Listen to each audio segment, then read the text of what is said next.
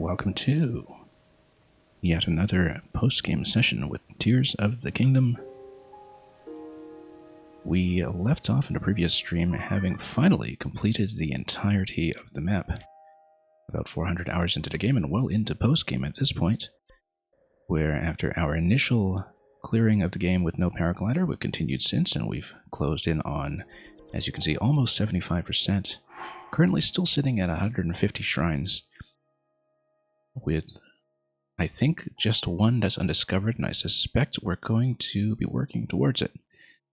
Because one of the few locations that I haven't really been able to reveal yet is the Thunderhead Isles. I suspect there probably is something in there. And we're well on our way, I think, to doing something about that, given that we are currently doing a quest about the secret of the Ring Ruins. We just picked up one piece of the charged electric gear set, and we have 2 more to go. Long-necked dragons along the wide-mouthed forest serpent, I think. Clearly the head is the mouth of the river. We just follow the river and look for temples like what we just saw. We just say, or take a look around. Long-necked dragons along the wide-mouthed forest serpent. Yeah, so we basically look for towers exactly like this one. And that's how we'll proceed. Like I was saying, currently at, I think this is 451 Koroks or so. But that's not been too consequential, of course, since we have all the unlocks associated with it. Let's put on the Korok mask regardless, though, until we get into a serious fight. And at some point we'll probably upgrade this garb as well, as long as it doesn't require some absurd number of Lizalfos tails. Currently pretty low armor, so let's just reinforce that with our usual clothing until we've completed this set. And yeah, it looks like we eventually head over here and then we toss something. Offer Zona charge to the altar to tail. Yeah, that's easy enough. Ah, yes, we've seen the altar before. Let's just continue. Okay, so we'll just head down the river and look for towers. Simple enough.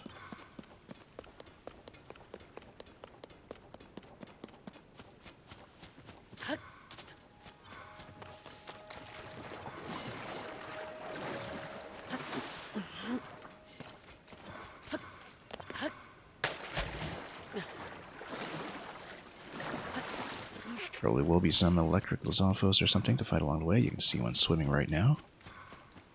What are we even holding right now? Master Sword, Dragon Bone. What are we holding for bow? Rather inconsequential bow that we're going to try it out of eventually. But we'll get there. Probably we just zap this guy.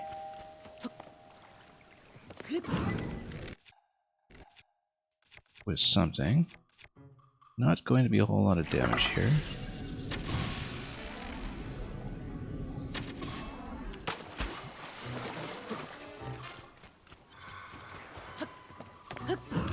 You know what? Let's do it again. Until, whoa, okay, no, that was a bad idea. Probably shouldn't have gotten in so close against somebody who does react to a lightning charge.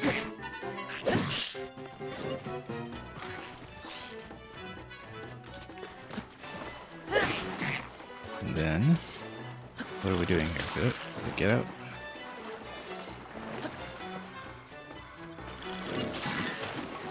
No. Okay, that works too.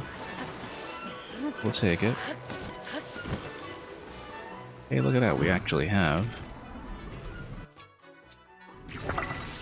Oh, bad idea, but we'll do it anyway. We actually have a paraglider for once. Actually doing some fighting with updrafts, which is something that has been fairly uncommon.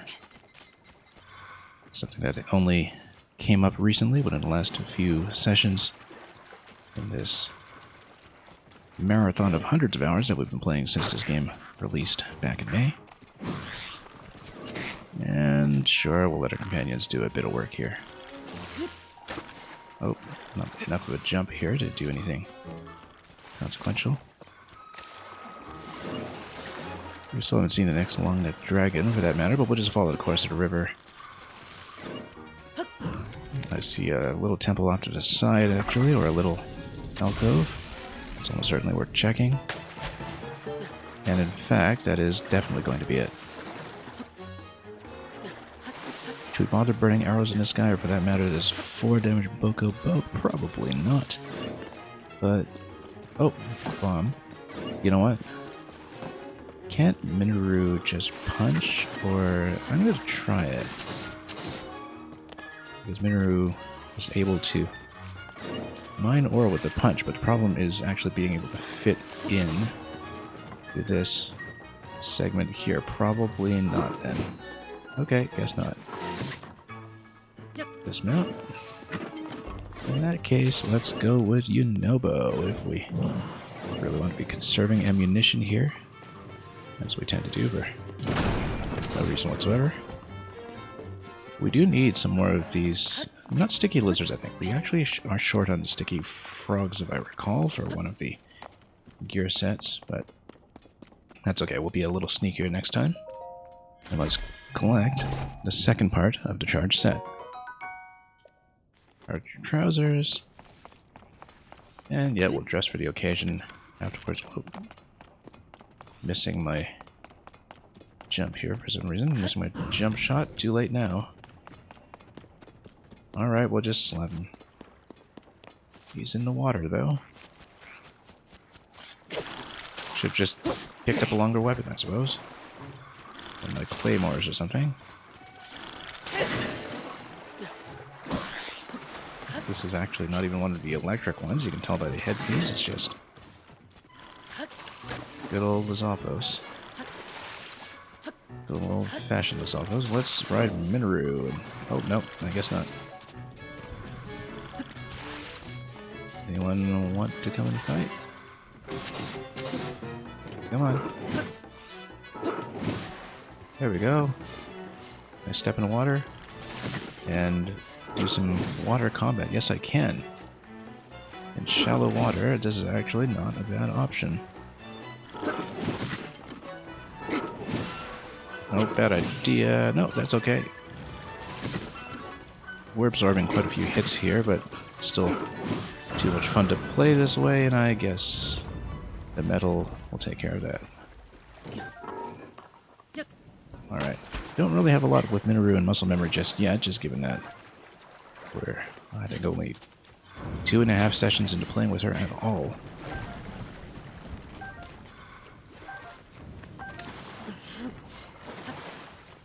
But that will do just fine. Whoa, okay, I did not think about that because we were holding the Master Sword all this time.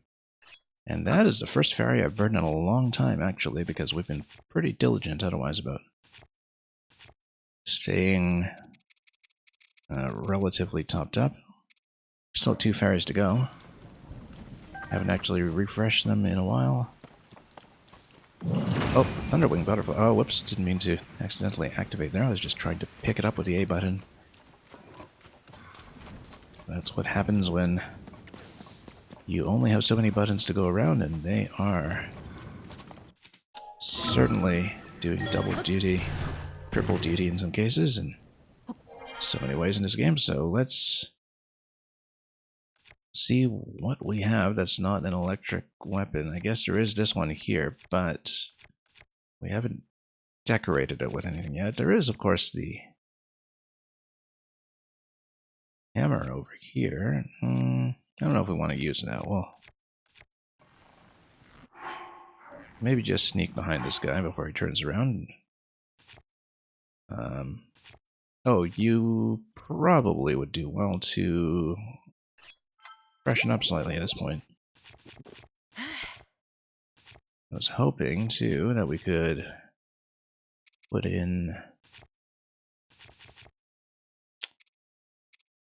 something like a soldier horn if we have something to go around on the spear. He'll totally notice when I drop this. Bad idea. Zonite longsword. Can I fuse? Okay, there we go. Alright.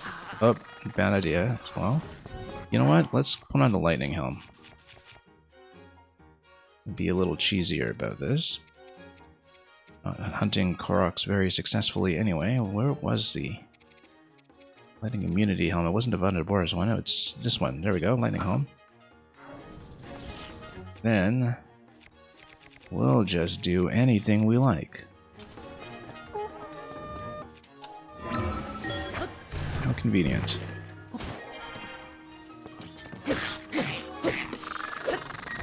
And look at that, we can just stand on top of him. Having an extra bow to go around is also kind of nice, given that the 4 damage one is not particularly helpful.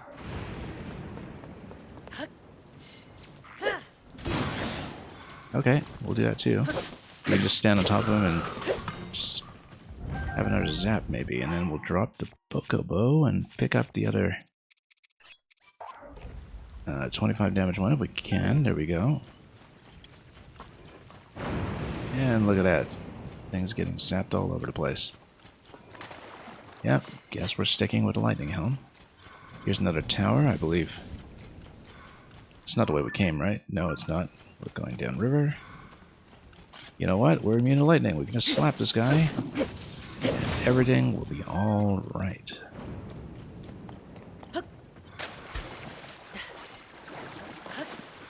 And we'll slap this too. No issues whatsoever. Let's actually try to loot the sticky lizards for once. I don't remember if we need them. But of course, material costs do occasionally have a way of taking us by surprise in many circumstances. So let's proceed at this point to the altarpiece.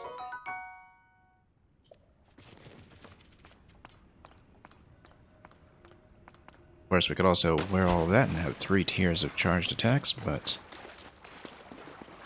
I think at this point, what am I even wearing for pants? Incidentally, what are we even wearing here? Was that a skydive suit? Yeah, it is. We could have worn something a little sturdier. Or we could go for stormy weather attack, since the point sacrifice on the armor there isn't going to matter too much, I don't think, and we might as well just slap everyone. Oh, look at that lightning. And whoops. Got a little bit of accuracy on my controller here. Let's...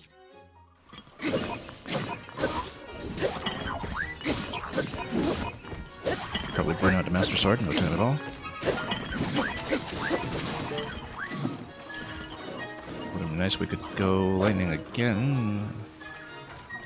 Oh, that's okay. Poked a little hard here.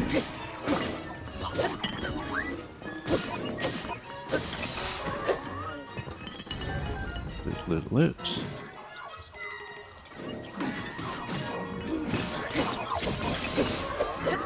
There we go.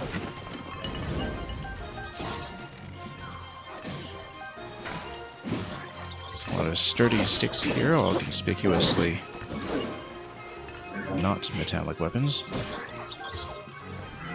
These guys do have a certain sense of self-preservation from time to time. Although, oh, he's just going to merge into that captain here. Alright, let's poke him with his own kind. Actually, you know what? Stone Talus Hammer would have been perfect here, and it's already something partly used. Oh, and he's just going to drown. I should have thought about that in the first place, actually, and just blown him away with a gust. But easy does it. And we'll just progress from here. And yeah, altar should be somewhere up ahead. if we are able. It's not lightning conditions at this point, I don't think, so we'll switch back to the Korok mask, and we'll have to switch to the full set momentarily anyhow, so no problems with that I can see. Oh, except that we forgot to put on the slip resistance. That's okay. We can temporarily do that, or we can just follow the river. I say we temporarily do that. That's something I'd rather not bother with. Let's get the froggy suit up and running. And just climb. Got a suit for every occasion. Very helpful to do so.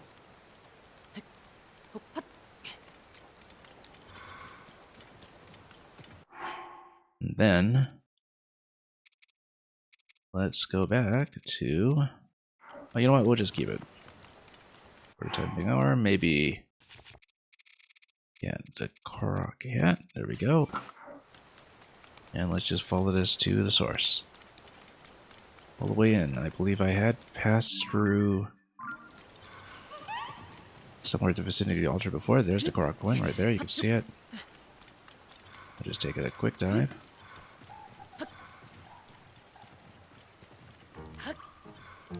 Oops, no, just trying to dive and nearly threw the weapon instead. That's what happens when you don't watch your landings. It's okay, we'll just try it again. Got just enough slip resistance to get by, I hope. And if not, we'll just take the froggy up.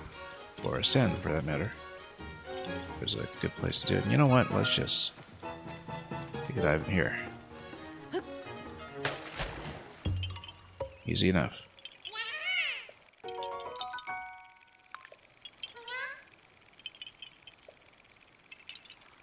I'd heard that Korok Forest was all weird for a while there. Oh, this is an unusual bit of dialogue.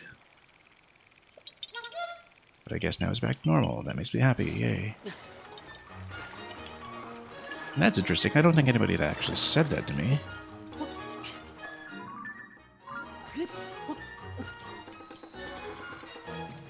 Maybe you have to pass a certain point in the quest.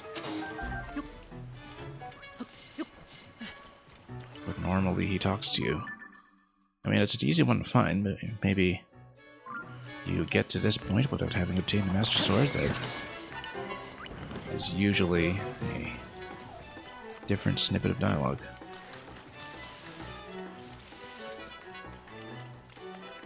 Or maybe I just never paid attention up to this point. Either thing is possible. Interestingly enough, this is actually very similar to the opening up in the Dragonhead Isles itself. And we'll wear the garb and present a charge at the altar.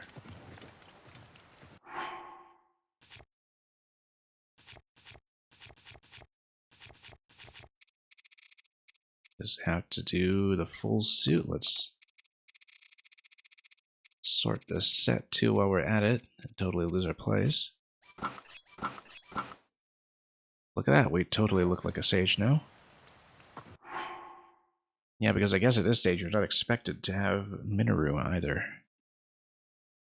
Given that this is the quest that would theoretically precede the Minoru mask. So... Zonite charge, let's take a look at that and see where we kept it.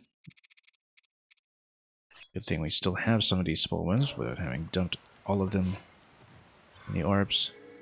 Oh, there we go. Cutscene.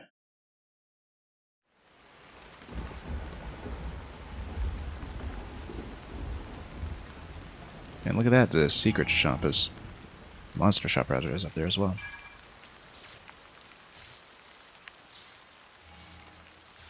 But lighting the beacons. Got a whole system up and running.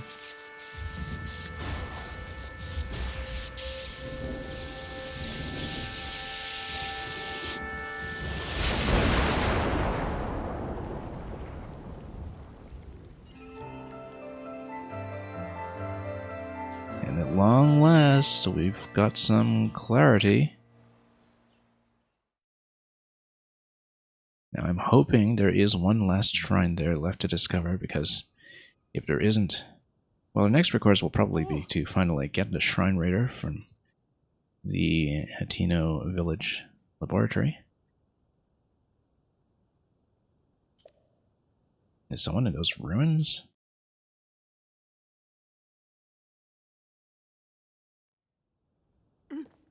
Yeah, it's me. And who do you think brought everything about, as usual? I know precisely what happened. And indeed, I already have the mask, but I'm not going to tell them that, am I? Revealed some new sky islands, new after a manner of speaking. It's the Hall of the Century. We've no way of getting up there, well, thankfully.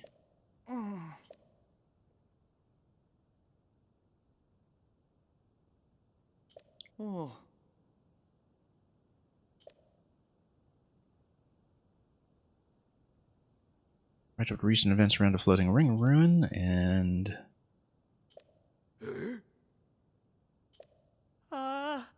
yeah, we'll see what we can do from here.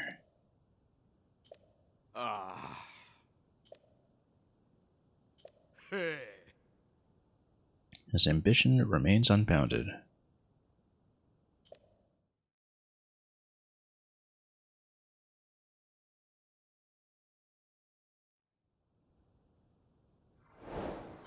Okay, Secret of Ring Runes complete. How are we doing on a quest count, incidentally? 20 out of 23. We know 2 of them, number 22 and 23, are going to be the final quests. And... oh, that's interesting, though, because if we're in post-game, I guess Find Princess Zelda does not count as one of the 23 complete, does it? So when does it ever say 23 out of 23? Do we have to do post-game twice, or does it already count? I'm not sure. But it's not giving me the next stage of the main quest yet, so... I guess... we'll just have to... proceed as is. Because we're just ticking out the boxes at this point. So there's probably something in there that auto-completes. We don't know what it is. We'll, of course, take back the charge. Just because we can. And we got plenty of options for getting up there. Obviously, I mean, there's a Skyview Tower up here if we really want to fly, or we can take a vehicle as we typically do. Up to the point that we already kind of know about.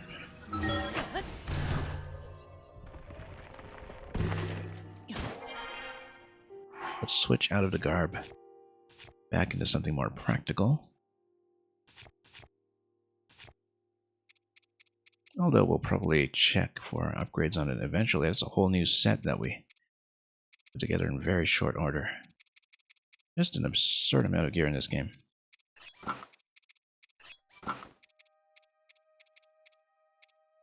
And let's see about pants. Doesn't particularly matter. So we'll just go skydive for the maneuverability. And we might finally see what those islands are all about. Or we can recall this rock that is coming down right now. How very convenient.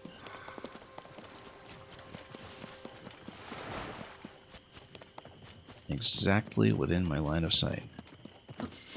Well, we might finally see what the islands look like when they're not covered in storm after scouting them so many times from above.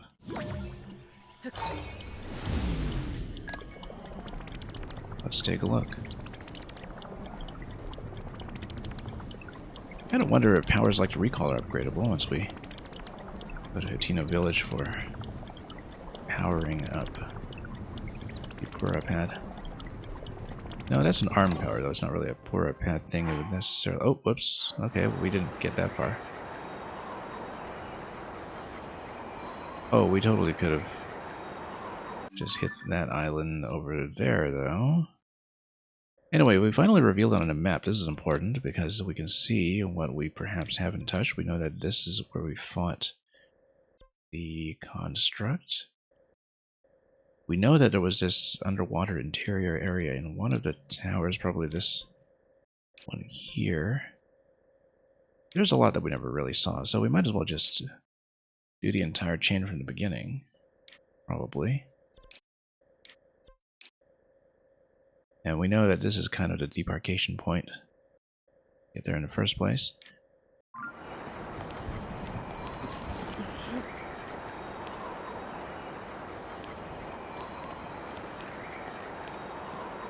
So yeah, that's fine. We don't care about that. We'll just probably grab a balloon or something. Or we can do a Skyview Tower. I mean, obviously, you know, it'd be more fun to fly. We know that parts are all over the place around these excavations, but do we have the patience for it? No, probably not. So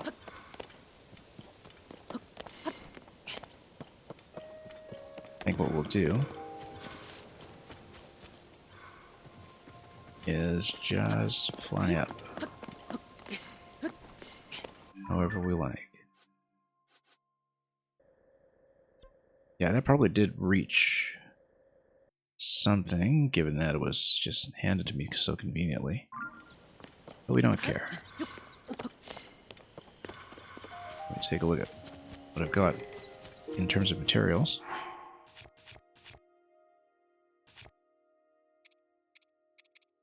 Materials, we have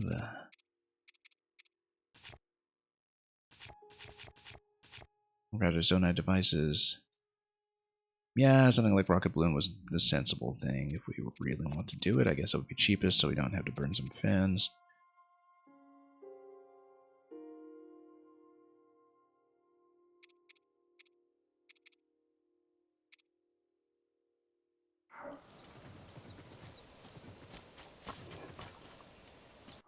But we can just burn some Zonite anyway on this. Whoops, hang on. Got a little bit of drift.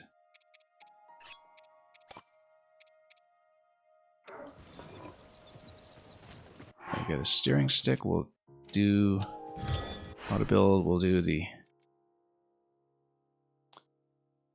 cheapo thing that doesn't really require too much of me. Actually, no. We'll be floating around from island to island quite a bit. Let's just do our old-fashioned classic that has seen me through so much of the game so far.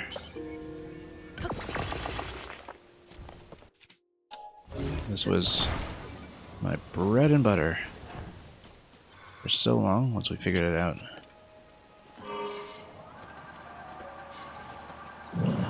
Back in the depths. There are cheaper and more lightweight solutions, I'm sure, but this was very, very reliable as a lander that was designed specifically to get me around problems where I couldn't drop safely without the paraglider. We have the paraglider now, of course, but I'm still accustomed to this, so we'll just ride it up. Burn quite a bit of battery while we're at it. Looks like there's still going to be some lightning up there, which does mean that potentially we'll switch back to the lightning helm.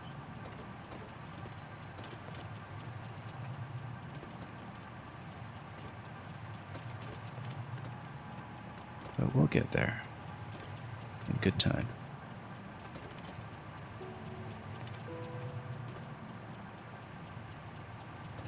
It helps that we can see where we're going now after having visited this cluster so many times without having uncovered it first.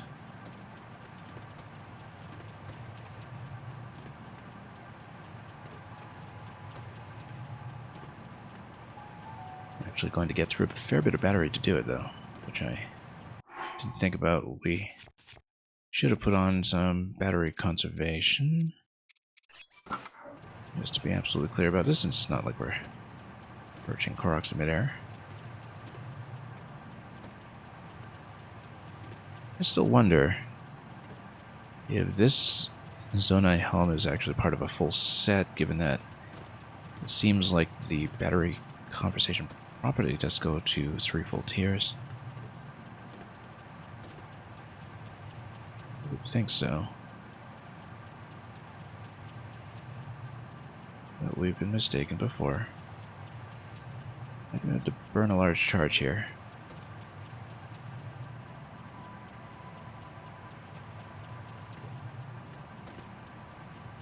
And that'll be fine. Whatever gets us up to the Isles at last. Like I was saying, we are on the hunt for one remaining shrine if possible. We don't have a shrine radar yet, which might have been helpful here, but many things can often be helpful. It seems like that one ahead, that is lower elevation, that one's Dragon Head. We'll do the whole sequence, so we'll just try to go pod to pod and cover everything.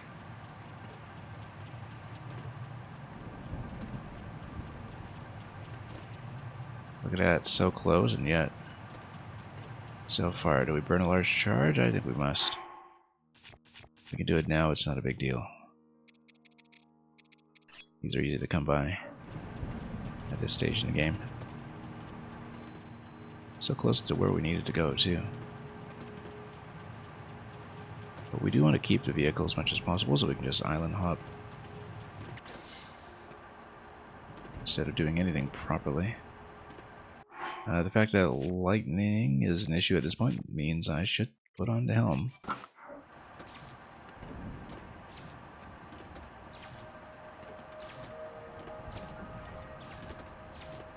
Hope nothing blows up. Oh yeah, we've seen this before. Many times, in fact. Fought this guy and lived to tell the tale. Oh, we're just gonna bump him. Okay, that works too. Okay, so this is what this place looks like when we're not just fumbling around. I actually had been here and I'd seen the gates and it looks like there's actually some... No, that's not text, it's just the opening gate. We'll start there anyway though. Oh, it looks like it's crates. I mean, there's probably quite a lot that we've never scouted here and we might as well start from the beginning now that we actually have visibility for the first time in the game.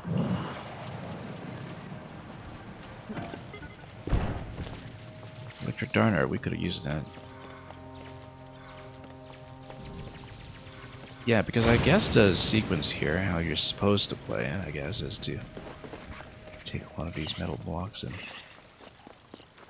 gradually power them up or use them to chain a power source. That's what we saw elsewhere, that you would basically use them to power up a launcher. We had scouted that out previously and decided that it was kind of superfluous. We deal without it just fine.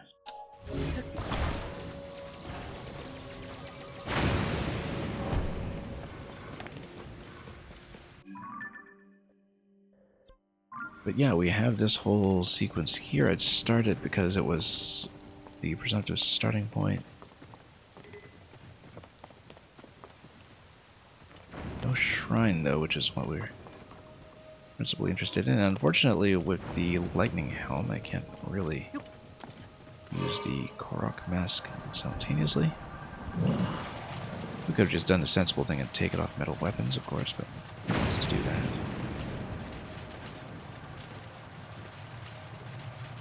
Rarely, we can also look for some things like treasure chests or anything else that might be lying about. Now that we can actually see a thing or two. See this pool here, for instance, which is, I think, a landing point. An expected landing point that we just never had to deal with. Sensibly, we'll search for treasure chests.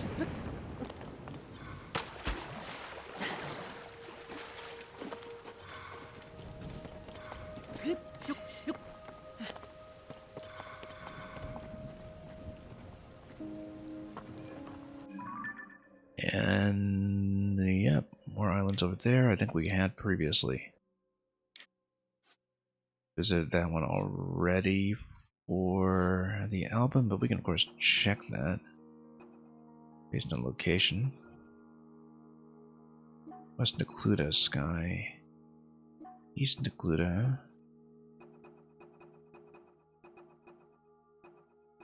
And yeah, a lot of these we just did for the encyclopedia, which I totally forgot about this stream because we just unlocked it last stream after so long and just never gave it much thought. In that case, West Necluda and East Necluda are taken care of. This would still count as the Faron region, right? Just trying to figure this out because I unstarred a bunch of these. Probably because we did visit them last time. We do need to get them all at some point.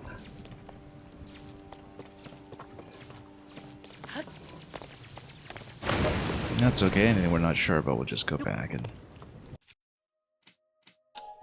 make a fresh attempt at it.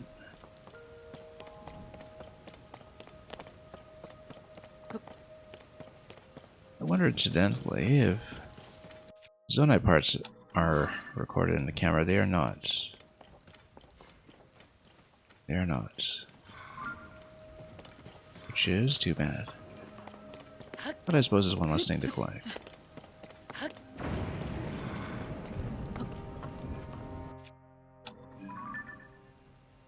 And indeed, you can capture some weapons while you're at it.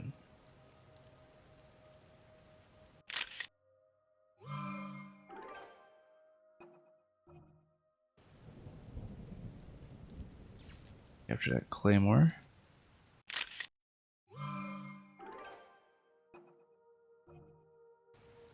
Doesn't look anything like a well-isolated portrait of a claymore, but we'll take it anyway. You know, we might as well just scroll through all the weapons at this point and selfie all of them.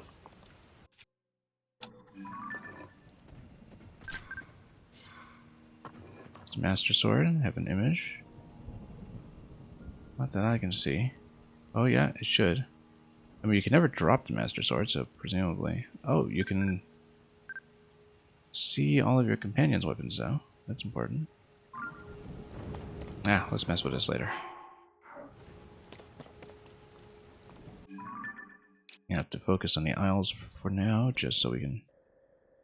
I mean, we don't need the stars anymore as guideposts for where to land, which is what we were using them for previously, so we can just take off these anchor points, because previously they were just markers I made because we were flying blind. And then at this point, we have what we need. Just as how I was using this to mark the landing point for Dragonhead Island.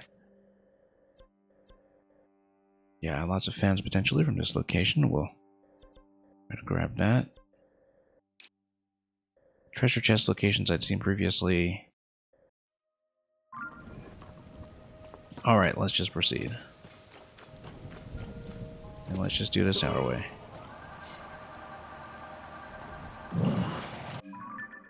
The island hopper.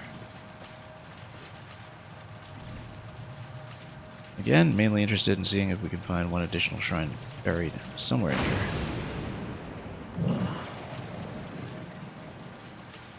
We'd actually seen quite a lot of this before. Looks like there's a chest here that might not have revealed, but that would be it.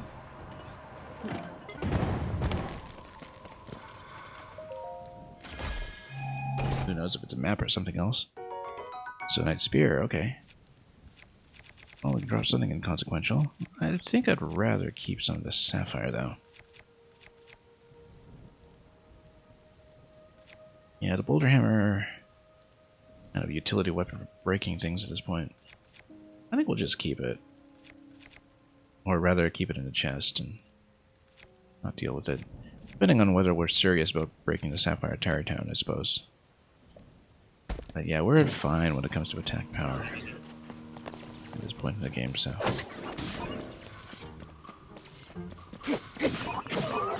And a lightning strike is going to make short work of this guy. Oh, close enough. What happened? Oh, over he goes. Okay, fine.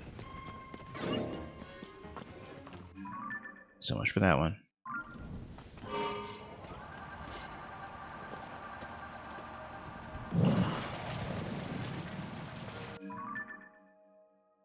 We're kind of backing into my next target.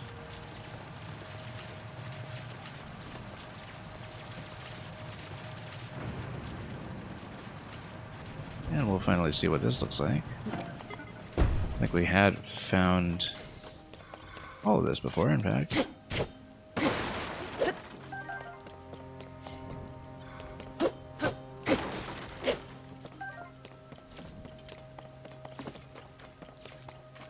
Lots of arrows to loot.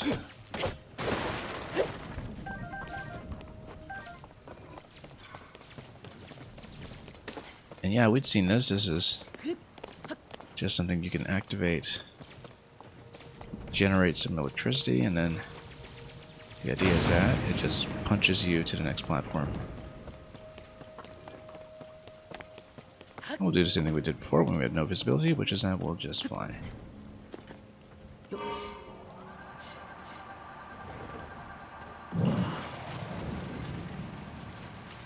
See a whiz robe over there, as if we needed even more lightning in the mix. Oh, it looks like this might be interesting. Oh no, it's just another block. Oops. I know we'd get some ancient arowana here, probably.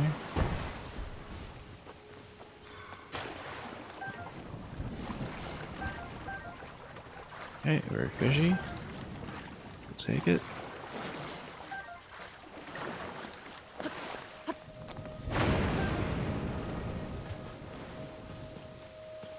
And then, yeah, we had done this before. I remember the steps having thrown me off quite a bit. In fact, when navigating through this in the fog.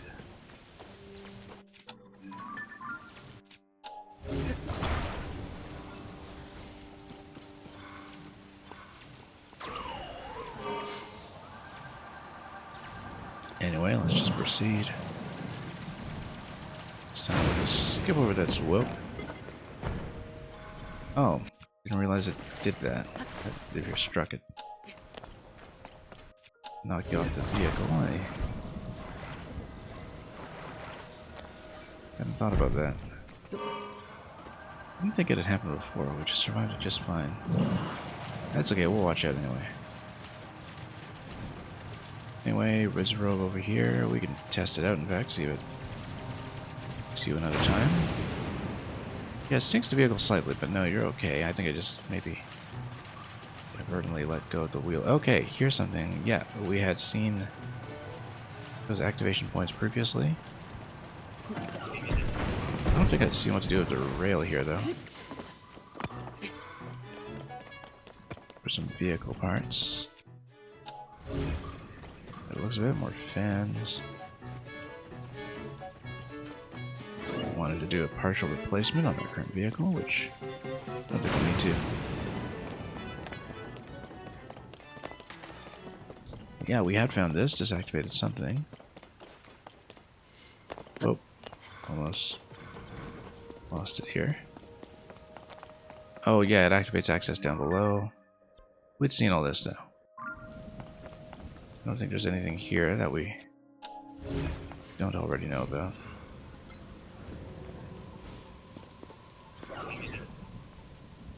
Basically, you can just get zapped, and then I believe that opens up.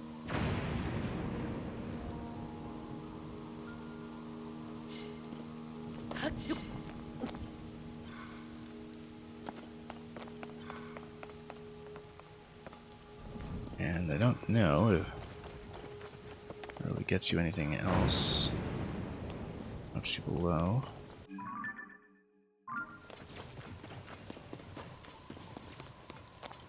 It has some potential. Yeah, it's gonna get zapped. And there we go.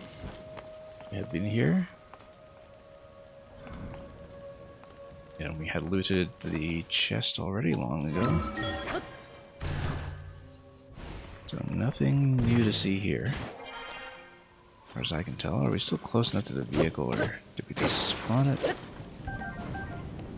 We'll find out in just a moment.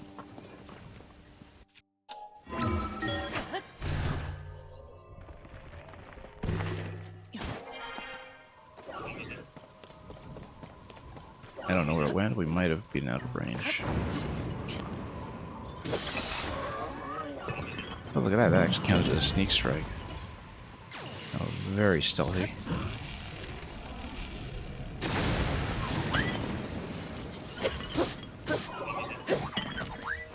This time actually making sure we have the lightning helm on before we zap everything over you.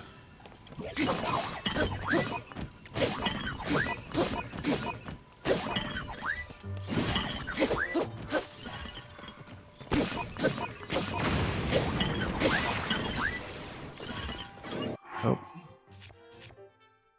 Back to the Earthquake power.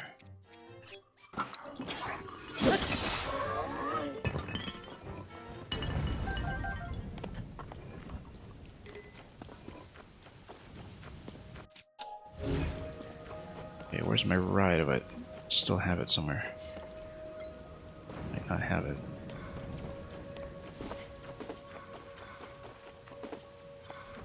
Oh no, there it is. Didn't think it despawned this close by. But yeah, it gives you enough to work with here to ride the cart through if you'd like. We could check down below as well. Pretty sure I had been everywhere here, but it doesn't hurt to verify this perhaps. Take ourselves a rung down.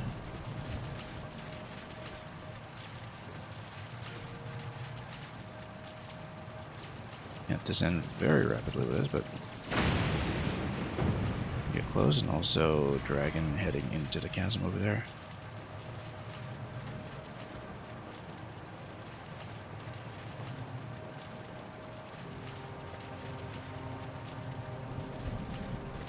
Yeah, there's something down below here. We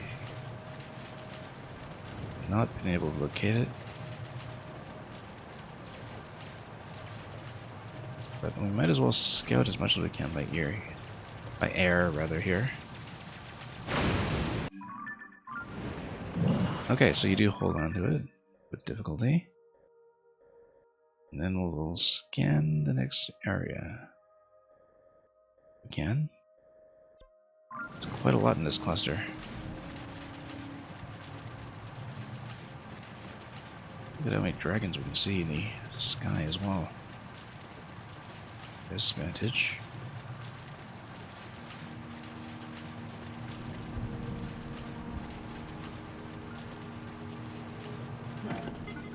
We'll grab some parts of them later, but we haven't really keeping track of our needs when it comes to great materials, so.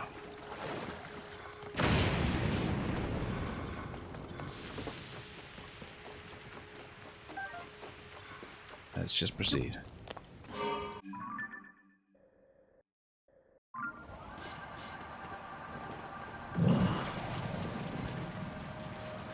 Would be interesting to do this sequence vehicle free. Very, very different, I'm sure.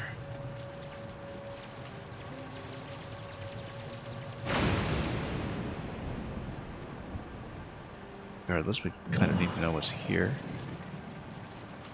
I see nothing that looks like a potential shrine location. I think shrine radar is going to have to be a solution here at some point.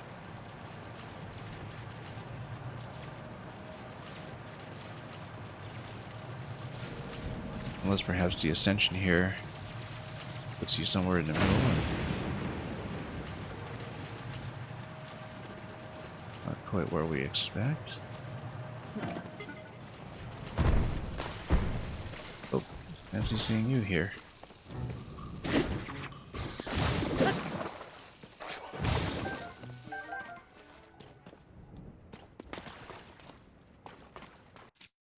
Probably nothing. I think it just takes you all the way up. Let's preview it. Unless it takes you into the interior or something.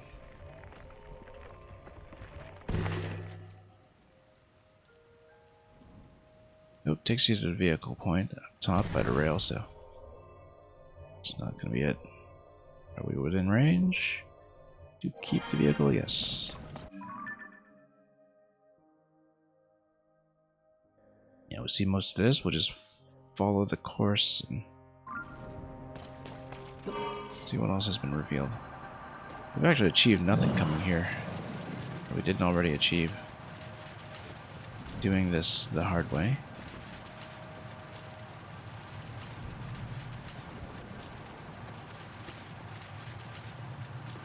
Which just shows you how thorough we were.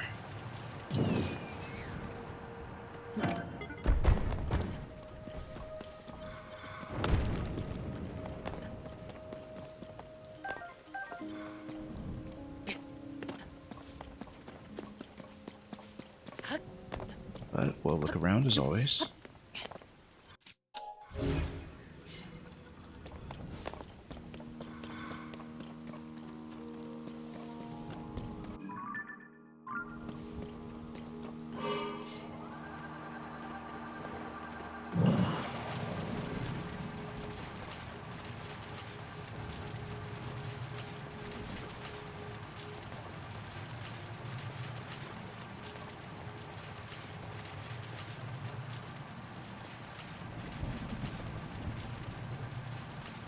And that's the flux that we previously fought in the fog. That's nothing new.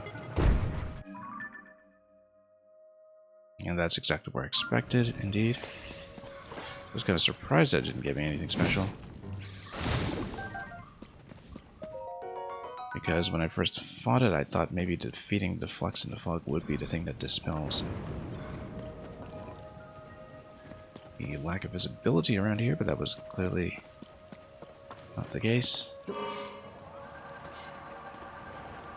I think we'll just skip it for now.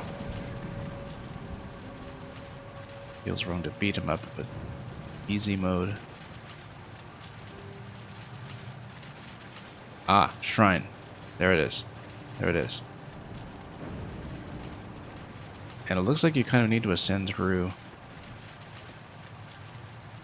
the bottom, perhaps while you're going through the rail. Or, of course, you could use hover stones or something. Okay, anyway, we found it. That's the important thing. We finally found what looks like the last remaining shrine on the map. And it was right below my feet here. Right below. We had been here, too. In fact, we had done this in the fog. Was it possible to progress from here? I don't think so, because we had checked. We had, in fact, checked very thoroughly. And we had so little visibility that all this time I didn't realize the shrine was directly under my feet.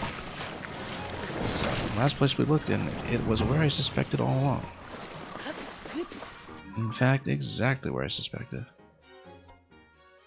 I don't know if we need that many portable pods, but we would like some fans, so let's just drop a couple of charges here.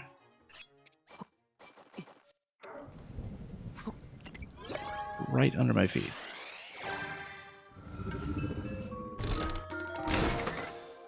Well, that resolves a long-standing mystery that, in terms of game time, probably goes back about, oh, almost 2 months at this point.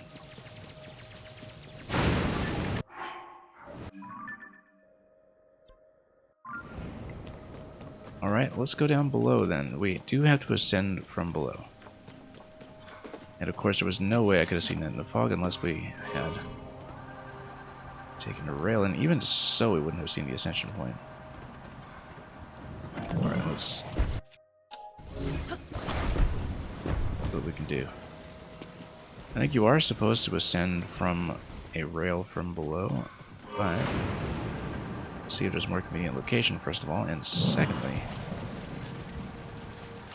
we will see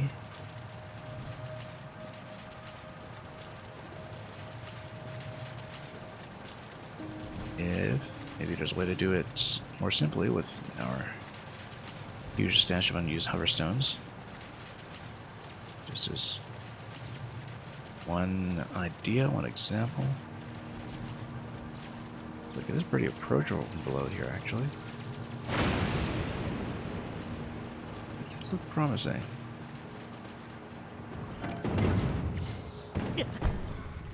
Just a little bit of fall damage there. I should remember to activate the...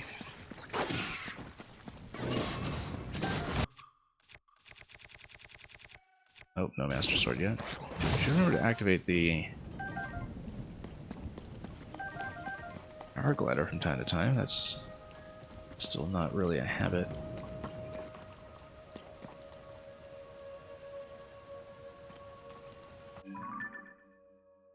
So it is below this cluster.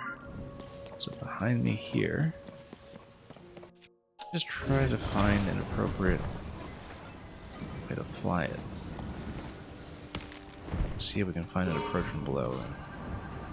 I absolutely see it. It seemed like the ascension point was over the rail.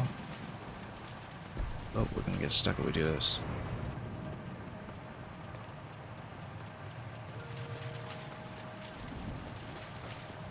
Right down here, which tells me actually that this ascension point might have been just fine. Let's recall this for a moment. Grab it.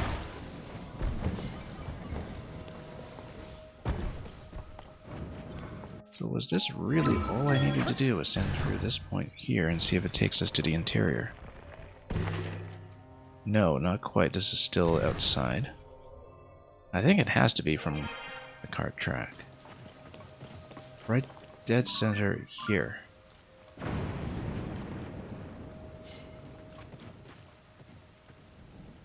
Something similar. Is that a hole going in? I don't know, but that's clearly the ascension point. Everything else takes you slightly outside. Although maybe if you go slightly inside this way, right on the ledge here, for instance, it would be enough to take you in.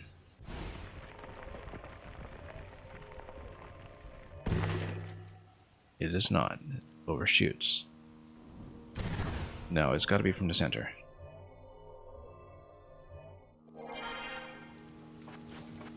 Absolutely see it, though, so...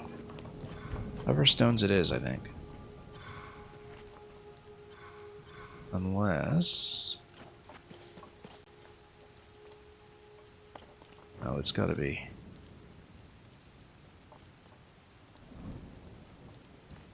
Take it over to the next pod.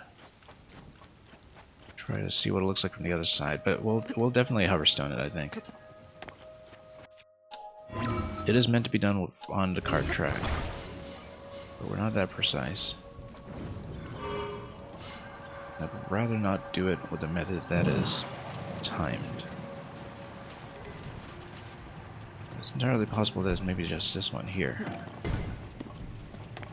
But no, I think that'll undershoot. That'll take you just to the front entrance where all the likes are.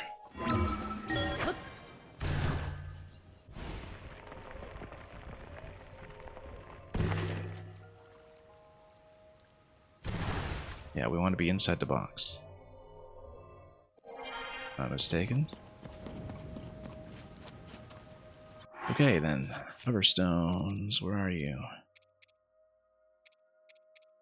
Oh, we actually don't have that many. We got 28 or so. That's okay.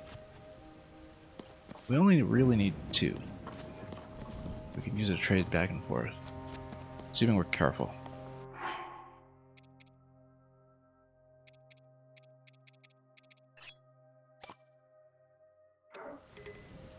Can't take that out of here. Yes, I can. I'll show you who's boss. I'm gonna grab... Let's see.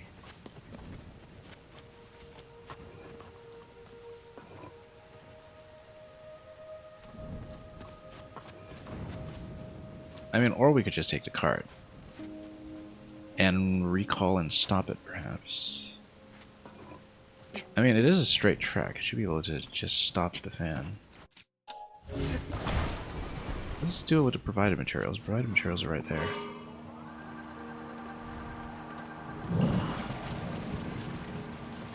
Oh, okay, I see. Right by the flux fight. So here's the cart track.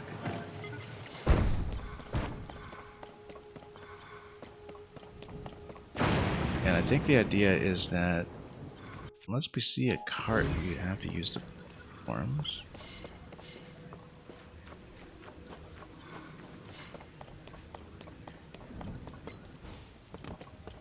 You know, I've got a better idea.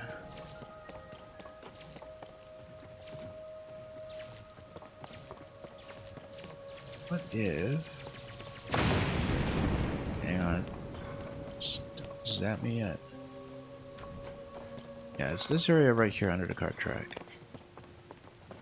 What we actually need to do is create the platforms that go over the cart track.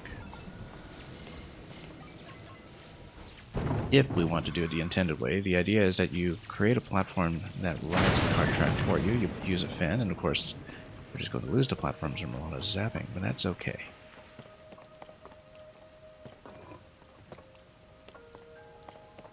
I think we're going to hoverstone it. Let's...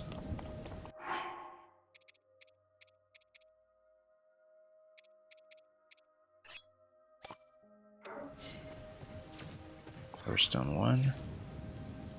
Let me just tap it. As long as the lightning strike doesn't tap it for me. Whoops. Okay, no, it doesn't. It doesn't erroneously activate or something.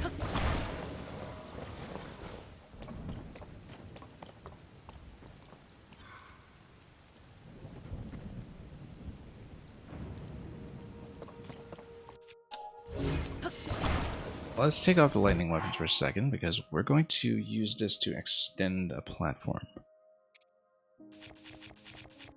I'd rather not deal some of the issues we've been having, so let's just take off the bow completely. Or switch to Forest Dweller for just a moment. And shield's okay, alright.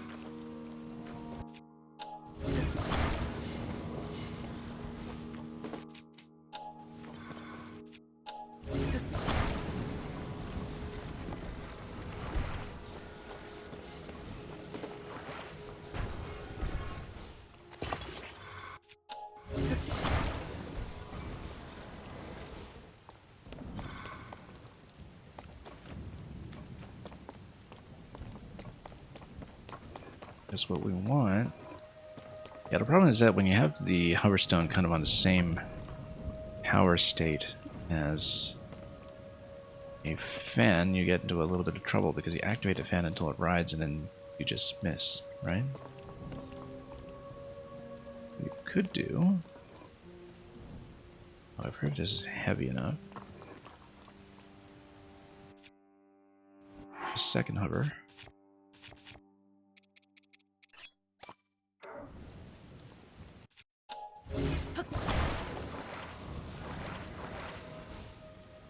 Just try to turn these and move them as you go.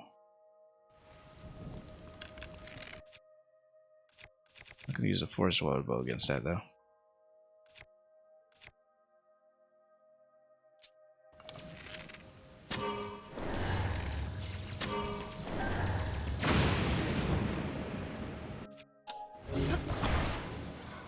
Got lots of battery. Oh, you can actually use recall as well and do a recall ride.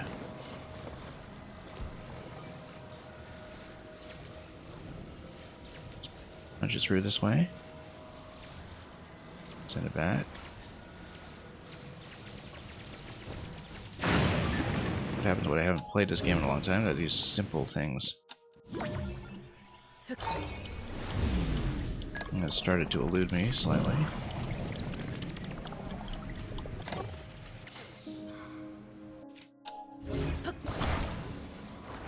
Example, you can start here. Here. Let's go like this. Pull back. Then ride.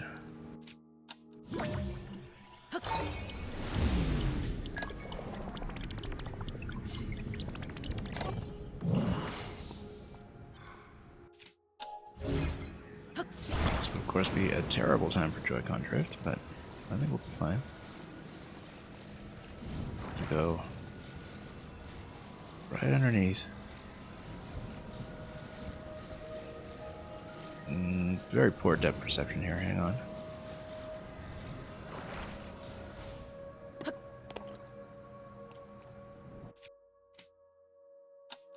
We'll just put this directly under if I can. Okay, then should be able to recall from up here, or ascend from up here. That should put us in the box. This would have been very difficult to do in Thunder. Not impossible, but it would have been very difficult.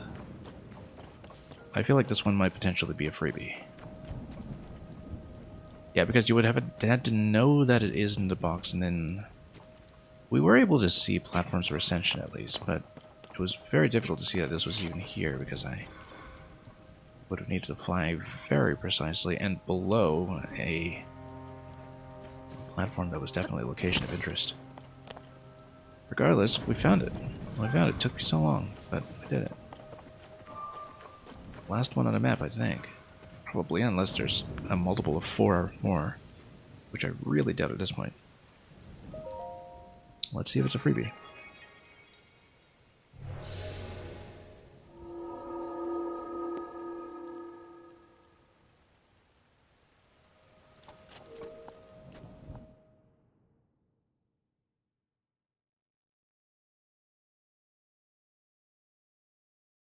This took entirely too long.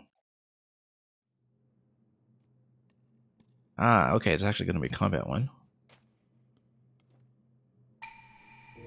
Imprisons and purifies the ancient evil as usual. We'll see what to challenge it this time.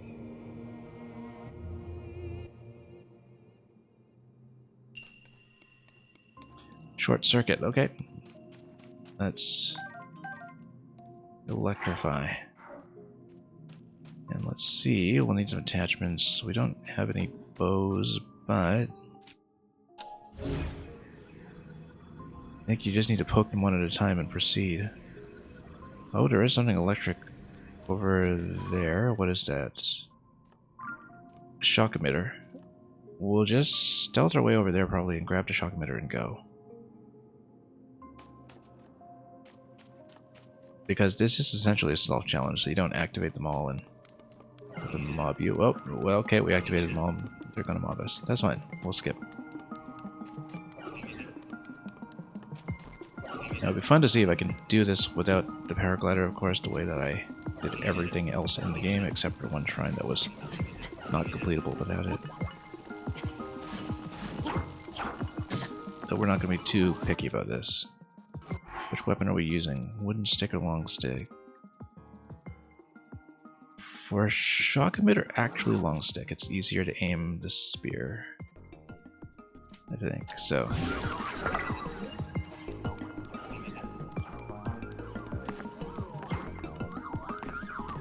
all right. And we'll just try to bump this guy off immediately. Look at that, one hit. Easy.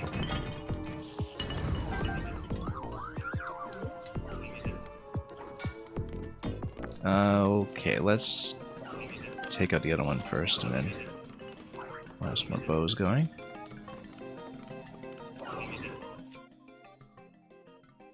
These metal platforms, they look potentially movable. Easy. Easy does it. Then, what we're doing, we've got 5 arrows.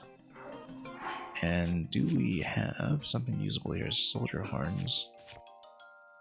Only 3 power on that though. We'll stay on the stick. What can be done with that? This in the middle here looks like it is something that is a useful ascension point. Let's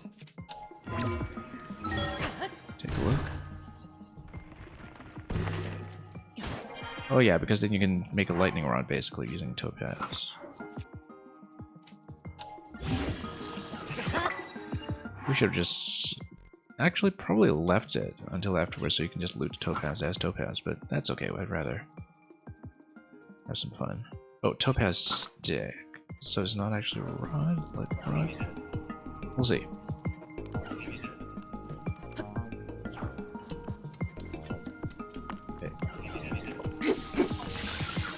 Okay, actually, these guys die very quickly. This is easy. Basically just a test to see if you understand lightning.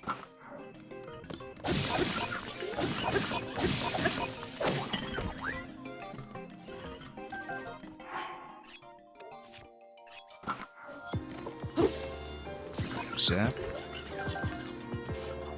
Very vulnerable. All over. Probably just one more to go. Let's see where it was located.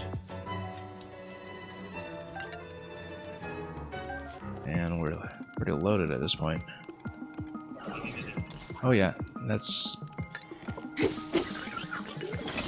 easy enough. Shock emitters all over the place, yeah.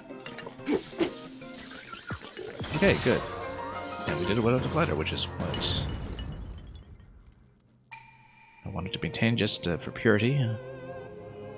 Apart from the one that we haven't done, which I think we are going to go back and finish this stream if it is indeed 152 out of 152 rather than out of, say, 156 or 60. Alright, let's loot things. Nothing too valuable that we needed to save for the end. Pretty simple as far as the combat challenges go, though, simply because of the simple elemental counter, which I think was mostly there to teach you, if you're somehow new to this deep into the main quest, that lightning against constructs is generally advisable. Lightning weapon I don't have room for, I bet. Actually, no. Full resistance. Not that we need it when we have the lightning helm, but let's take it.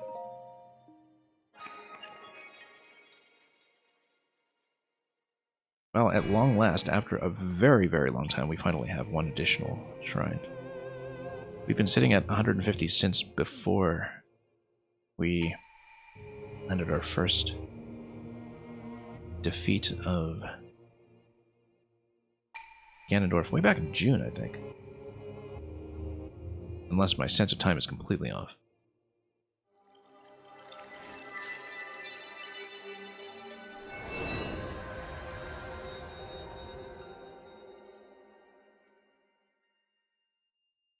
Maybe it was July. I've completely lost track. No, it was July. It was definitely July.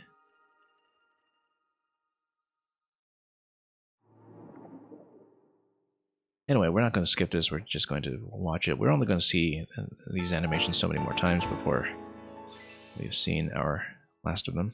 So, let's heal up.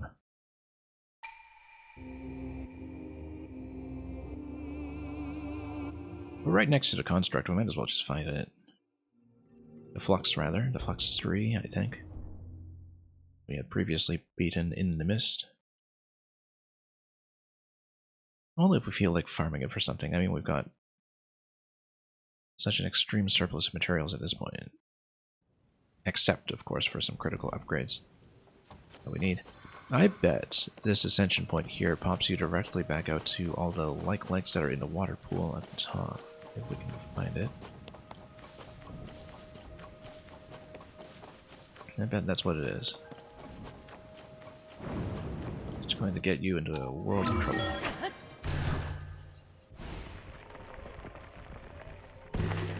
No, actually, it's going to miss completely. Fine. Well, we don't have the vehicle handy, so if we can just parachute over to the Flux. Oh, yeah, we can. We'll dispatch them quickly. Just for laughs. What are we doing for fans anyway? 17. For charges.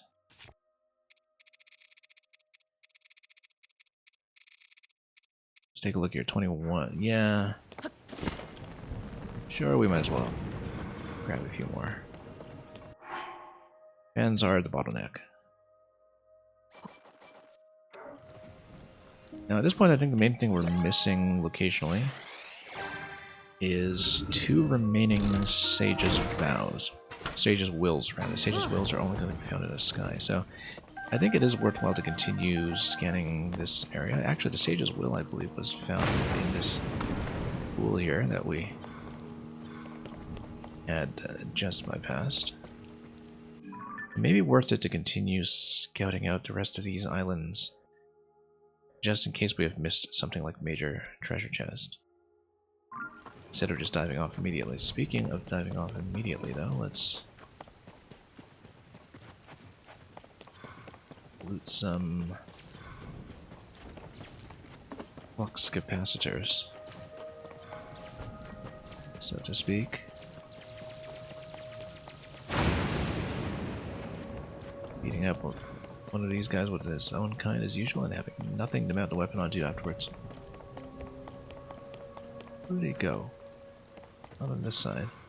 Oh look, there is a chest there, in fact. Let's just go for it. I bet it is something like a Sage as well. Maybe not so close to the other window, it could just be a map.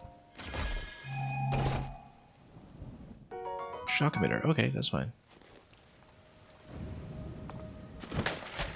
Shocking.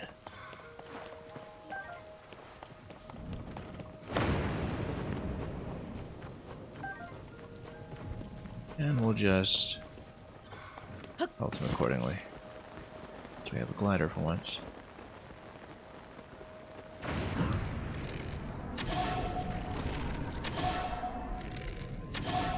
Oh, we're even using... Okay, Lizzle, that's fine. It's going to feel like a very normal fight when we are just fumbling around in the fog.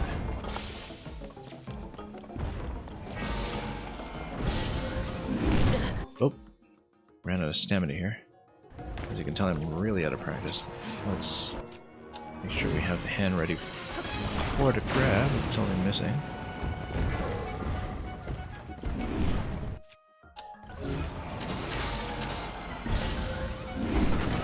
Okay, whoops, it's stuck in... Oh, no, bad idea, bad idea. Let's go back this way and ascend through. Might have to switch to the frog suit pretty quickly here.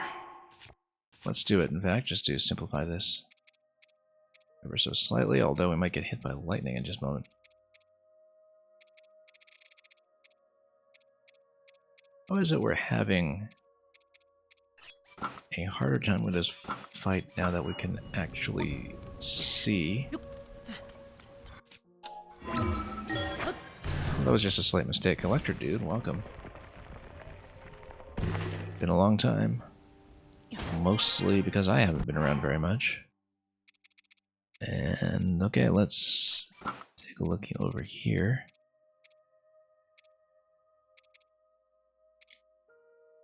And yeah, I don't know if you've got something cooking for 8mmC,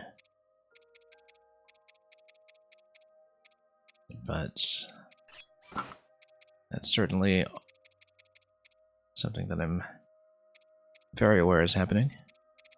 Let's take a look at... What was I even wearing here? It doesn't particularly matter, we were just doing the lightning attack. Oh yeah, let's use the lightning attack. Because we can. Okay, let's get back to this.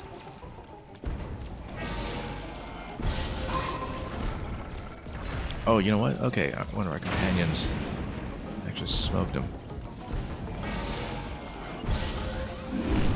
Yeah, you have an idea or concept? Yeah, I've had a concept sitting around for a little bit. I was running some technical tests on it anyway, and it's also one where I don't know if it's really going to make for a proper level, and it's always the biggest time investment to take something from concept to execution, I think, especially because there are so many concepts that aren't really that buildable, but are just cool tech, right? It's the entirety of why people do Unomas, and actually a good part of the reason why people can do trolls. Because you can be a little bit freer about a level design.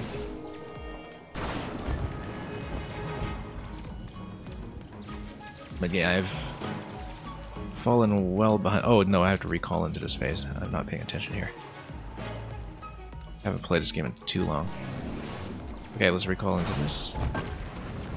Find the one that's not rolling over, and then we'll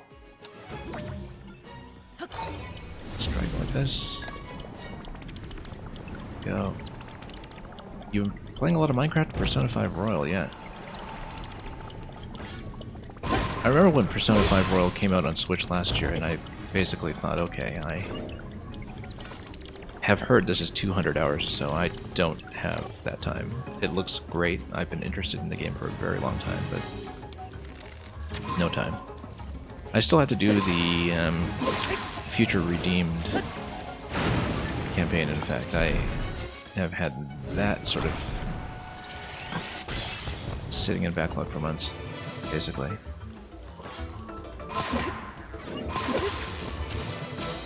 I don't even mind that Splatoon seems to be taking its sweet time with side order, because honestly I don't have time for that either. And,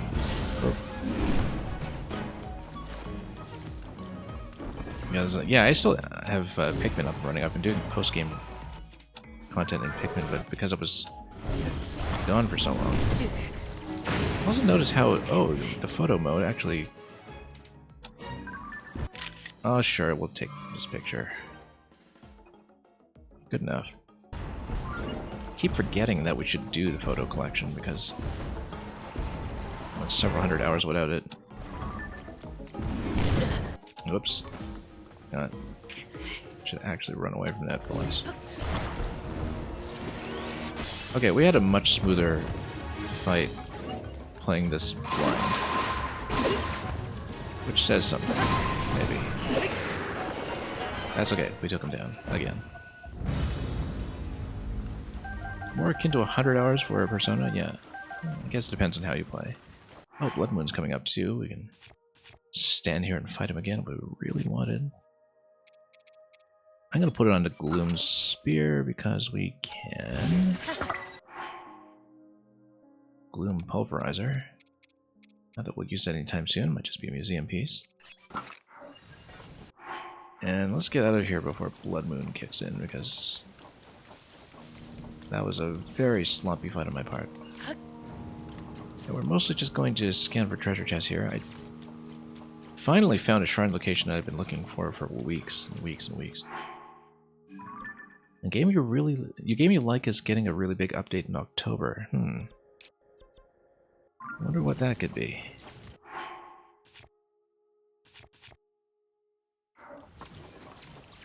Yeah, I've cleared my October calendar for Super Mario Wonder, obviously. Although it comes out during a really bad weekend for me, I might not be able to play Wonder right at launch. I might have to hold off on it because I've got quite a lot of other things going on. Ah, Geometry Dash, I see. Yeah, you told me about that before.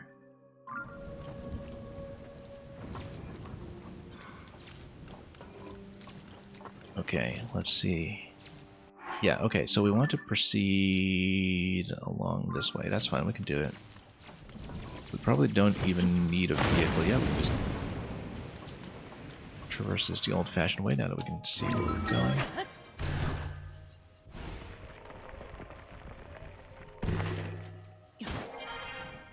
Yeah, so I'm testing out a new setup on my stream today, so hopefully everything's working fine in terms of audio and video. We haven't had too many sound problems lately, but I don't want to jinx it.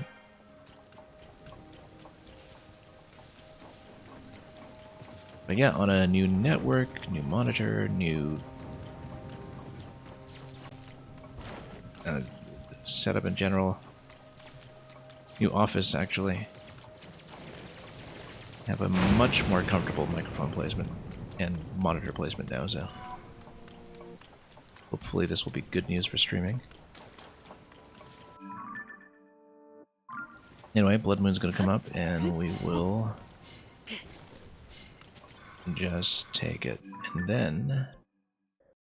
Right, because this area here is the whole thing that you can do with...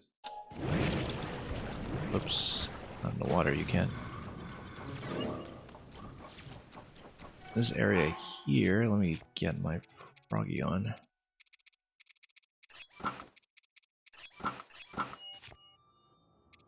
And take this off.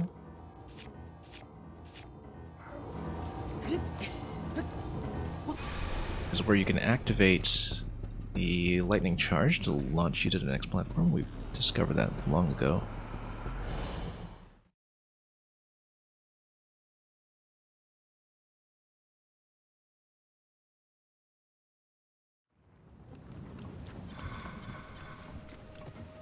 Okay. And yeah, it looks like you can just point this accordingly, and then this launches you wherever you need to go. So basically you can grab one of the blocks from down below to use this as a charge. Or of course you could assemble a vehicle and do things the fast way.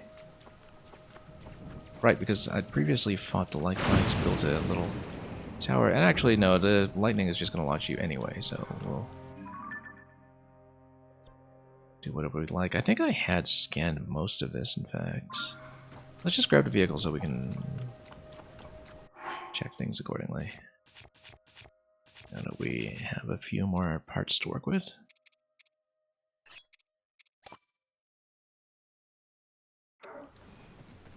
Now do we want to go for really quick lightweight hover? Or the bulkier but more precise vehicle? Bulkier but more precise vehicle can do descents better, I think, but we'll try new things.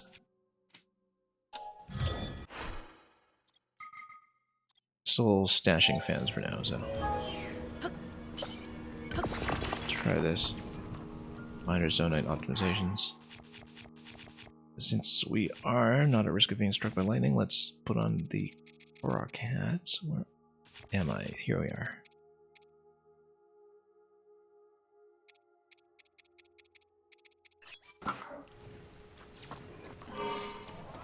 Yeah, so hoping to get through some backlog in the next few weeks. I've meant to get back to Mario Maker for some time, but every single weekend there's been some kind of complication. You know, losing my voice one week, or working on a new streaming setup one week, or something different every time. Okay, let's drop one of the Lizzle bows, probably the one that has not seen as much use.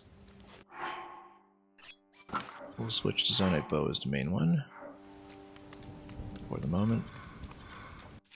I'm still scanning around for treasure chests because we are missing 2 Sage's Wills. Having found a Sage's Will in this zone already, I'm not really expecting more, but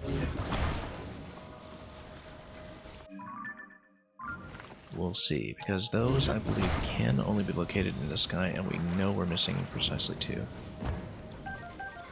Actually, do we know we're missing 2, or did I forget to account for Minoru? Let me take a look here. What have I got? We've got 3 Solemn Vows. Okay, no, it might not be 2. It might be 6 that we're missing. If we can upgrade all 5 Sages, as I expect we should be able to. Because we're sitting on... Oh, no, we're sitting on 4 Sages Wells. I didn't realize that because we hadn't plugged in the upgrade. So we're missing 4, then, if I'm not mistaken. So we just upgrade one of these, probably Minoru, and then we upgrade...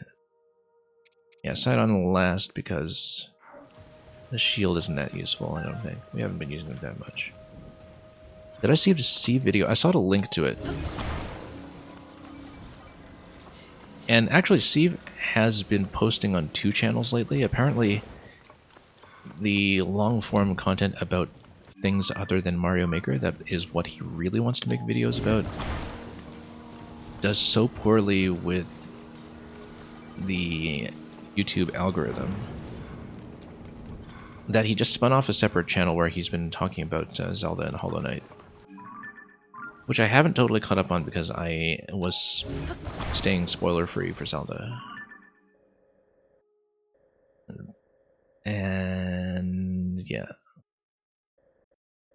But no, I definitely meant to catch up on it because honestly, the Mario Maker 2 has been severely missing somebody who plays the role that he played in Mario Maker 1. In terms of something like somebody whose content about the game can reach people who are not actively playing the game. In a way that I heard that, I mean, only so many people owned Wii U's, right? And to see videos in Maker 1 actually reached a big audience for Minecraft or other games like that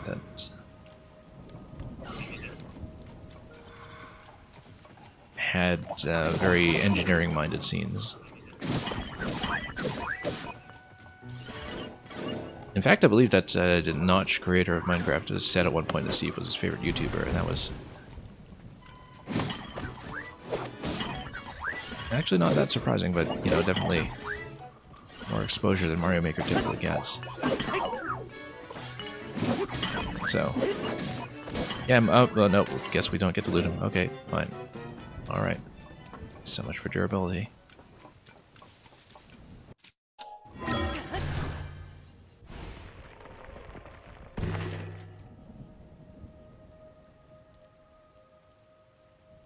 And yeah, there's an activation point over there. We're just looking for treasure chests right now. That's all I'm scouting for. I don't think we'll find much here. There are a lot of other locations for Sage's Wills that we can check eventually, but I think we'll just have to put treasure under radar at some point and loot weapons even if we don't need them.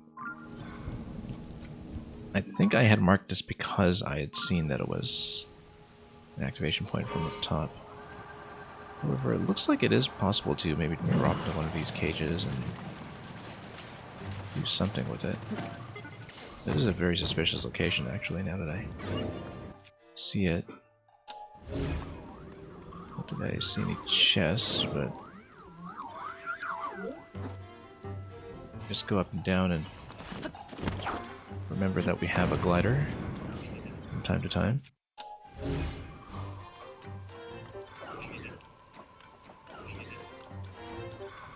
But yeah, there's so much underused tech in Maker 2.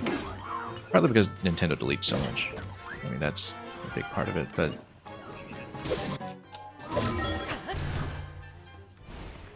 there's some tech that has been around and written about and studied for years that I've barely seen. And also concepts that I've never thought about even after playing it for so much that I do encounter. Oh, no, we're going to... Whoops.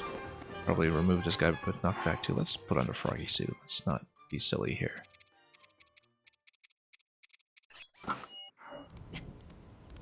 Yeah, not doing this without being a frog. You're going to look for a bit. You got to a critical point in the story of Persona 5 Royal yesterday, so you want to continue that? Yeah, have fun with that. Yeah, like I was saying, Persona 5, I thought last year, oh no, there's no way I have room in my life for something like a 100, 200 hour game. And then this year, of course, I streamed Fire Emblem Engage for about 200 hours, and I streamed Zelda for about 400 hours, and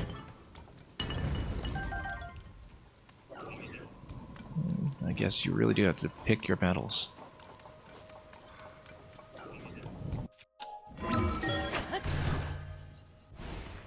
But it seems like with many long-running Nintendo series that the games are all bigger than ever.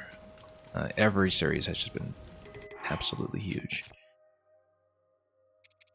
I've been playing Pikmin, of course, and then Pikmin 4 is just so much bigger than previous Pikmin games, just in terms of sheer volume of content.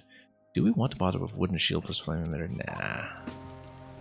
Let's just grab a proper shield at this point. Replace it later.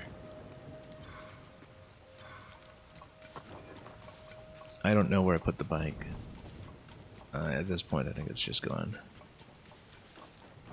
We dropped it somewhere, that's okay. It was cheap. And we're kind of at the end of the sequence anyway. There's this drop point into Dragon Head. I believe that is the drop point. We've pretty much scanned everything here before, I think. We're just, once again, looking for chests. And... yeah, I'm sure that this was just supposed to be slide over, and if you have Froggy, you can climb. Unless you are meant to drop in and come back up, which... possibility. Possibility that we're not going to bother exploring. Alright, let's ride this. Yeah, we've been up there before. We flew up there when it was still foggy, but we'll let the lightning do its job.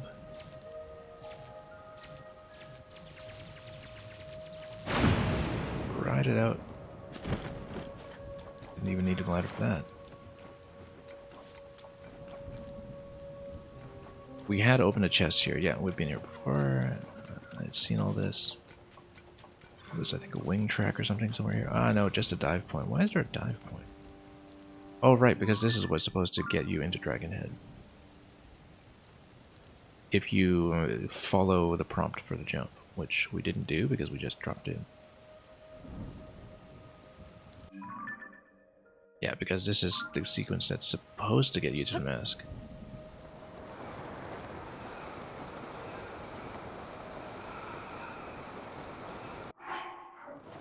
And land you ideally in a pool. But of course we did this, you know, with no issues, just with a vehicle descent. And we take the mask from the pedestal, open a door with the heart requirement. Yeah, we've done everything here, but again, just make sure we didn't miss a chest along the way or something. I mean, we could see perfectly well once we were in here, so I think everything here is familiar. We might as well use the goddess statue to plug in the sage's will, though. I can see why there's this goddess statue here, because, of course, the heart requirement. Might as well have a convenient location to plug things in. For sage's wills, and we will bond with Minoru.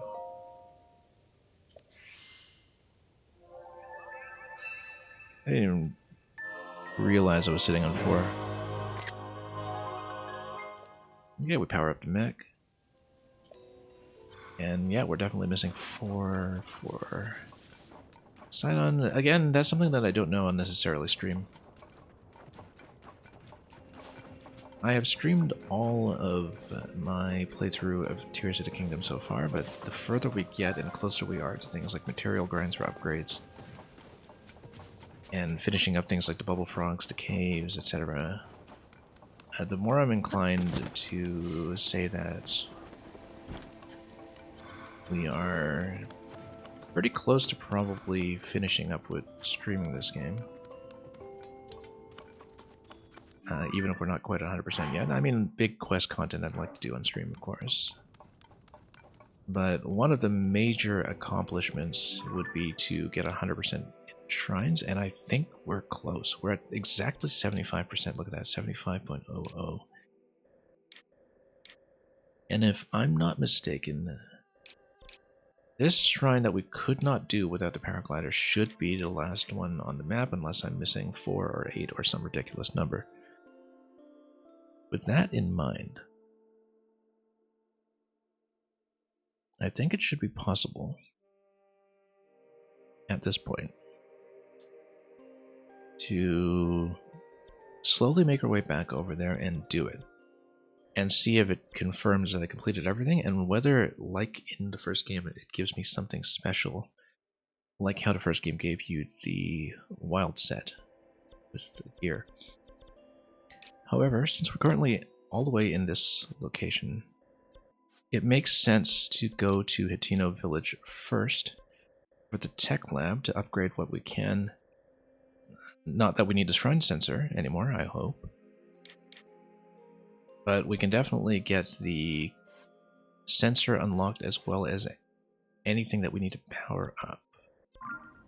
So it makes sense at this point that we'll mainly stay in the sky. We'll make sure we hit these flowers if we haven't. I think that is the East Necluda one. Not totally convinced. Wish I remember what we did. I'm pretty sure we got this one last time. Not the one that was by Kakariko, which I think is a little south of it. I know I'd taken off the markers. We don't have a consistent system for this. That's the issue. It's not the one that dropped out of the sky, though. Is it? It was somewhere around here. It must have been this one. So we'll continue scouting for those and filling in everything we can. What is at this location? More fans, carts, steering sticks. Actually, that's a good one to hit.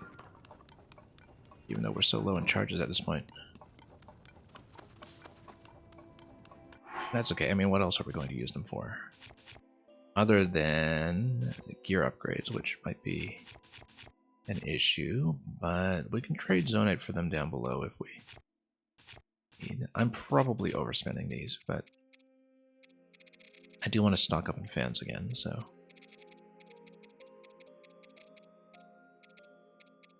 Yeah, they might be useful for gear somewhere, but we don't know that for a fact just yet.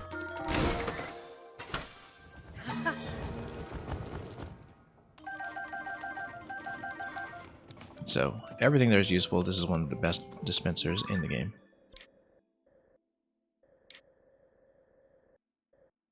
We'll check to verify. Yeah, I believe this is the East Necluda one, unless, of course, it was this one. We should check both, because I actually don't remember which was which. This might be the Farron region one, actually, so, for all I know. So we should check it.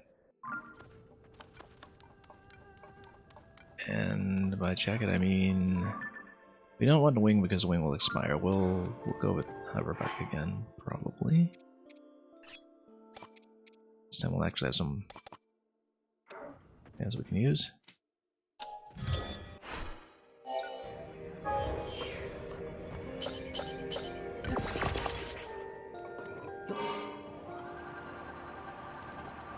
Yeah, we're avoiding the wings specifically because they have such a short durability. Looks like the flower point is up there. We'll check it. See if it is one that we had photographed or dropped.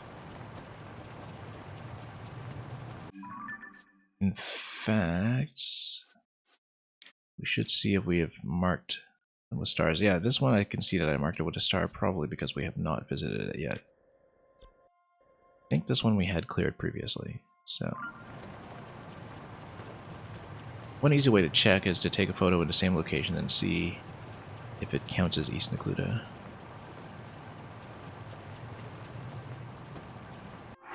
One other thing we should do is also put on the battery saver. We're missing 4 stages of Wolves in the Sky. It's not unthinkable to me that we are missing 2 other pieces of a full Zonite set as well. That is quite conceivably the case.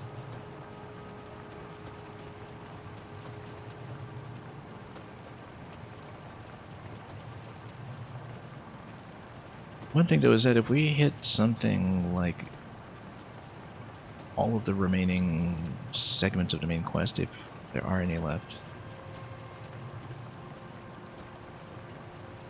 I mean, yeah, we're missing 3, and we know 2 of them are accounted for with Find Princess Zelda and Destroy Ganondorf, so we're missing something in the main quest. Probably we just need to go back to Lookout Landing and report our progress or something. Or talk to some vital NPC.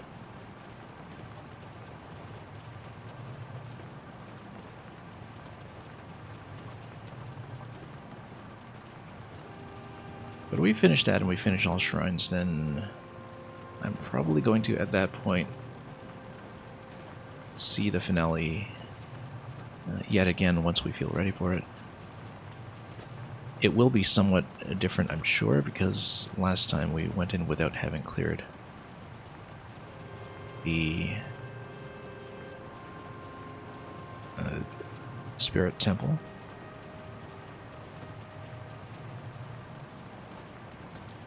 And so probably the Seized Construct fight is not going to be the same thing.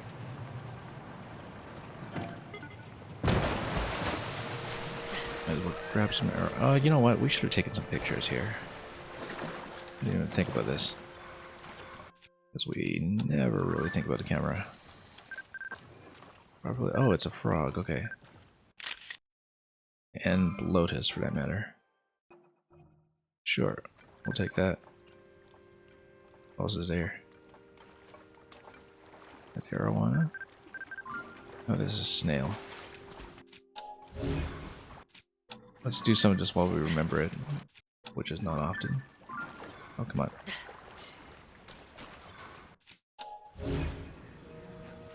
Oh, I see. I sink slowly on the holy pad. Not a spectacular picture of a snail, but that's okay.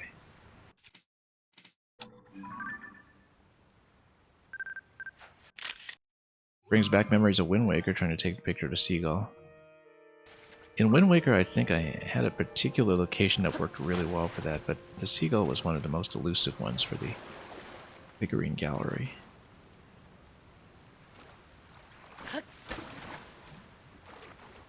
At least, that's how I remember it. Maybe it's not as difficult as all that. Oh, pink heron. Actually, a fairy is visible here too. Let's see if we can get it.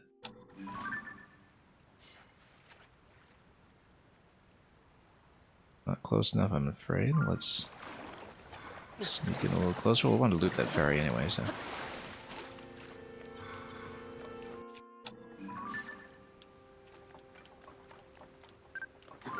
Let's get in way too close and slip.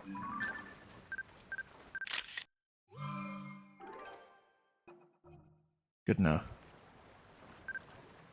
And get the heron while we're at it.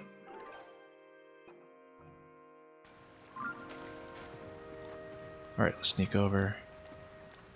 Like a sneaky reverse snail, except not. We'll grab some more. Given that we carelessly expended one today. Having more of them spawn is always a nice thing to have. Nope. Oh, accidentally activated. Okay. Whoops. Totally saw that coming too. Too many things assigned to the A button. Did we get a picture of the ducks? I don't know if we did. That's okay. Let's not lose track of what we were actually doing. I might even need some of the sneaky river snails for one of the stealth sets. I don't remember. Wait. Done that upgrade already. Anyway. There's the vehicle.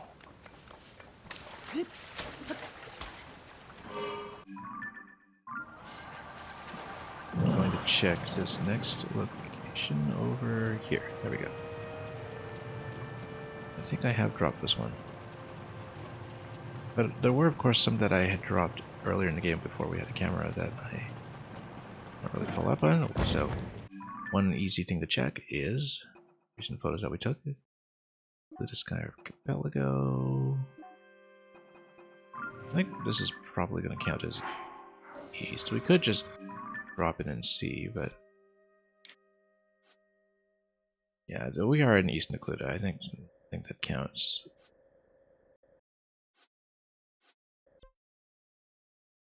And then maybe this is within range of Atino Village in terms of what that qualifies as.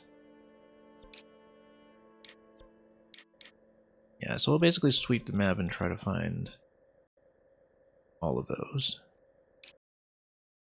We've found them all before, basically. We just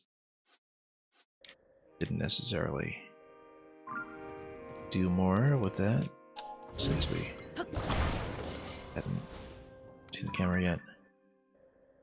Lots of quests that we haven't touched yet either. So yeah, we'll go for this point next. I think that'll be appropriate. I was seeing all this. This was a Flux fight. This was a Gleok fight. We've done all that. But of course, we see some treasure chests along the way. We'll pop them in. See what happens. Also, yeah, I haven't put on the Korok mask I got in there because we've been using the battery saver.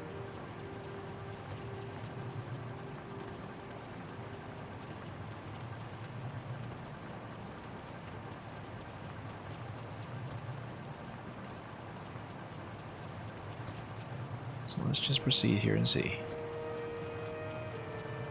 Maybe some chests down here? I don't know, but we'll just roll around. There is a chest there. If I'm not much mistaken. No, these are just springs. I am much mistaken. Flux over here, we fought that before. This was for the shrine in the back.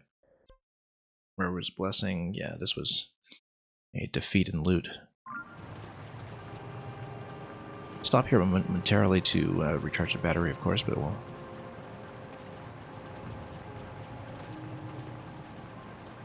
we just proceed from here. Also, have I done the Korok in this location? I have not. Let's do it. So when we have to climb around the side, I can see it quite clearly. Oh, nope. Recall that, please.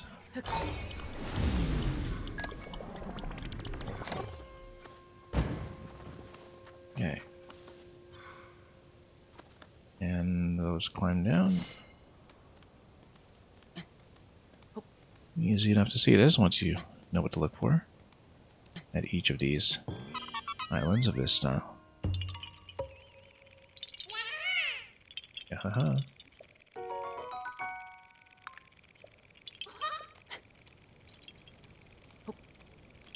Alright, on we go.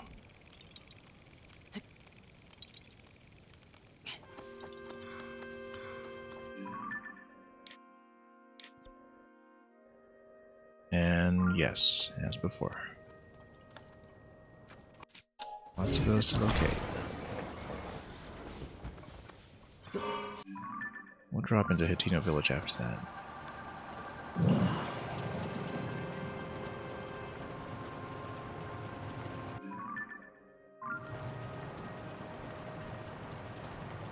As long as I can see the elevation we need.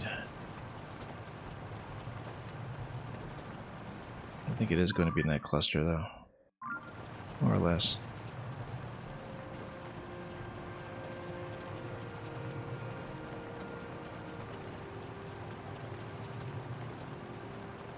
After a while, you do rather easily recognize the silhouettes of these islands.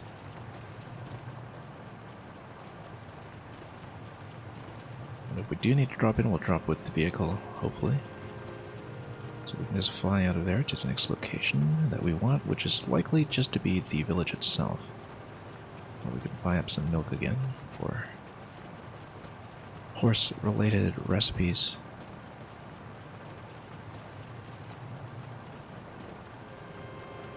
Very, very milk heavy. That's our major ingredient bottleneck. I think we were missing some wheat as well. Some Tabantha wheat. We needed to stock up on that. Yeah, so we had to actually drop this one previously, hence why we had marked it down below. Alright, then we might as well just drop with the vehicle and...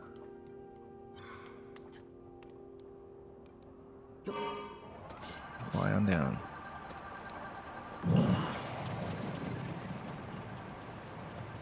Yeah, Eventide's all the way over there. Gleok is So over there, we've farmed plenty of those at this point, but we might need to farm some more for the cash. I'm tempted to just drop in over the ocean at this point and just fly our way down. What did I just drop? Oh, we're going to be totally outpaced by that. Hang on. Oh, let's stay within range of the vehicle. And we can recover it because we're cheap and we don't want to spare 6 zonite.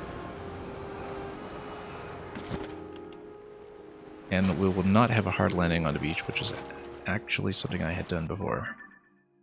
In possibly this precise location, now that I think about it. Or something similar. I mean, only so many beaches to go around. But yes, here is the thing that had dropped, and here's a vendor that we'll talk to, because he's busy gazing at the sea, and he wants to sell. The savior of the village. I wonder who that could be.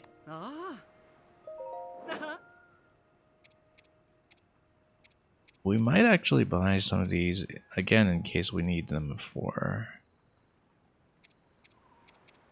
recipes. Not that they're that hard to come by.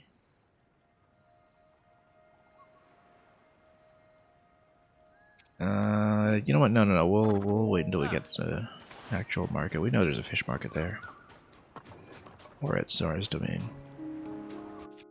I don't remember my ferry recipes at this point, which... well, that's a much longer term project.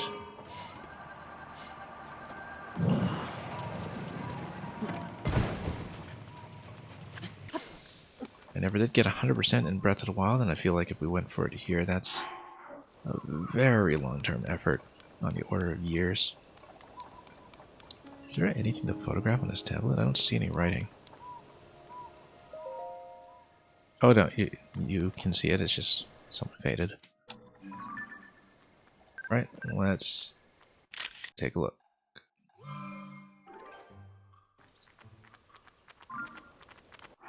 What's the marker for that region? Let's take a look. Blue to sea, okay.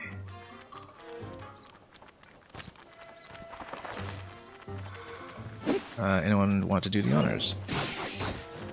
And smack them so I can grab your eyeballs. Pluck them the easy way.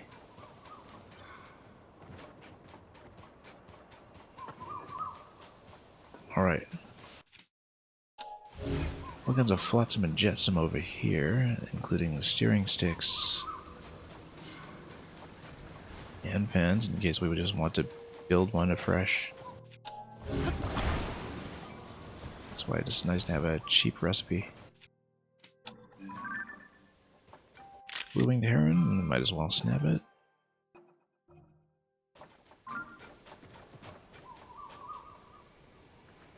And at this point, I think we'll first of all get rid of this star. I think the scheme is that we're going to have stars for things that I've not visited, and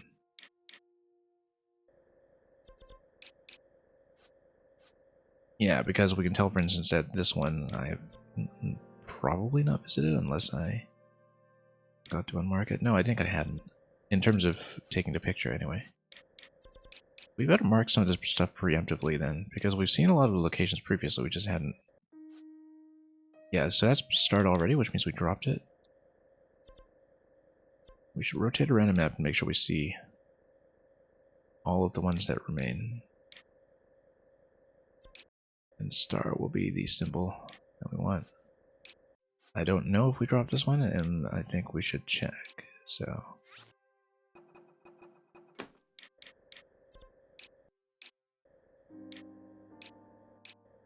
we'll just check as many as we can until we account for all of them. Here's another one. No sign that I've dropped it necessarily, so we'll hit 2. Yeah, once we've dropped them, we'll mark them on the surface. That's going to be the method.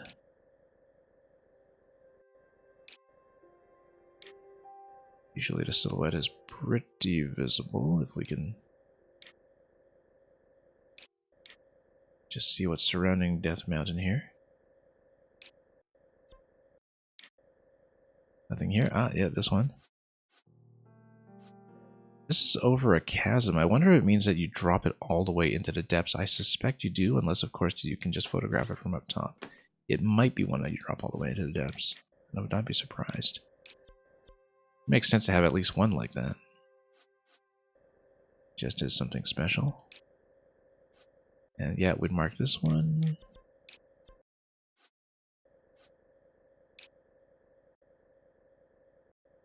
I don't know how close that is to accounting for all of them. I'm sure there's a good part of the map we not scan. Here's another one. I marked this with a star, tells me I've already dropped it. Okay, so we've got a good mix of them. There's probably some in central that we haven't done, like this one right here, unless of course this is the one that dropped down below already, which might actually be the case. So we'll start anyway. I'm certain that we've been there and that we did in fact drop that one to initiate the quest, perhaps. Because that's right over the location where the quest starts.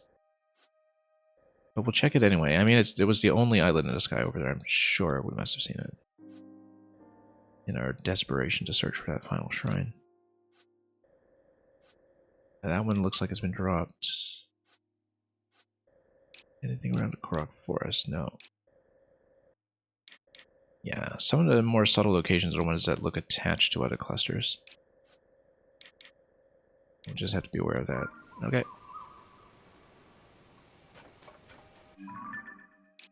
Let's go to the lab and see what we can upgrade and how much we can afford. I would assume that it also opens up the ability to buy up remaining photographs like in the first game, but that's a low priority until we have gotten gear upgraded, since the major expenditure is once you get to 500 rupees apiece for upgrades. I feel like I might be missing a cave here if I follow this guy. Because I don't see a cave marker nearby that I've already discovered. Looks like it might actually be over here.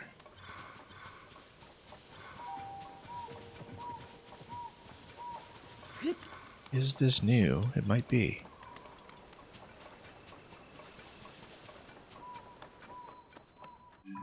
No, it's not. Well, the mountain cave. We just have a very poor gauge of distance when it comes to estimating how far marked locations are on the map. And okay, back up to the lab we go.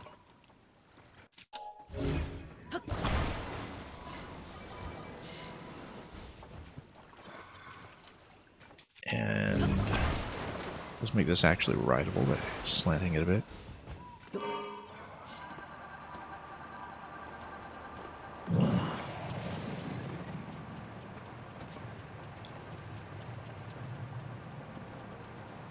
Our little green machine.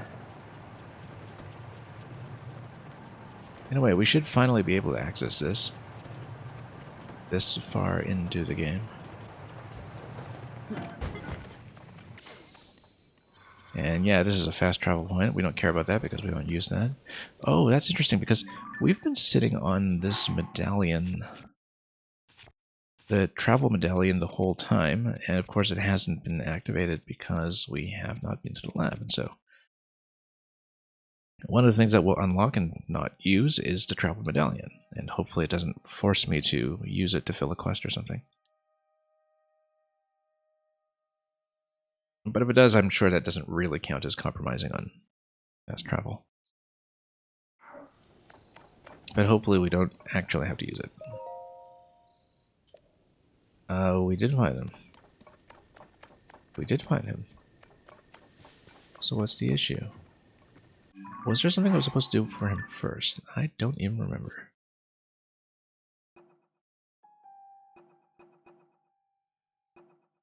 Monsters collection, etc.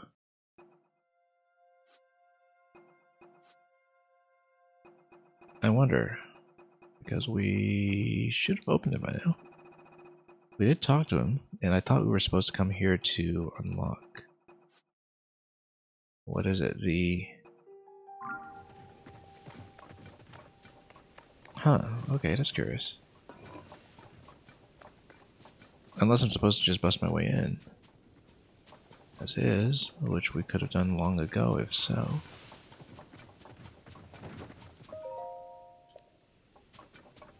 We did talk about Lookout Landing, so what am I missing?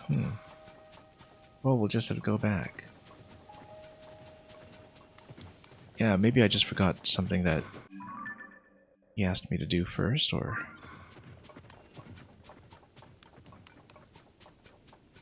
Because having done everything up to obtaining the camera, which required a bit of an adventure in the depths, I would have thought that was sufficient.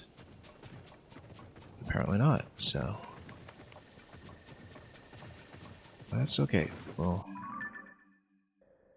go back at some other point, and let's just keep going and circling around to complete these stars.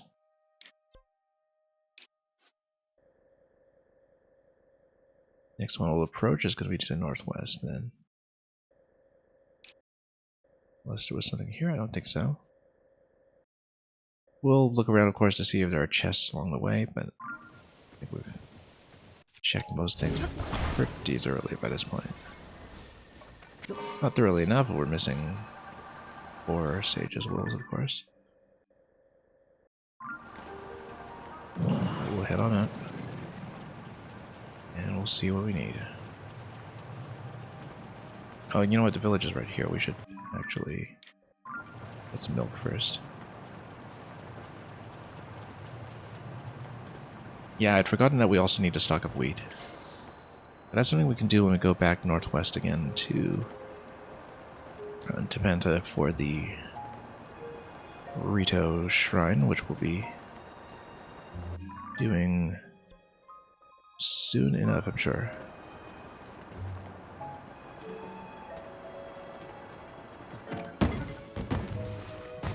Bumpity bump.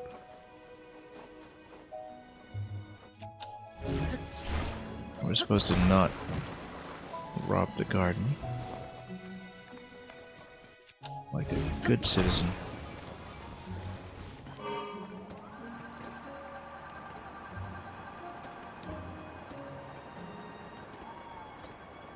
And what do we got here? Okay, so we want to look for general store. That's going to be down the street here.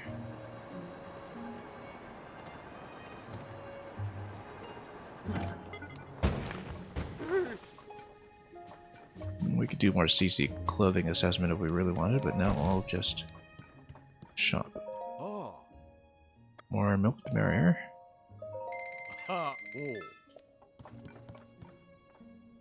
Swift car's in good shape. We actually do want more rice. I guess we need it for forges, rice balls, etc. I mean, things do get expensive after a certain point.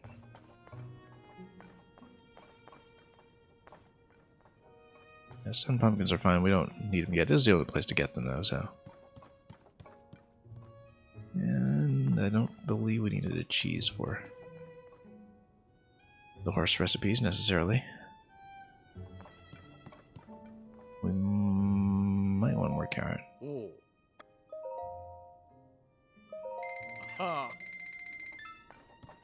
We might want to sell off as well, but that's okay. We'll do it as we go. Hello there. Okay, so back up to the islands then.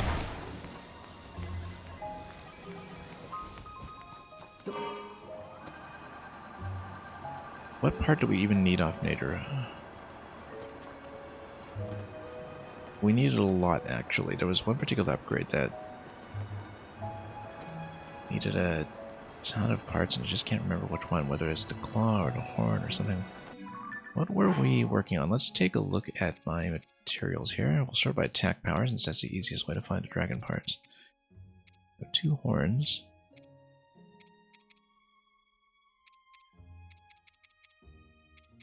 Diamond over there. Stalnox.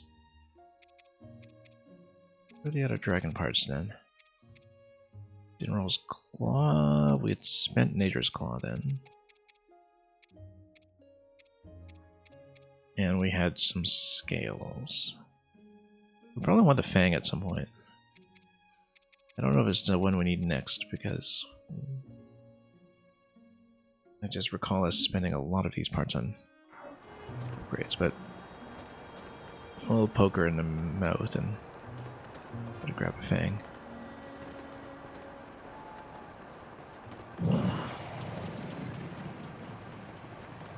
Oh yeah, we have the paraglider now. We don't necessarily need to use this clunky method.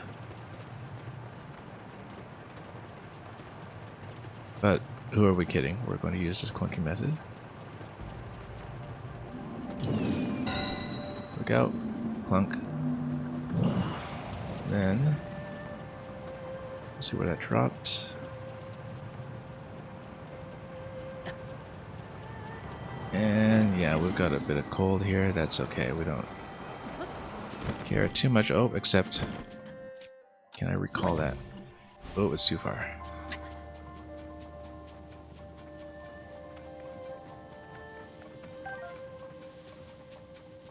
I think it's way out.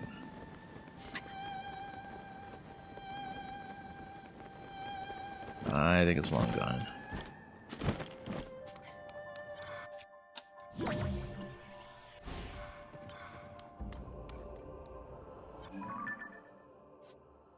That's okay. We'll just build another one. We've got lots of materials. In fact, we said something about the flotsam over there, right? Where we crashed in.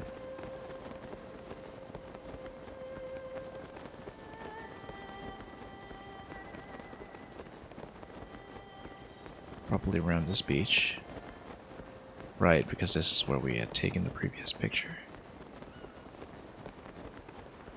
Well, let's continue being very, very cheap.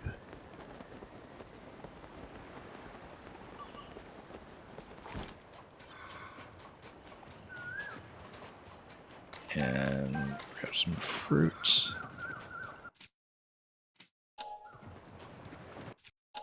And just gather what we can for the auto build. There we go, there's one. I'm sure there was another one somewhere here. Oh, okay, we can do that too. What is sure we saw another fan here somewhere. But if not, we'll just pull one out. Oh, look, there's a battery and everything too. That's helpful.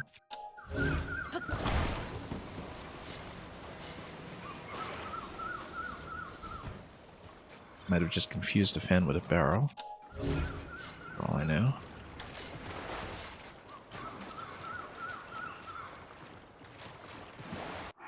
Well, in that case, let's just use one.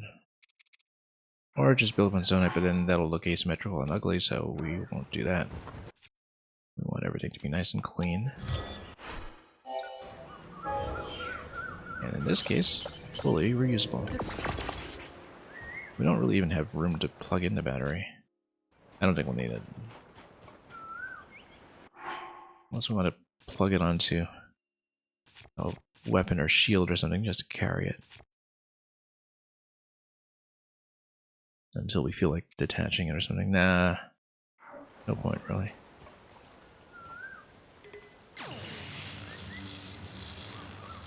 Okay, let's move this so we can actually ride it.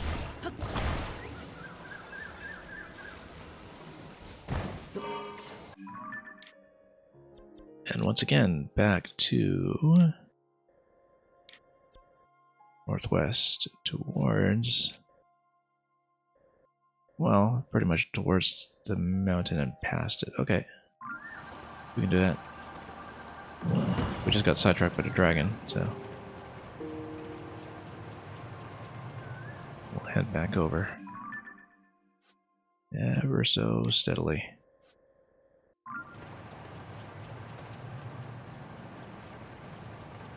And just ride it out from here. Recharge along the way from time to time, perhaps.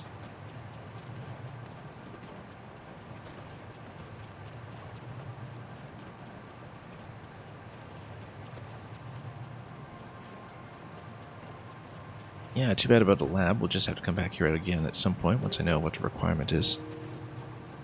Probably something I read about last session and completely forgot in the days since.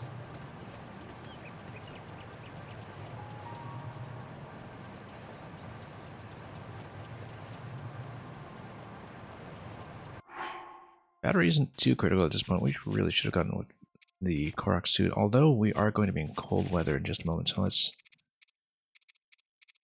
go cold gear and Korok. There we go.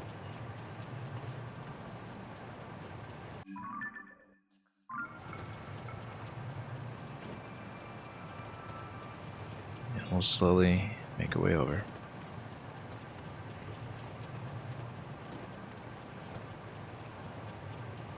Yeah, readily accessible flight does make this overworld feel completely different from its predecessor. In some ways, even though the whole concept was to make it geographically familiar. Oh, everything's gonna miss. That's okay, we'll just skip all this and head towards the archipelago as planned.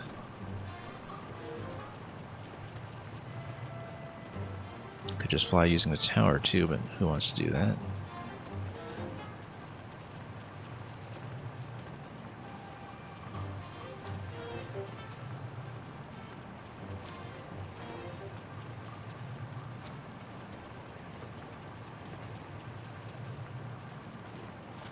Yeah, we can just drop this for the moment though and recharge batteries and proceed. We don't lose the whole vehicle? Okay, we didn't.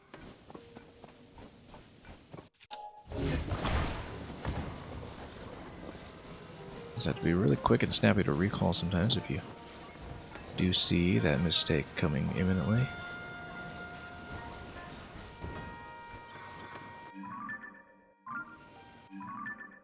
And it's going to be up here, yeah. Might as well.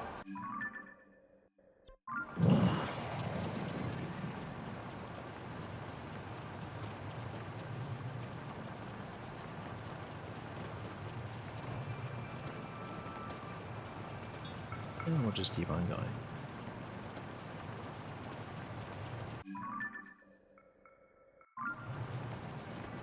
Swing a bit left just to realign ourselves.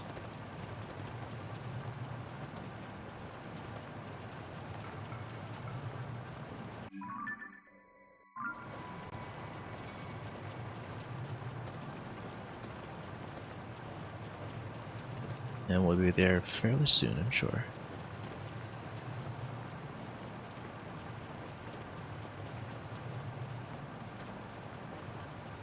Depending on the elevation, what is this? Yeah, it's coming off Wellspring Island. Let's aim that way.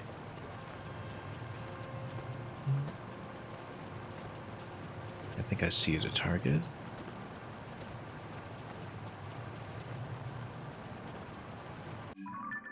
I think we had done this fight previously. I must have. Let's search for so many things.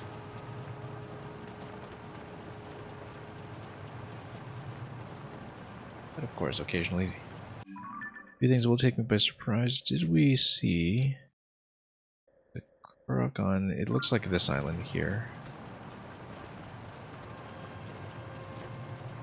Well, let's see if this drops, because then we'll go up and heal the Korok first, and possibly even the moon if there is something like a Sage's Will that we missed in the bottom half, perhaps.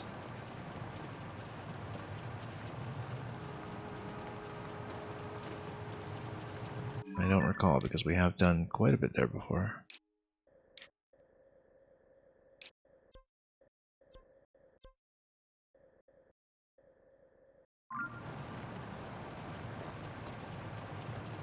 We'll see. Yeah, it definitely looks like a Korok point that we missed.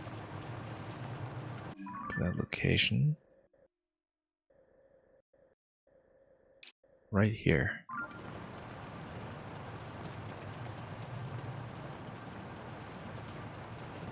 We'll drop this first and we'll probably change markers from there. That's assuming it drops. Might not. It might even be photographable from greater distance without diving into the pit, but we don't know that for a fact, so let's take a rest stop here for a moment. I think the angle actually specifically precludes you from doing that. Yeah, it does preclude you from doing that, so I think this is going to drop. We'll just be ready to come straight back out.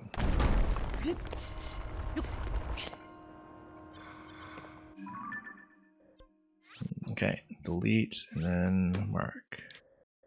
We'll stay in the air for now. We'll come back anyway for Zora's Domain. There's still a lot we haven't found in Zora's Domain. We haven't actually completed the Zora's set, now that I think about it. There's some other quests to fill as well. Let's do this first while we're still up in the air. It'd be worth it to check the moon again, but... And of course there's a lot we skipped over in the Wellspring Island sequence months ago.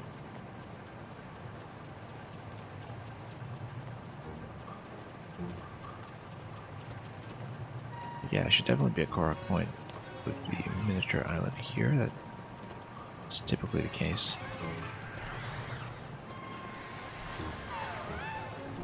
Oh, it's one of these where you have to jump after. Whoa. Can't see it.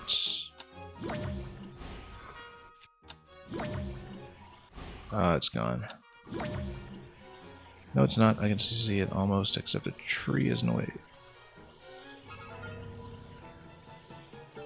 Come on. There we go.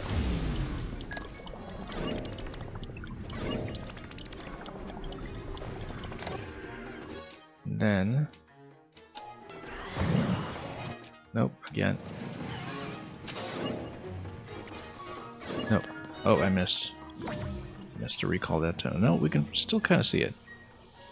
Have to be very precise about our motion controls here. I'll drop it right here.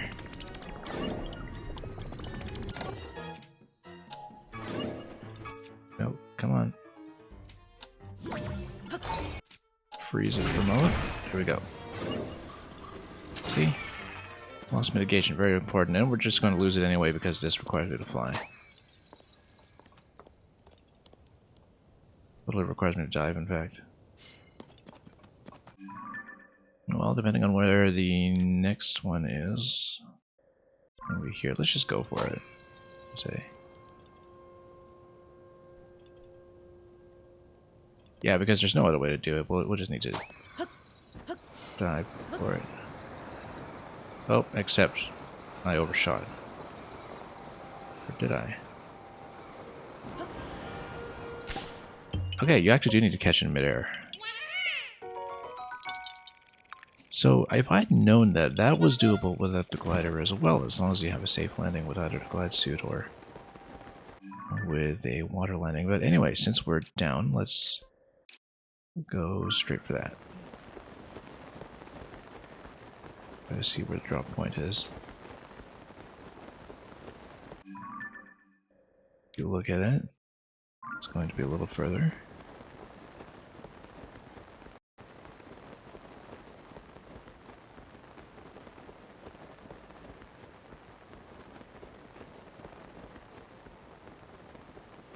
Could even be the light location over there, but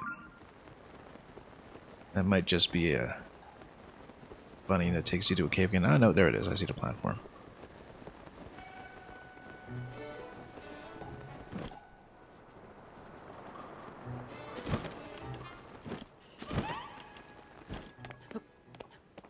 Did we miss the Korok again? Yes, it's somewhere here. Well, let's do this first.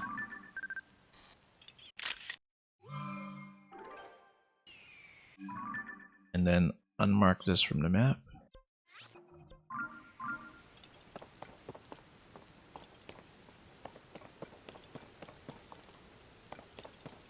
Missing a Korok. Where could it be?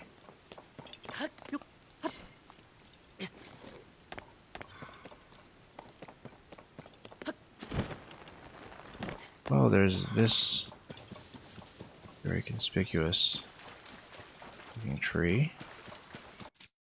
I wonder if this is a notable species. Oh, it might be. Nope. It is not. Oh, we can take pictures of splash fruit. Because why not?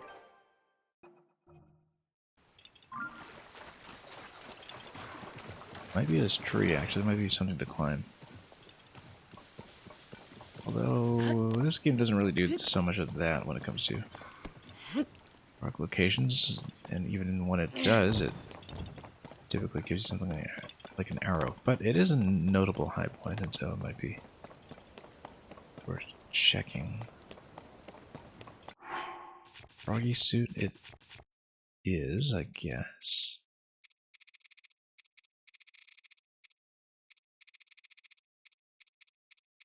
Where am I? Here we go. Check it. And if it's not there, we'll get the Crocnose back on. Just to get the radar operational once again.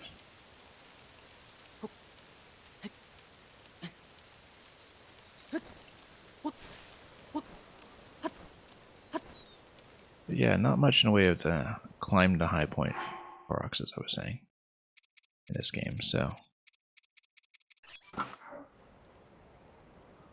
And I'm still within range. Might be one of these other locations here. Let's think about this for a moment. We are right by Zora's domain. Does anything look particularly suspicious?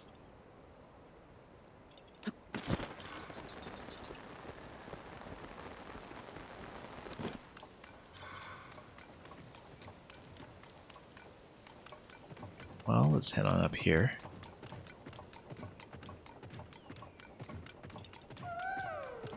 Again, not much like the first game in terms of just... Oh, here it is.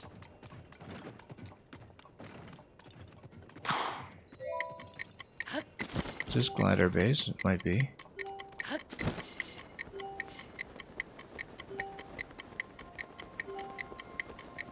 I wonder if it's something like a shield surf. It's required for this one. We were just slightly slow. Or not. We got it.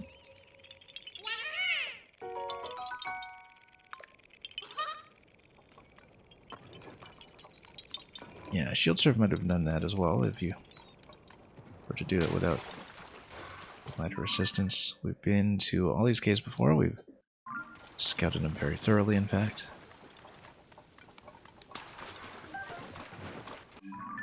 And at this point, we should head back up to the next available location.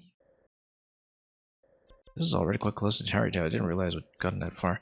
Let's go to Zora's Domain, actually, because there might be ingredients I want to buy there.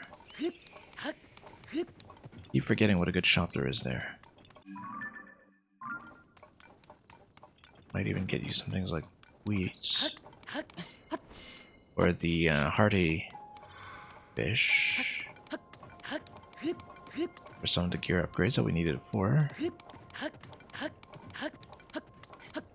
We need to sell off a few things to afford all that, I'm sure. And then, yeah, we never did do the old tablet reading quest either, and you can see quite a few of those points up here. Whoops, I think. No, those are just rocks.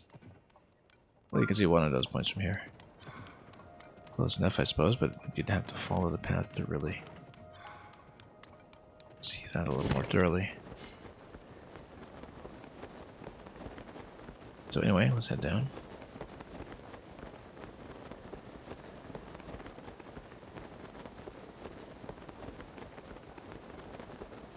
To the embrace of the domain.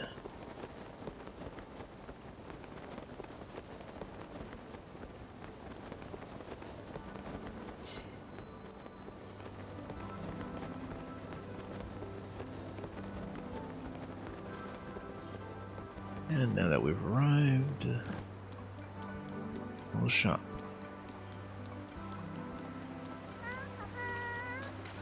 Amazing.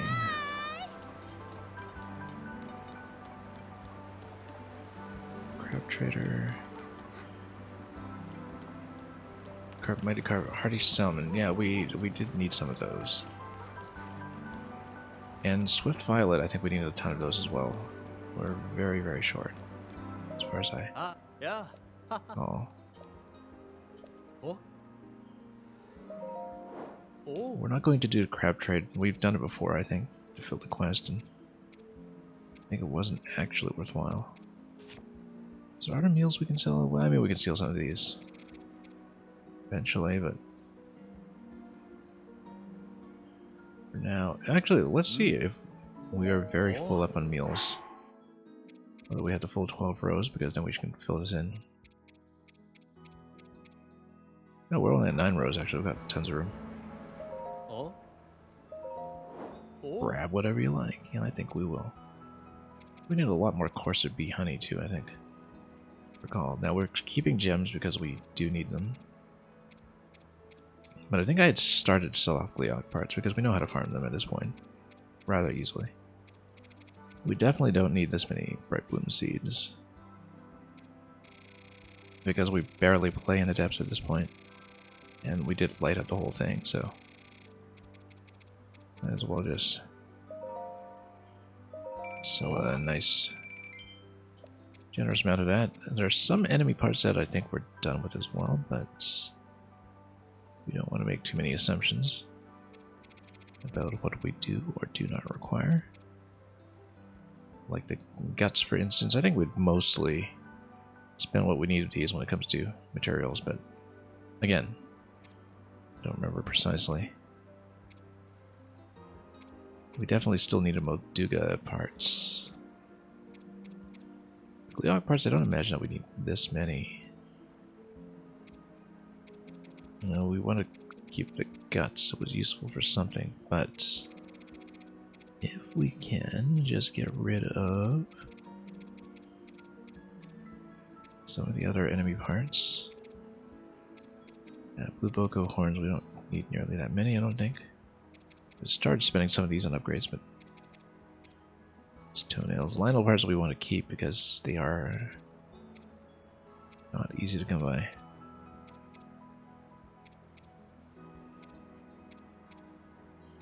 Yeah, Gleok Thunderhorns, we can probably sell a few more of these.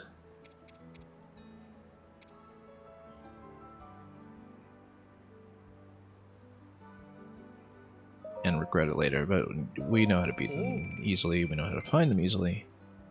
I'm not that concerned about that.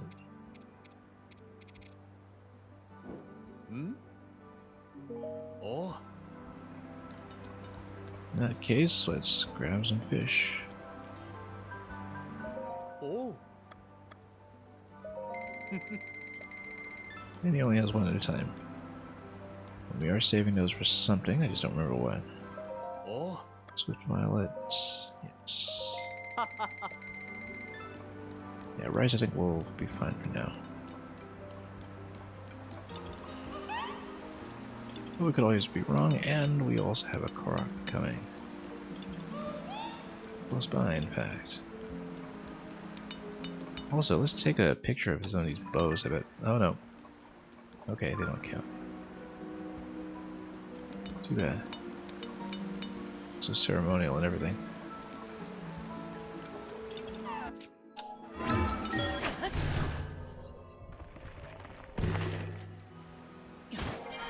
We're still in range. We are not.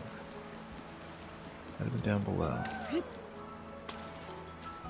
Oh, now we are.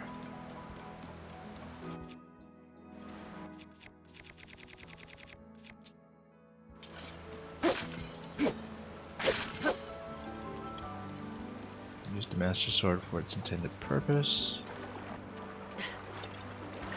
Then...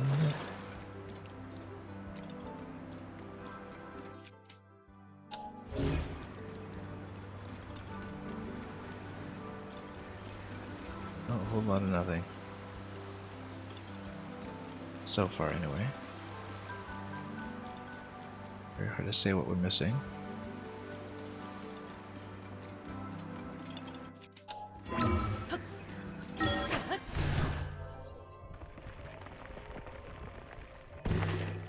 But we can see if we're within range. Vertically? Nope, seems not. And look at that, he's back in good health.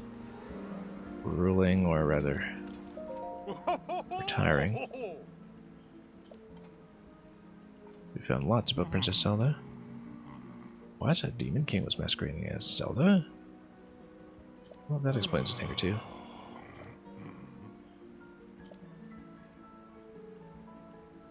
What's next for you?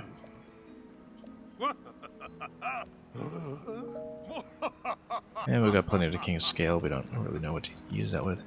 And he's down here. He's not even hanging out at Miva Court nowadays. No! Oh, actually, there's a little bit of dialogue we're discovering to his age. Interesting. So I guess there will be a new interaction.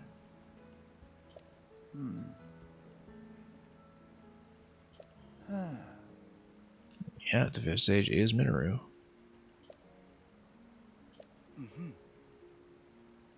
Yes. What should we speak about? You found a secret treasure? Oh. If the secret treasure is the mask, then technically that had to precede Minoru, unless we're talking about something else. Ah, the secret treasure. Okay, no, that's just the...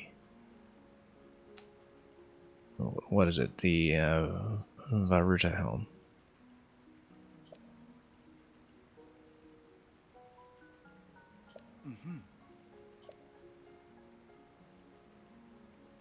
Yeah, and helms all improve the respective sages. Which is a very subtle effect that's not really marked. It's in the description text, but very easy to overlook. Alright. Let's head up to the next archipelago.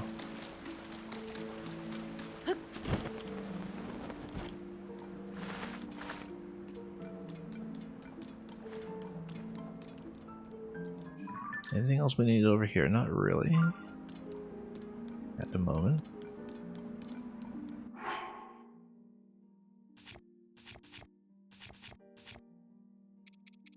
Any materials? Let's just use the steering stick once again. We'll generate the hands accordingly.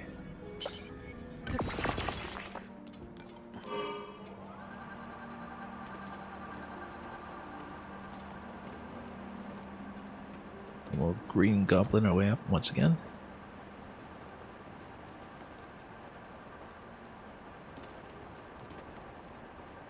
Still haven't found that one guy's wife.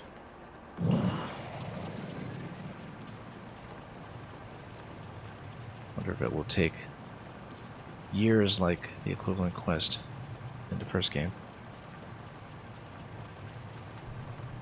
But that's okay. Bit of a lower priority. We'll try to get 100% quest at some point, but might be years off from that.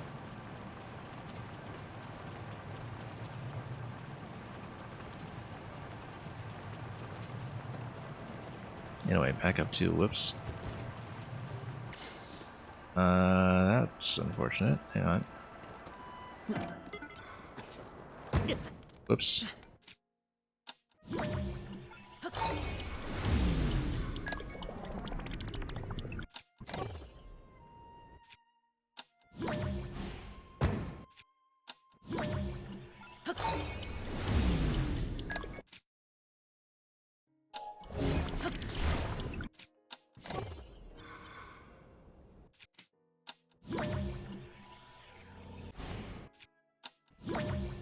We'll get this one of these days.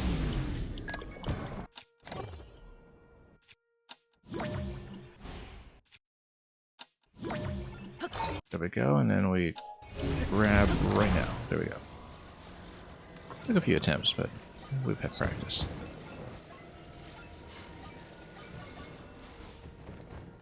Had to do that so much in the initial no paraglider run. Since vehicles and zonite were precious for a while. Okay, where are we facing? We need to turn around.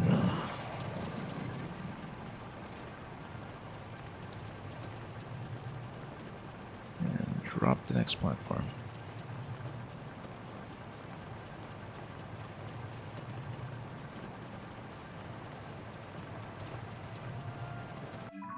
Now this was the one that was somewhat attached to the next archipelago. Yeah, it's up that way. Not attached necessarily, but layered close by. I think I can see it.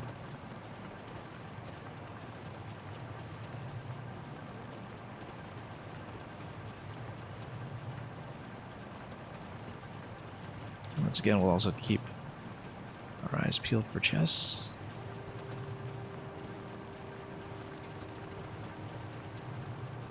In case of more Sage's Wells. I know of the many different... I like to say moons all the time, probably because Majora's Mask, but of all the spherical structures, all the little Death Stars that you see around. And there were some that accessing the bottom half might have been something important. The circular aperture is just rotating around and around. It's hard to track what I have or haven't done. Pretty sure I have done what I can with this one, though. But you never know. So yeah, let's look for the platform. Little 5-petal flower that is the mark of the tablet. Very easily identifiable from the map, which is kind of a nice little game design decision here when it comes to sweeping these things in a postgame, or even just a late game.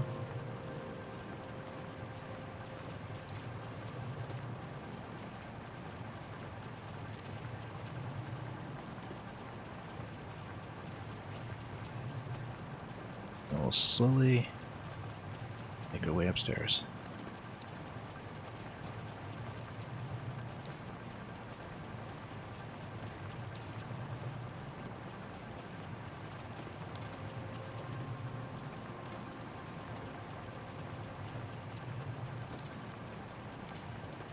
And I believe I have not lowered this, if it is in fact going to be lowered, and it looks like it.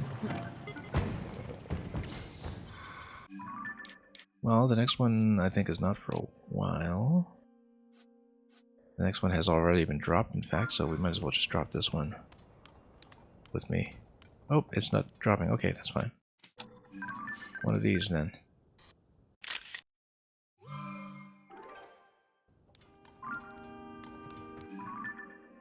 Yeah, we're at Tarry Town, so we might as well detach the staves and also talk to Kilton about the monster quest. I think I was kind of counting on dropping here, in fact. Yeah, because we've got a lot of business to do here. And, also, we even get a weapon in the museum if we want to fuss with that, but we can also just go to the existing museum and photograph things.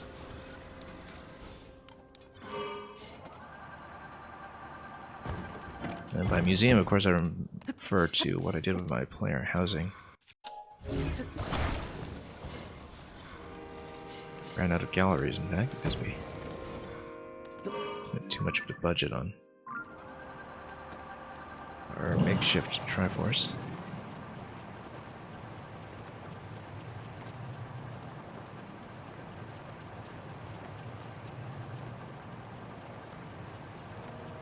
But yeah, we've checked a lot of this previously.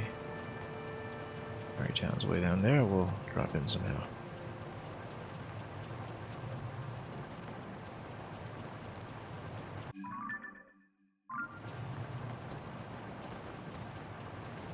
I mean, it's so easy to get additional parts around Tarry Town that I'm not too concerned about keeping the vehicle.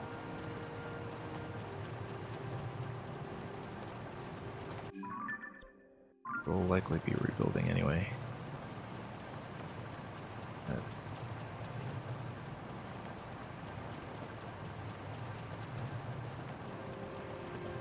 That's kind of nice too. Play a bit more precisely though. We can drop near player house, I think. I can just write it down for a while and then all of a sudden you don't. Follow it down? Nope. We got outpaced. Yeah, and it disappeared from distance. So. So much for that. But there's a star fragment right there. But right here, let's just pick it up. It's probably one that I could have intercepted in the sky if I were paying attention.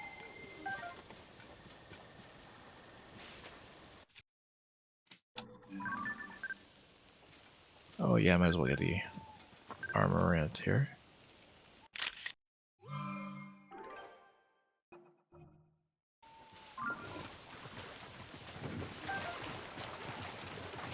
Oh, it's just a Korok. Yeah, Koroks don't appear in photographs. Well, they're vampires.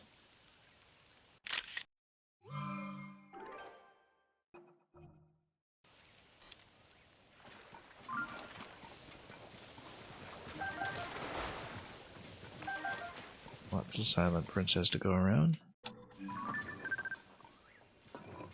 And more silence.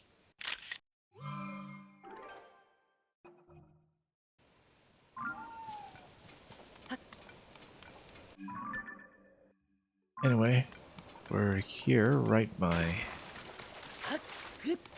construction zone, so let's just head on up. This was the former ferry location, that's why silent princesses everywhere. I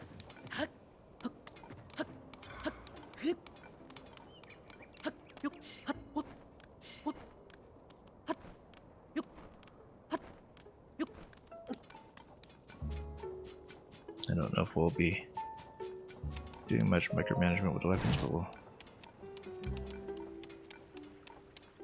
maybe take some photographs. And just do everything one at a time. Sea breeze shield and a boomerang, but it's just over the shield.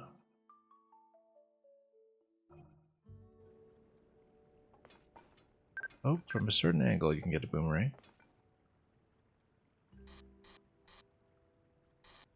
Be nice if I could get the whole thing in frame, but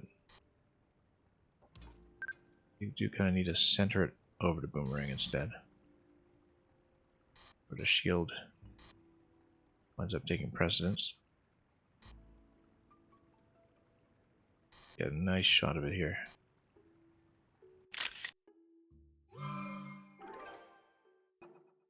Not the best, but here's Daybreaker. And a forge especially. Scimitar of just 7. And we'll just grab everything we can. All we can.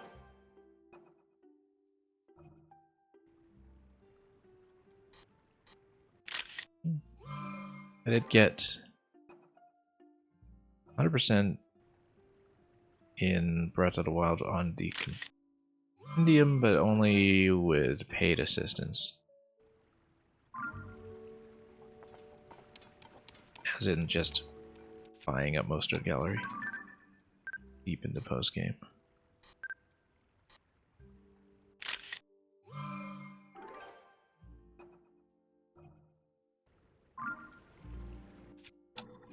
Yeah, the attachments don't photograph.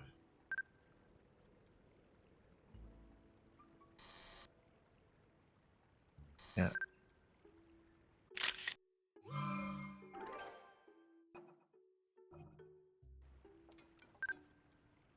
And Bigoron.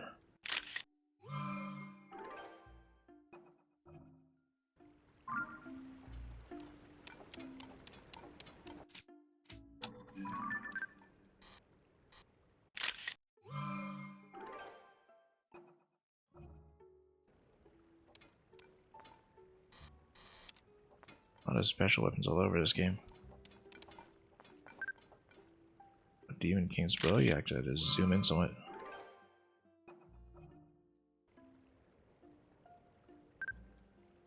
And of course the Dusk Bow.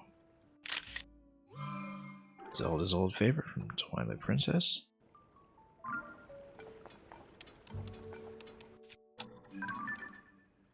But he's known as shield. Might as well have a picture of Hudson on this. We're going with a picture of Hudson on all the shields, actually, if you really wanted.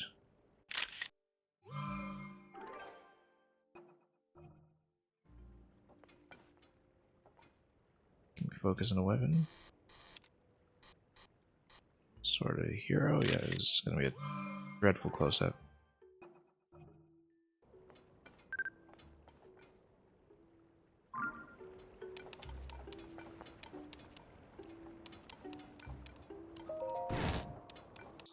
Do I want to trade anything in? Not really. I don't particularly care. There is Dusk Claymore, which is actually something unique. I don't know if there's a weapon that we don't particularly care about, like maybe the Gloom one. Yeah, because Dusk Claymore actually is a notable weapon. Let's just maybe take the Gloom Sword Spear for a moment. That's not as special.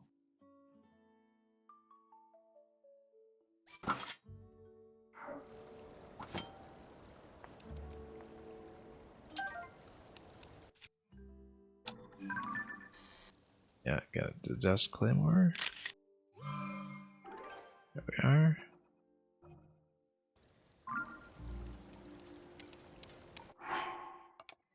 Was there something else? Also, I think we have determined that the Master Sword isn't really photographable, right? I guess we have the Zonite Bow, though.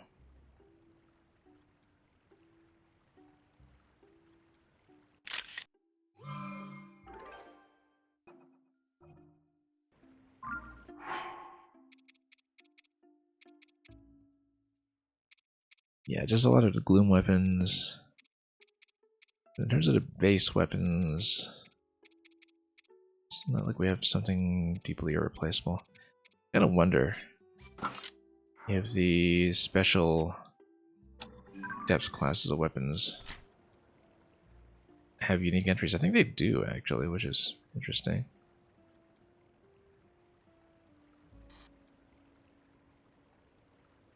Well, might as well get it then.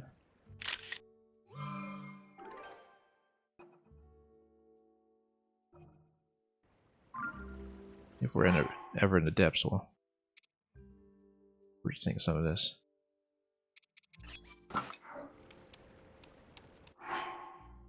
Anything with the bows? I mean, we have the Demon King bow already. We got Forest Dweller, which actually might be one of the harder ones to come by. Savage Lionel, yeah. We'll photo shoot on it. Actually, yeah, since I'm remembering the Forest Dweller now, we'll do it quickly. Oh, look, you can actually photograph some of the attachments. It totally doesn't look like a focus. Picture of the horn.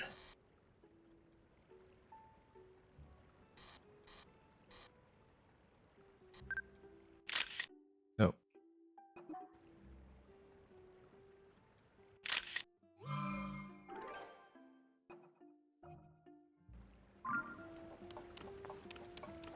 Not the best photo gallery, but that's okay. We're just ticking boxes. Oh, might as well. Grab the Lionel one too. So I already have. Yeah, we've got it.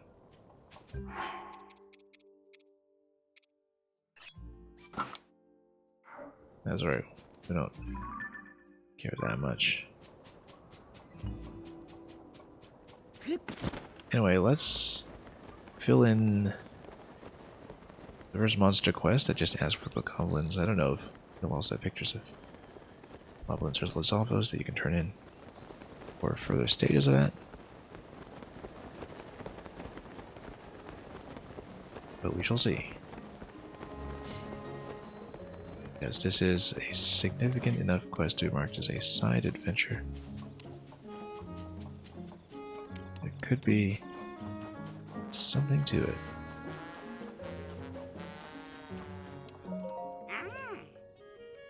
The goblin's most distinguishing feature is its nose. How about this picture? We get to choose which one among our goblins? No. Ah, yes, we do. Okay. I like this one. Let's go for that. That's it exactly. Oh, a sculpture. So... yes, you can borrow this picture.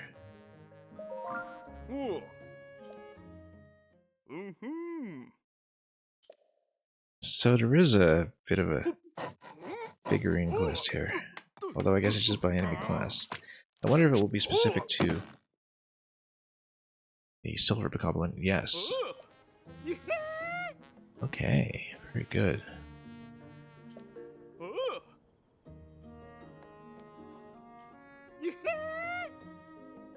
And it actually is modeled after the photograph,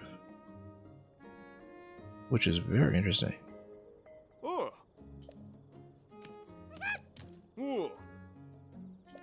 Okay, can I decide?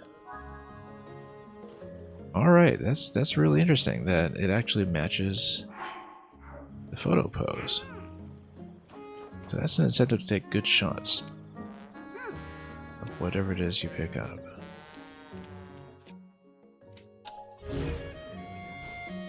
So you can arrange it. Oh, and you can kind of arrange a scene, I see.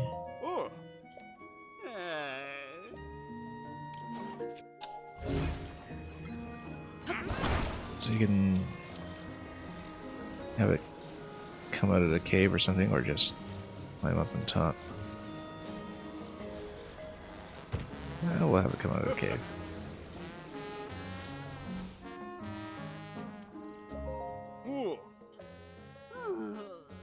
I found a nice spot. Did we get to adjust? Probably not, but well, maybe so if we add more figures.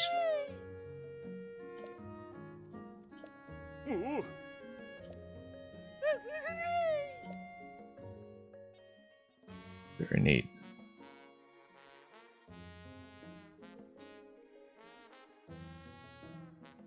Yeah, having played the whole game without the camera, I knew nothing of this quest, and very customizable.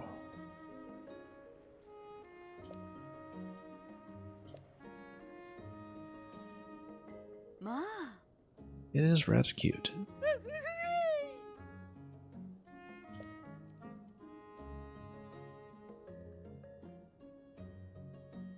This adorable, cuddable monster skull of a goblin.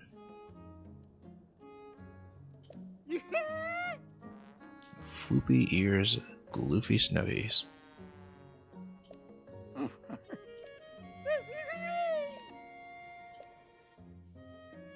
Well then, we can't just give him any photograph of whoever is going to be in part 2. Like the Moblins, probably. Monster extract, yeah, whatever.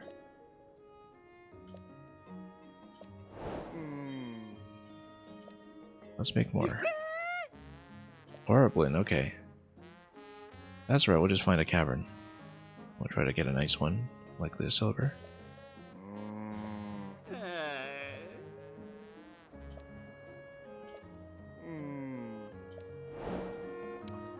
I don't think we have one yet. Whoosh. We don't have a picture of Horriblin yet, do we? I don't think so. No. That's okay, we know where to find them easily. They are... in fact, right by this kind of like cave over there, we're not sure. Easy place to find them. Alright, let's detach the sapphires.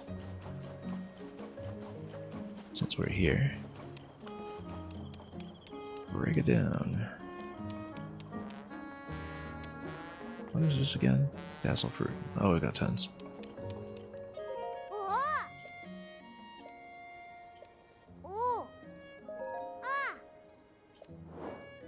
It's profitable to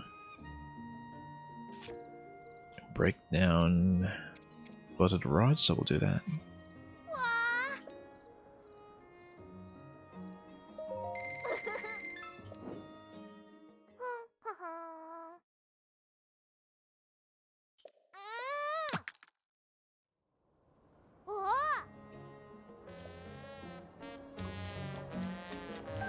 Yeah, we'll probably replace rods soon enough. Break the other one too.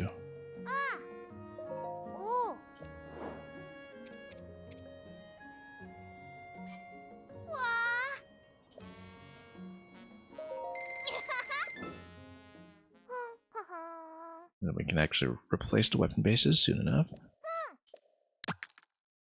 with something a little more functional.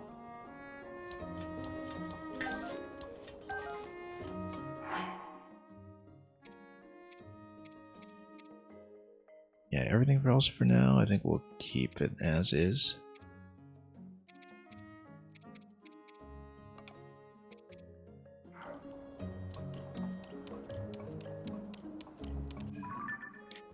Okay, we can go for the Horriblin while we're still in the area. And of course also for the next marked location, which is not this. Why did I mark this with a star then? That's something else. Entirely. Oh, it's this that I need. No, it's not.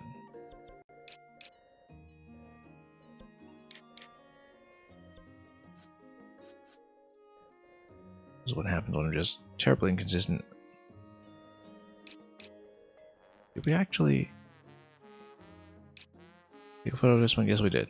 Because this was one that was up in the sky. And then we can go south or west. It's at this point. Let's go for the Horriblin first.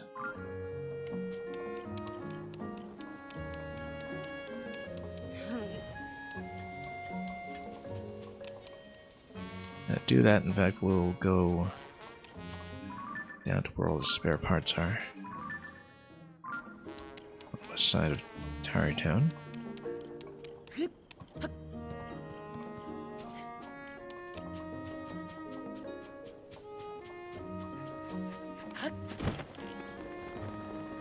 Grab some parts and go.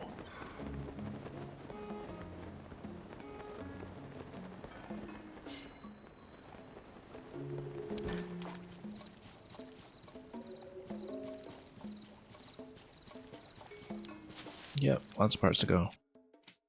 Round.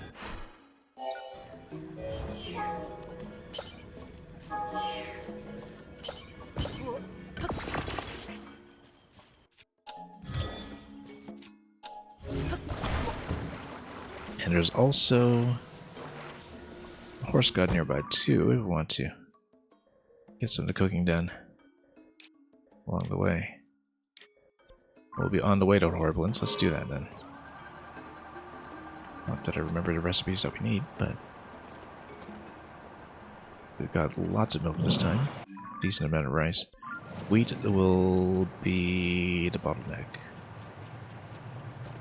I'm pretty sure. From what I remember.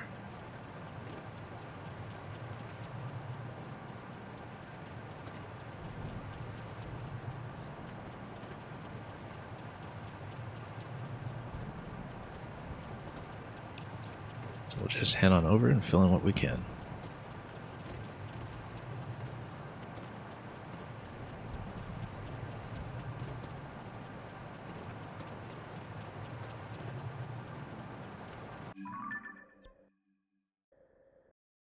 Yeah, Bloodleaf Lake, and then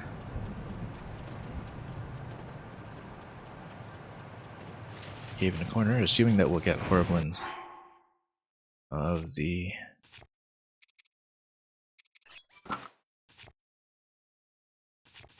correct class. If we can get a silver one, that'll be ideal. For the purpose of the diorama.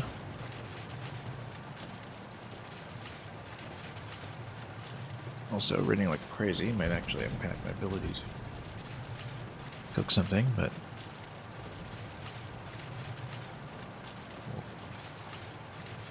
let's go on ahead. I think it might be sheltered.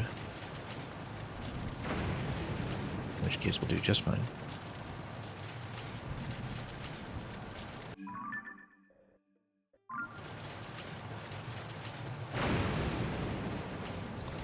Yeah, it is sheltered.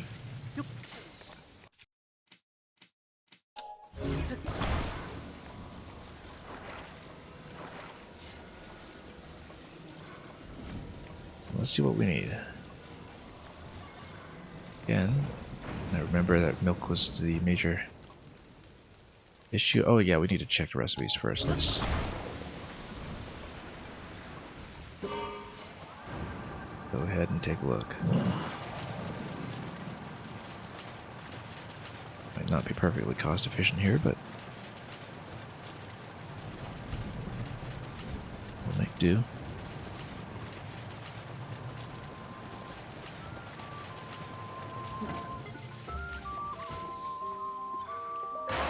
Okay, because I failed to take any notes about this, let's see what we're missing.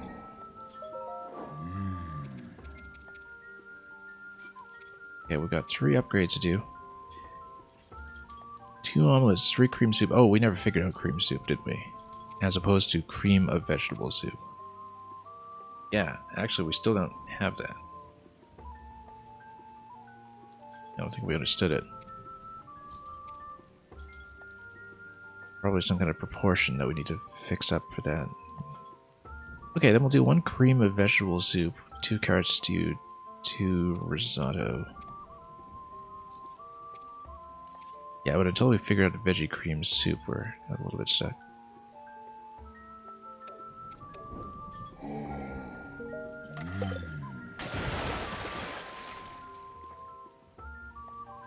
Okay.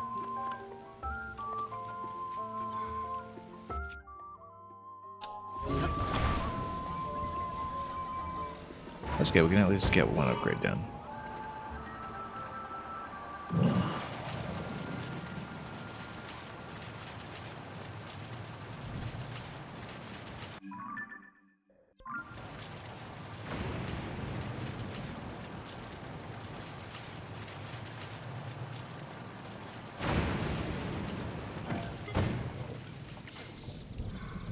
What was that? 1 cream soup, 2 risotto, 2 carrot stew, right? Let's figure out recipes.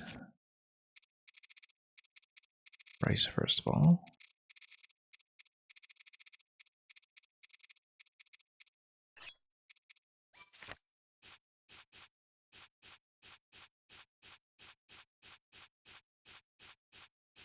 I thought I had made a vegetable risotto, but there we go.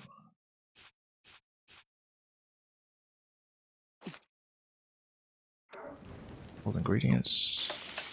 And we'll do a second one.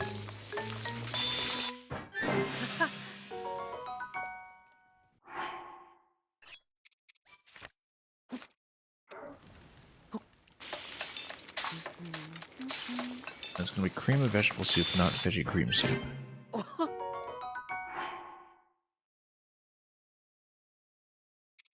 After we take care of the carrots. If I may. Sure I can find it somewhere. There we go. And yeah, hasty carrot stew works just as well.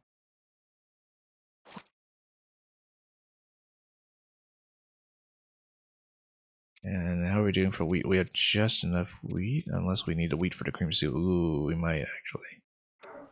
Hang on just a moment here.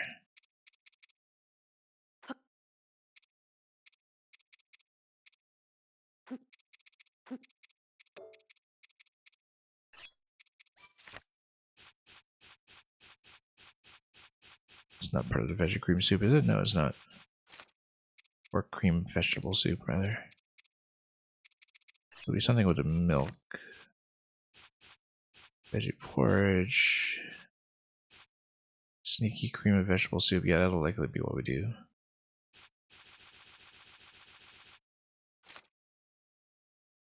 Okay, then do both carrot stews.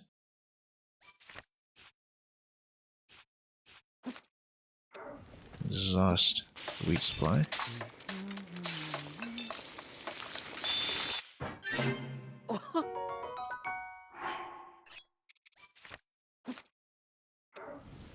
Once again.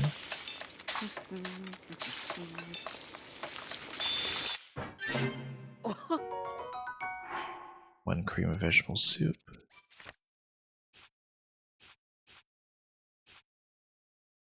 Vegetable cream soup. I should really figure this out.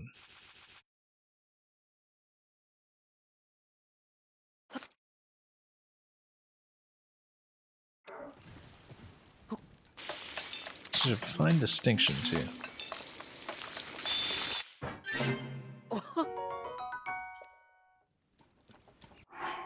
I mean, I never did figure it out, though, right? Let's take a look. On the recipe.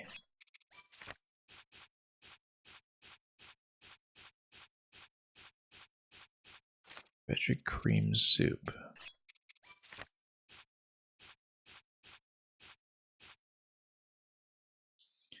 I mean, you need some veggies, but what else? You don't want rice in it because that makes a porridge.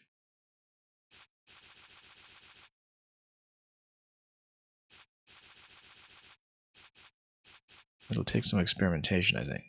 But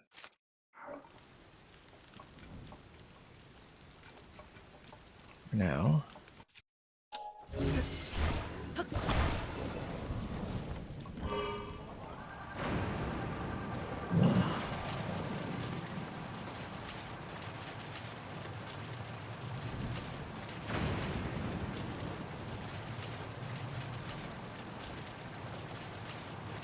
Alright, let's get back here and then.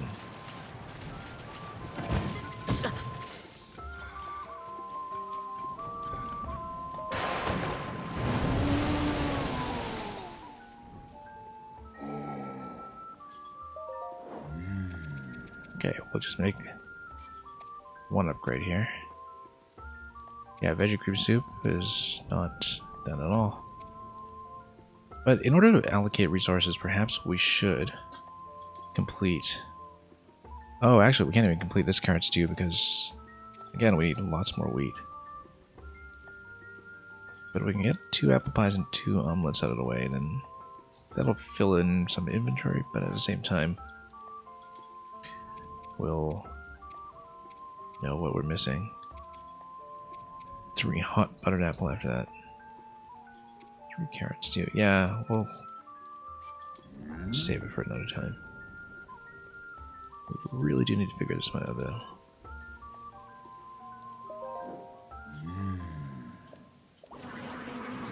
My stamina is quite nice now. I just have no idea what a veggie cream soup is made of.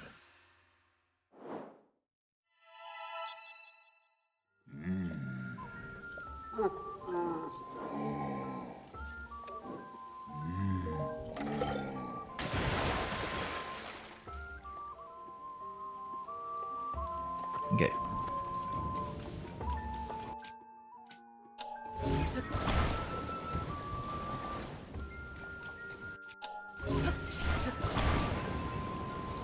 Oh, we tried it for it, but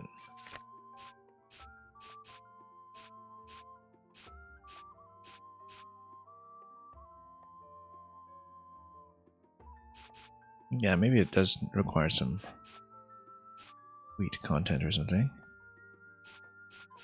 Might even be the missing ingredient is something like wheat. Then you'd have to make it distinct from something like the carrot stew or the pumpkin stew. Maybe by using some other herbs there instead. But you need wheat to try it out, so regardless, we won't able to do it. And we had tried it similarly here with the milk.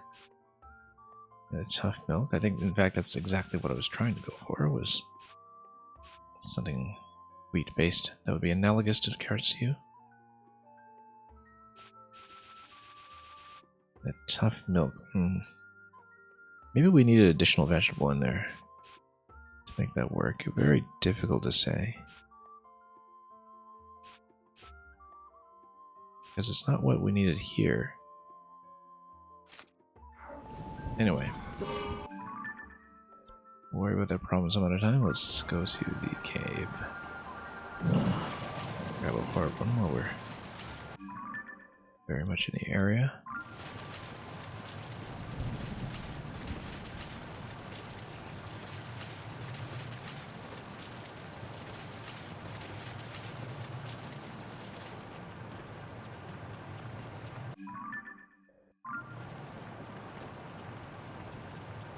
It's going straight to Horriblen's. Maybe part 3 of the quest will be something like a boss Boko or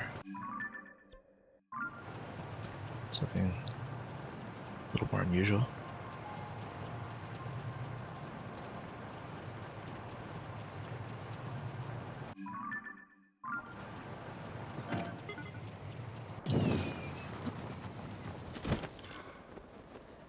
Did I lose it again?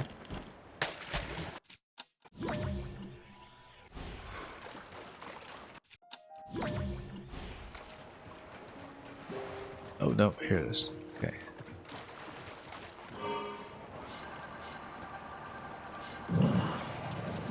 I'll loop in here. I think I did export. Oh no. Grab some eyes there.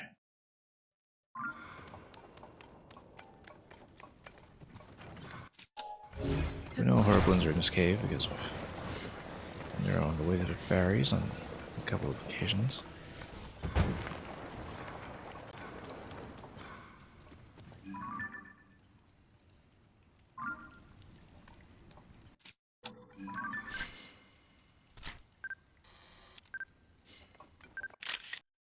Trick keys, good. Even got its eyes open.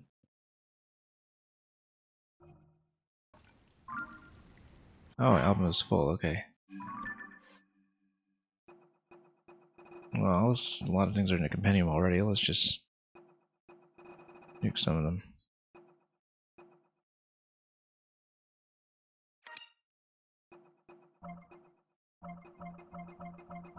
Yeah, a lot of these gallery pictures, we'll get rid of them. We'll keep enemy ones preferentially.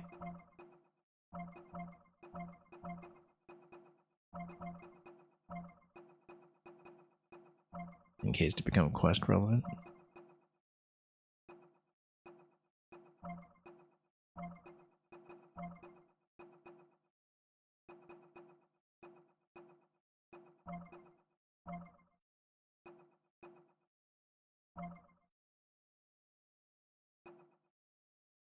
Not sure what. Oh, yeah, those are just weapons. I want to keep the construct just in case that actually ends up being a Gildan quest, but.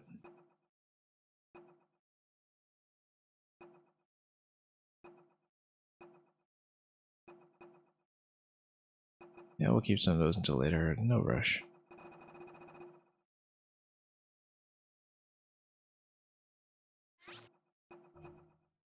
That clears out about half.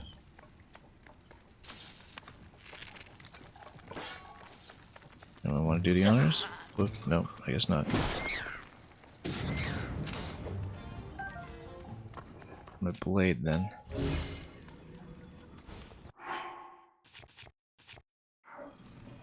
Drop my soldier for weapon completely. How did I just lose it?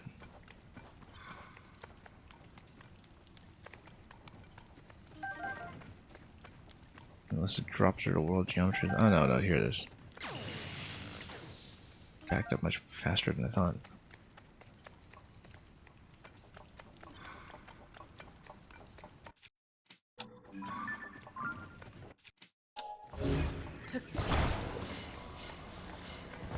Anyway, let's keep on going.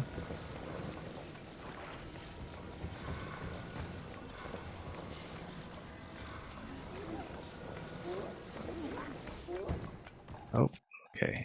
We can get this one, even if it's not quite silver. No. Black Horriblin. We can do better than that.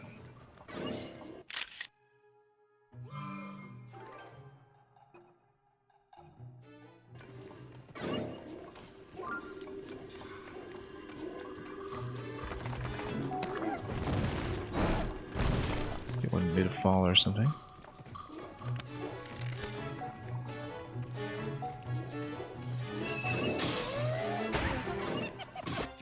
Actually, maybe we can get one on his bum? No. Not quite.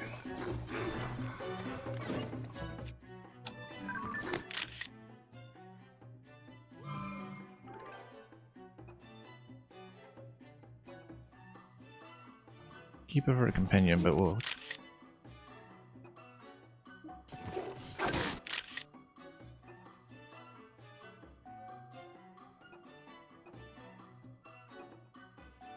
That probably will not count, but... Oh, no, it will.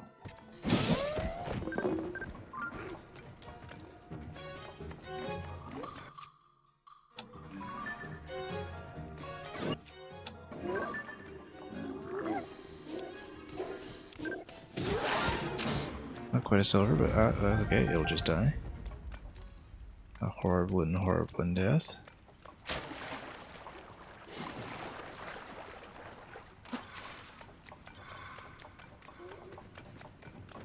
There were probably easier ones we could have picked, easier to spot rather. But we'll take it without complaint.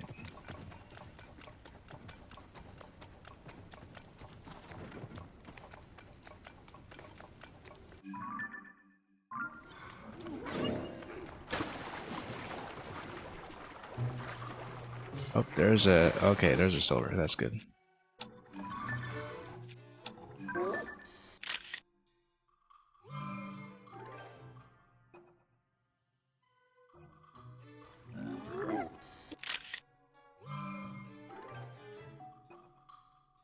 No, we'll just try to get a good pose here.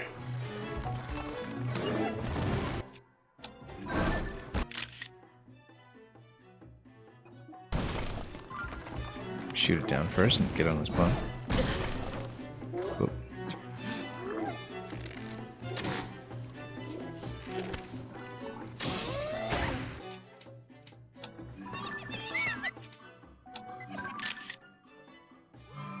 Get it in anguish.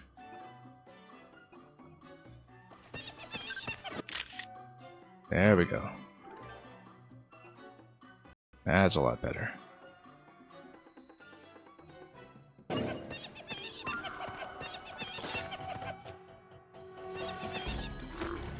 Alright, now let's whack it.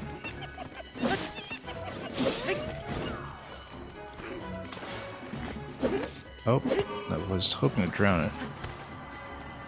And not to activate the vehicle.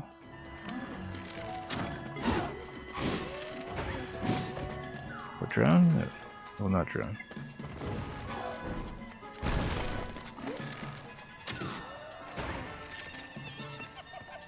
Too shallow here. Let's just use Minoru. Just punch this guy out of it for a bit.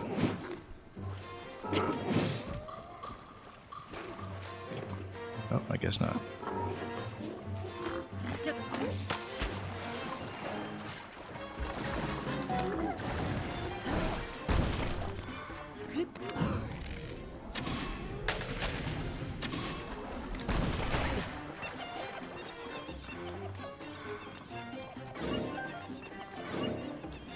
Then, sure, let's get some lightning going since it's on water.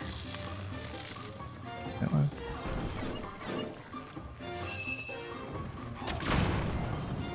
There we go.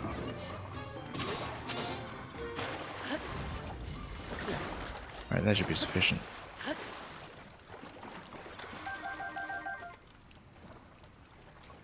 Gonna get Minoru to do some mining for me, if I may.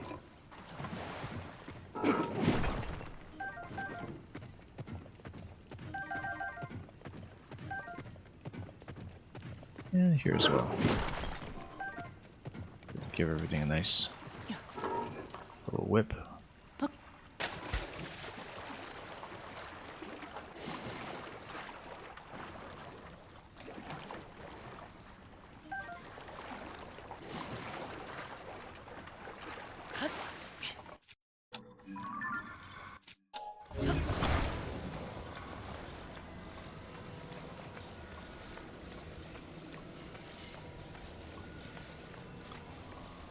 And we're still going.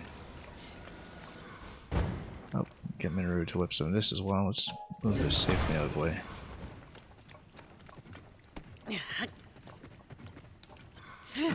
Oh, whoops, don't want to throw us on the construct, of course.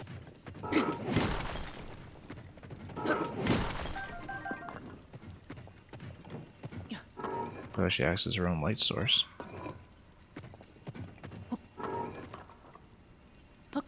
Here we go.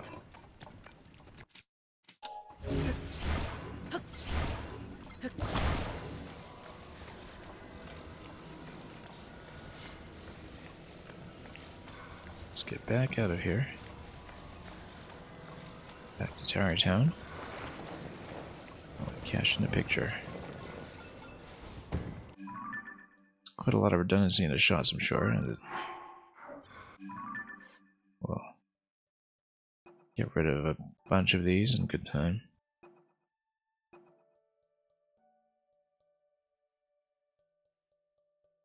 One in anguish or one on his bum? I don't know. One of the two. Either way.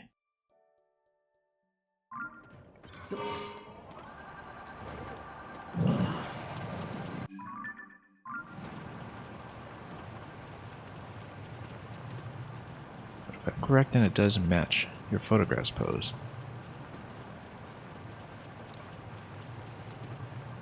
And that's a very interesting twist on the figurine quest of yore.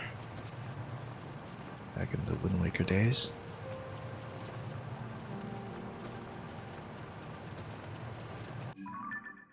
Now that the photographic reference matters quite a bit more.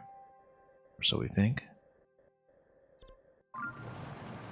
Anyway, let's just head back.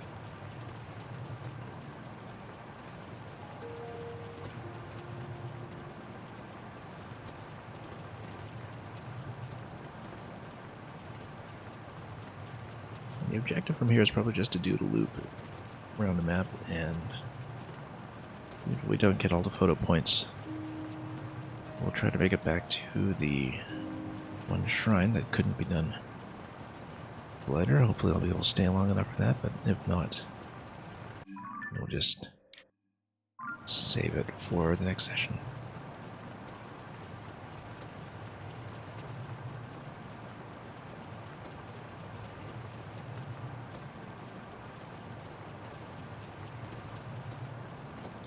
Now, though, we'll fill in what we can. And you do have to wonder who enemy number 3 will be.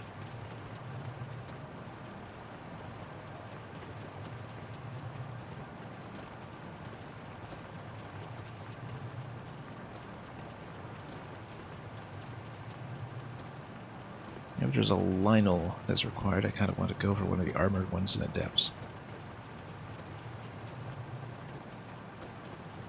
If we want to be extra fancy about it.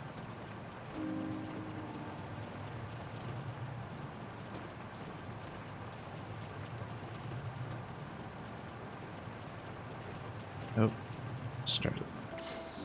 Need to get a slight loading pause here. It does happen.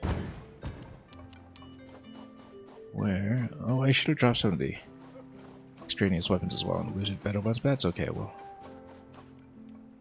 do this. Colorful coat, like, ooh, wow. A charming, droopy snout, and its hands are big like a whoosh. How about this picture? Okay, what's the pose we're going for? Not one of the ceiling ones, I think. I think the one where it's clutching its bum.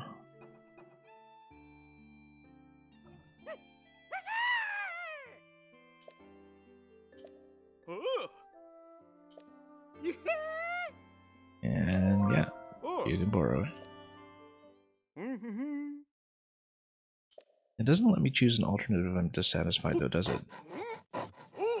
Well, let's see.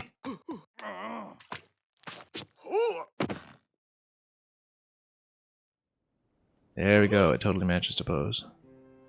Clutching his bum.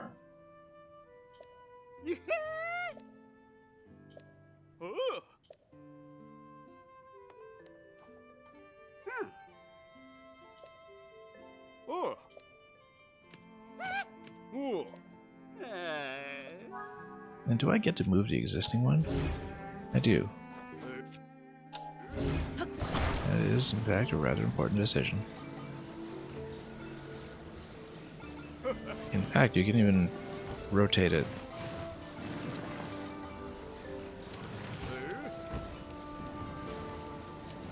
You can have it basically sit on his bum up here or something. While holding a weapon, too. Horrible. I mean, it should be in the cave, technically, but... But whoops, it totally falls, though. You just park it anywhere you please.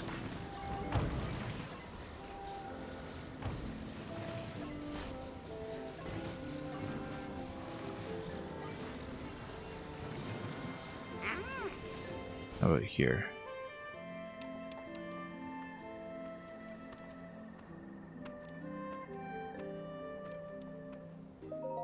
You can keep improving it.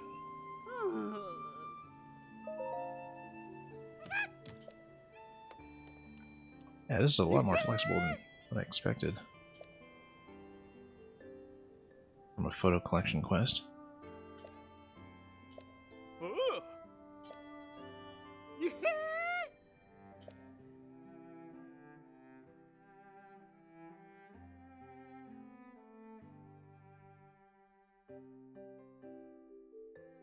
We'll do the top of the line enemy whenever it's possible. Silvers are easy to come by nowadays, of course. We got them very early on in the game just by doing so much open world combat.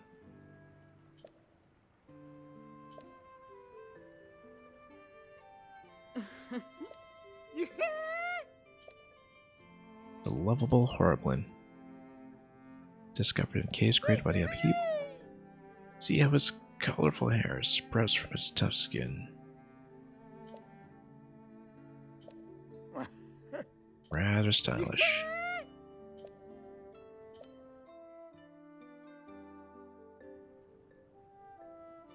I'm amazed that I'm only discovering this kind of content now. But that's what happens when you put off the camera the whole game. Oh, we forgot to show the photograph in the Hitino school, too. Because we needed to take a snapshot of the map, I think. Or the tapestry. In Kakariko. Yeah, there are a lot of photo quests that I haven't even thought about. Sneaky monster soup.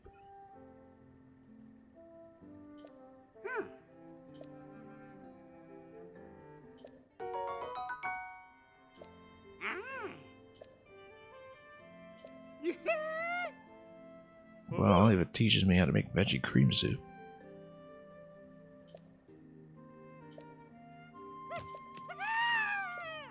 Alright, who's next?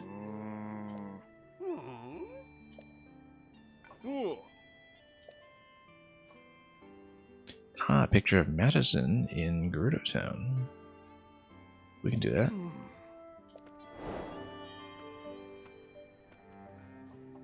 Should do that, in fact.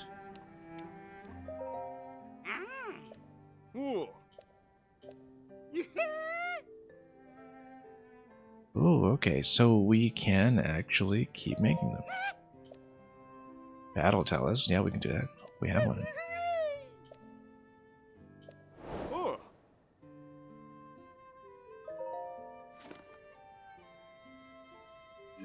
We have one right here, and... Ah, yes, everything here is marked as something with a valid monster. You can even do it with a flux construct. Well, maybe not the best pose for the Battle Talus, but we'll take it.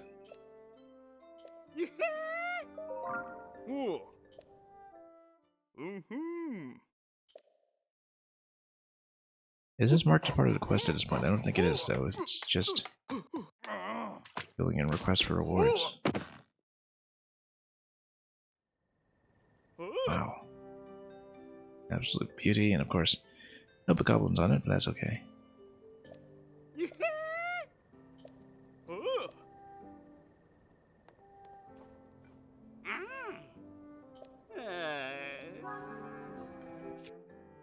Well, it's a big one.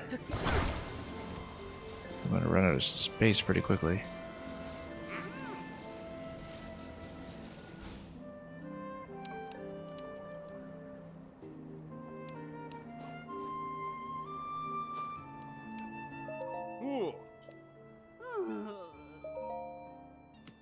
What if we can put a construct behind it, in fact?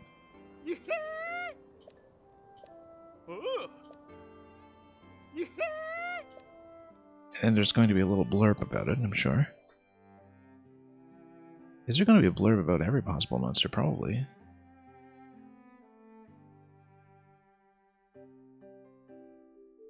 Well, we'll see if this fills in the quest, or if it's just giving you guidance for its own sake. Or if it even picks it up from your existing inventory, I'm not sure.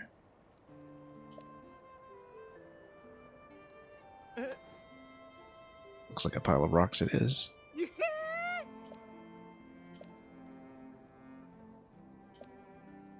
Very generous.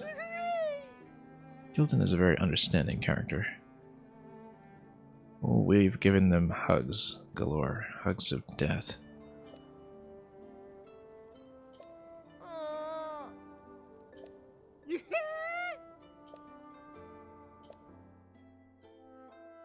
Oh, we'll see what else we can get. We should maybe try to do it with a Fluxury. Monster Bridle, now that's nice. Mask that conceals the horse's head. Works for skeletal horses, I suppose.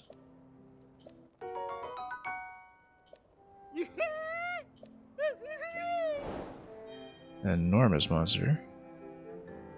Probably Hinox.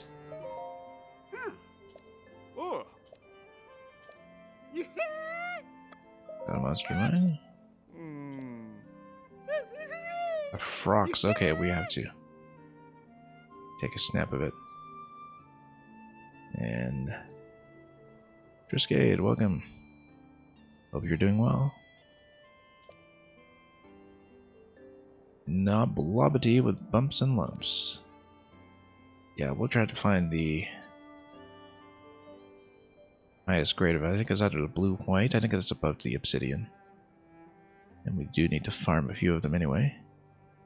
This gaping mouth goes num num num. It's got big tusks too. Yeah, I'm doing well over here. Getting back into streaming after having been off for most of the past month. Okay, we will get it eventually. I wonder if you can just give him something random though. Like the Flux Construct or the Gleeok or something. That would be fun. And sure, have a borrowing.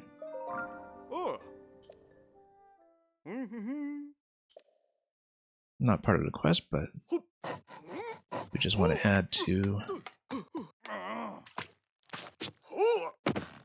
this grand artistic achievement over here. Well, it looks a little bit squat, but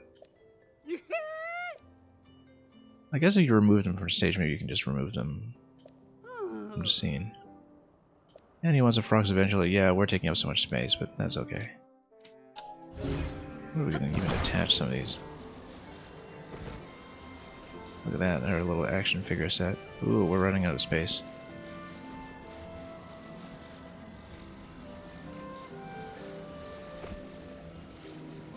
I don't know how we'll have space for the frogs, actually. Maybe we put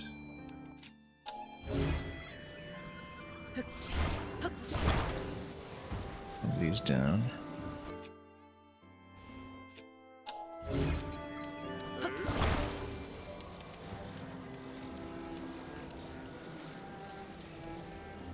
I mean, if there's one quest for the depths in the form of the rocks, maybe there's one quest for the sky as well, in which case doing the Flux 3 in advance might even be helpful. We'll see. I'll not get anything over, of course.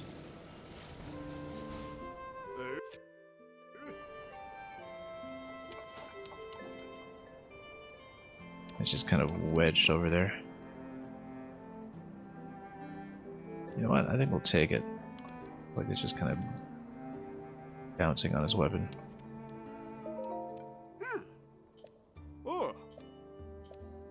I need to remember to get him the Madison picture as well.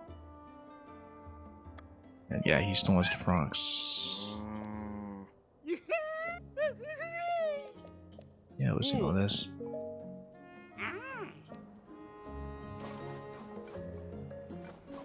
Don't really remember which frogs was which in the depths, but I know there was one pretty close by in this area.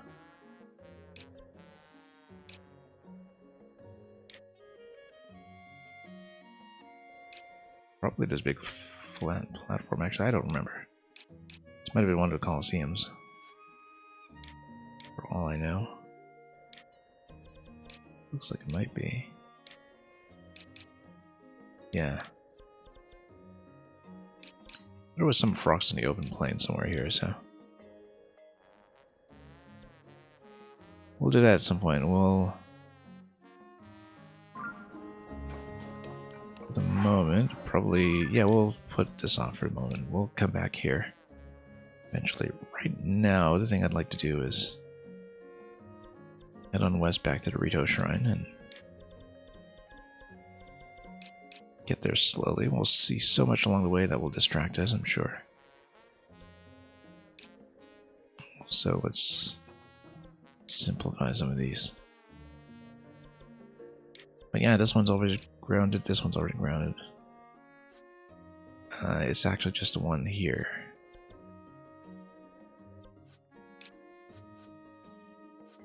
This location. South of Lake Verona, which is very visible. Let's just go back down and build another vehicle. If we remember where.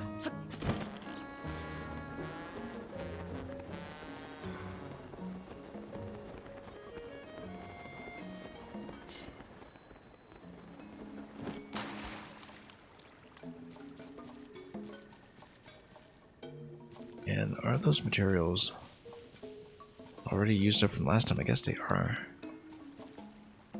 Okay, so don't just refresh instantly. Oh, it's actually probably because I left my vehicle up there to begin with. Oh well.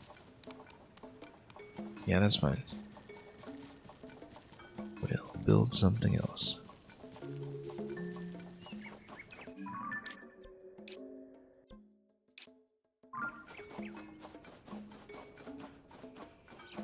Maybe even ride a rocket or something.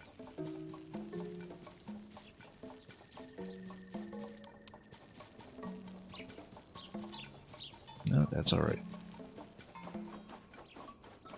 Probably shouldn't have just jumped down without thinking about this ahead of time. How are we doing for rockets, incidentally? Yeah, I thought we were at a low as we spent so many on shields, but that's decent enough. Rockets galore.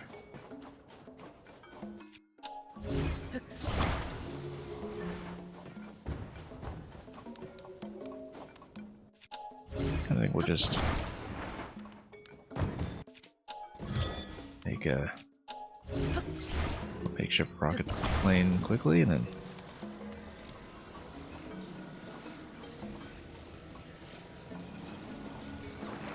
just have to ride up instead. Just improvising solutions as we go.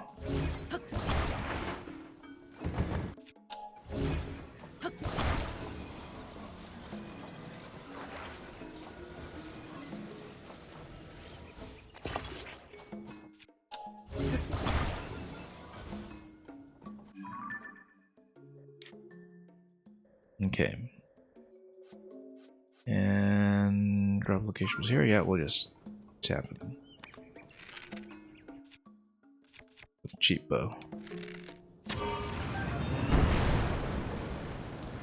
This doesn't get me very high at all. Oh, we got a Korok though.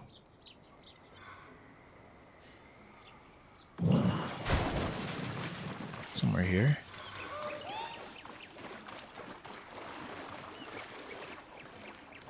Probably underneath. Or nope, here it is.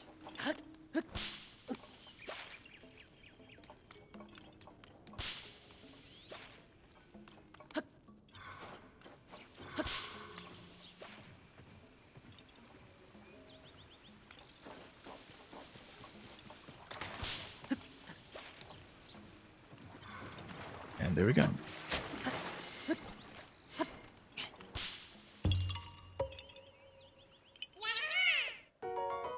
Yeah.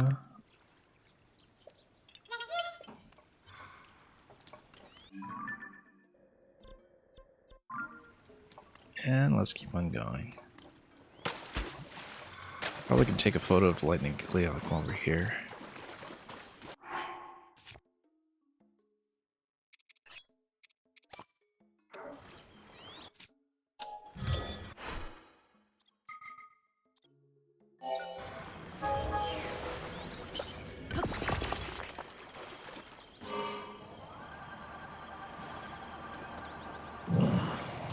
Starting to get a little over-reliant on his little cheapo aircraft.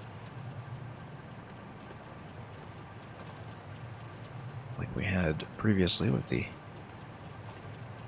3-rotor basket design that got me through almost the entirety of the depths.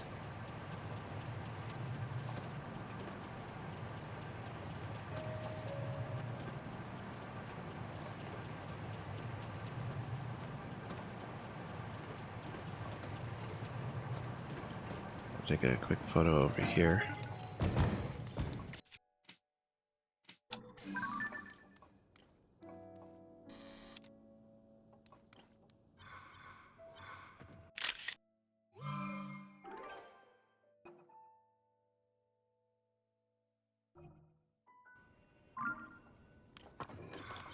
Love the level of customization. Not only can you make a player house, but that you can also make the monster diorama, I think is kind of wonderful. Very close to the whole figurine system in Smash Brothers. Surprisingly close to it, in fact.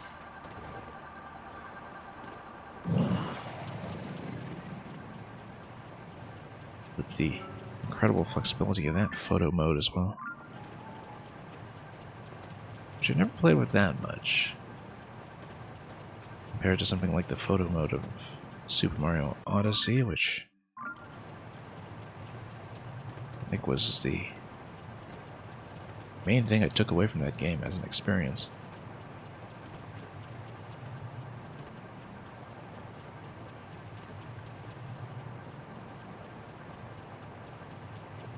But yeah, only so much room on the stage for more colossal monsters to collect.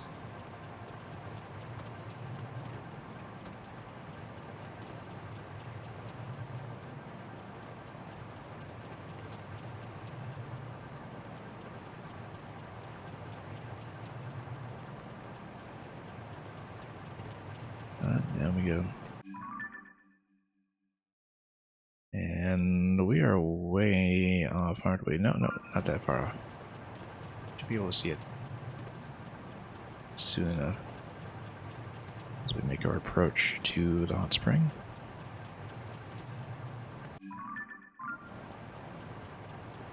Somewhere in this neck of the woods. Well, not woods really.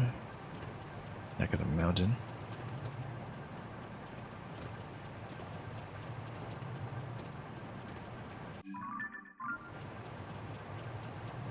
Should be coming up soon. I don't know why we don't see it yet, unless it's one of these collapsed structures. Should be directly below me somewhere. It's gotta be it, right? What else would I have marked there?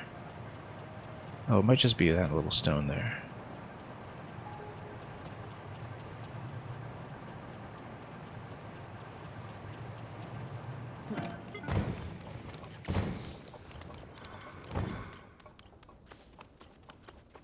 Or not.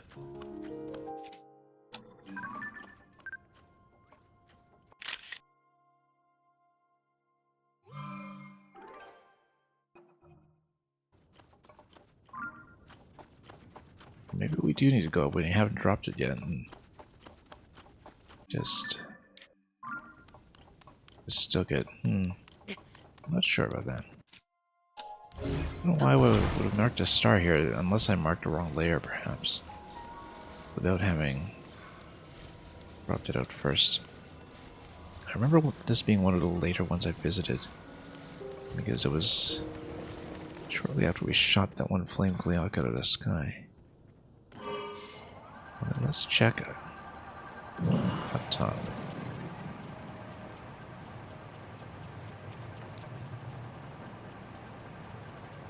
Because I could very well have just notated it incorrectly.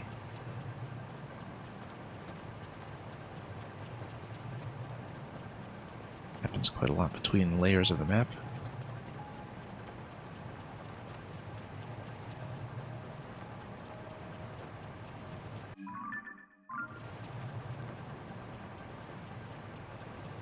Could be quite a ways up for all we know.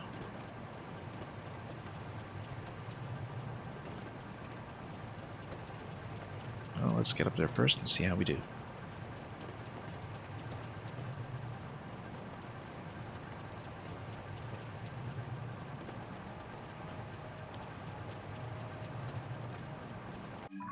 Several pods over there.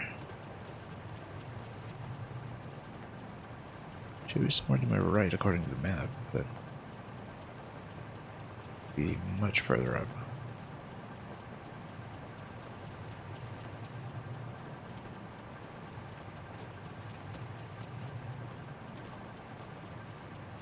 Pull back a bit just for the height gain.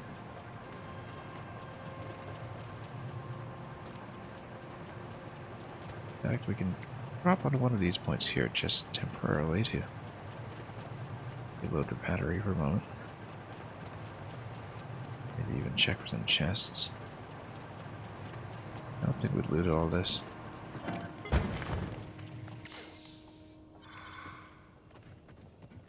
You can see what location we're going for. Okay, right there. Yeah, it looks like we hadn't dropped it, in fact. No hole in the middle of that one just yet. Probably just marked the wrong location, or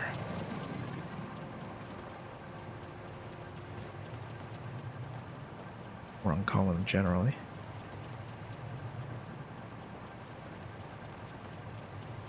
We'll see. Any kind of number of ways that that mistake could have happened when I wasn't terribly consistent about the map marking to begin with. There's not enough symbols that are distinct and useful unless you really mentally reassign half of them.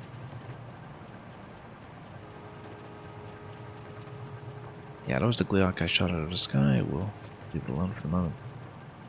It would be nice to get a flying pose in one of them, for the sake of the gallery.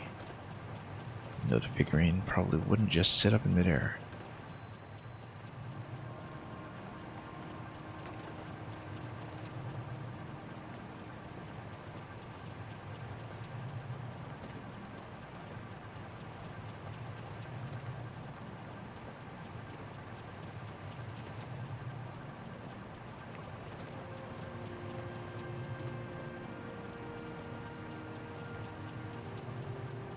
And yeah.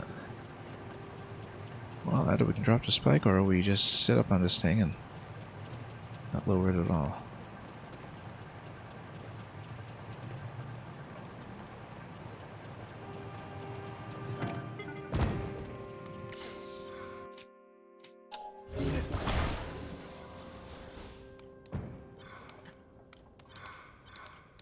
Down? Nope.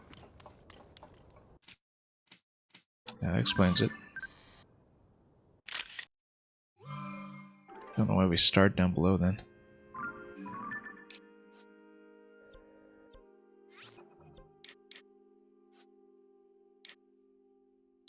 Yeah, almost certainly just labeled the wrong layer.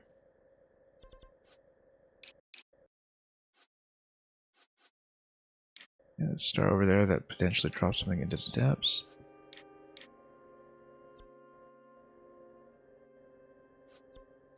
We can go central first and then wrap around from there. Except I think that's the one that we dropped for the main quest, so not counting on anything.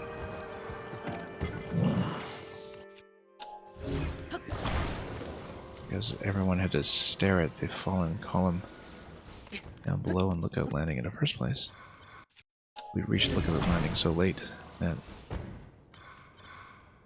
perhaps I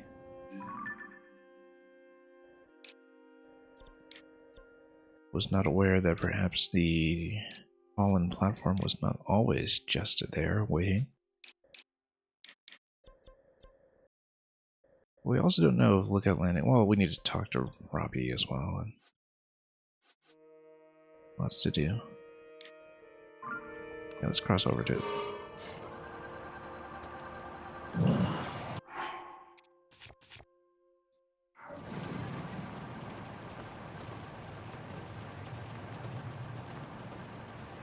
Visually it's very clear just because you can see where everything is oriented relative to Harwood Castle.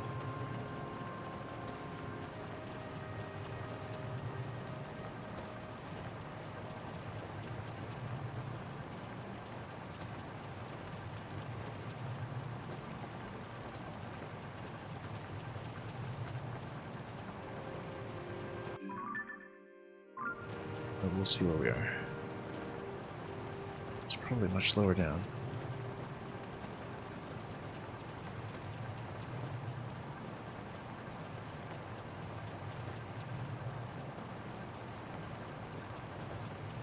In the sky above Lookout Landing.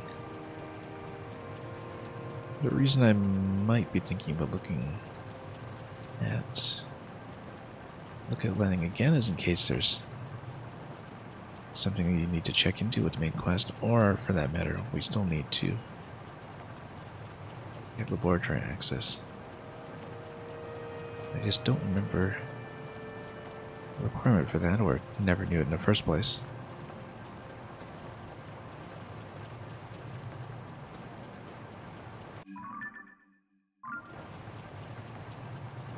Yeah, long ways to go.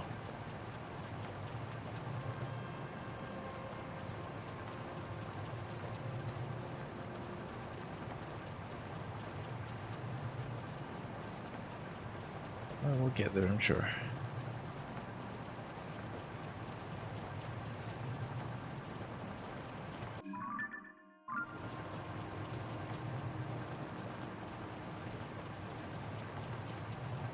Now, I don't want to lose too much elevation once we can't see anything of what's going on.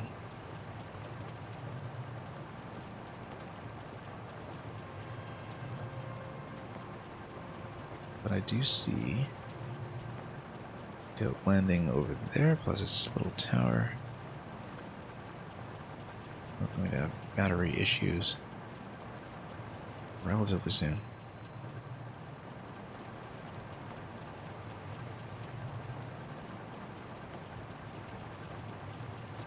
Nothing that a single charge couldn't fix.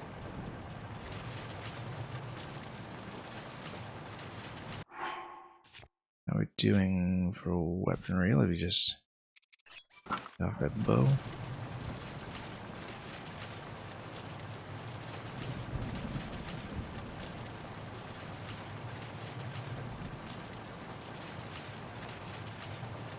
Scanning the sky for wherever the potential island could be.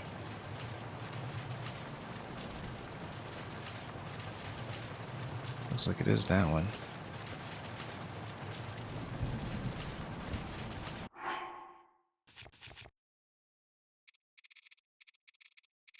That's right, we'll just use the large charges indiscriminately.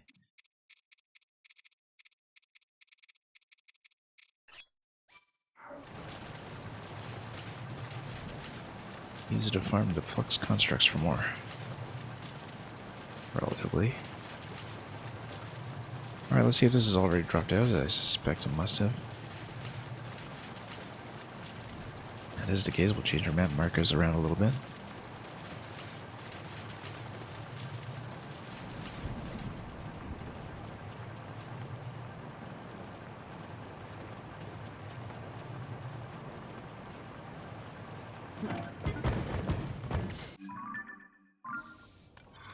Okay, being here.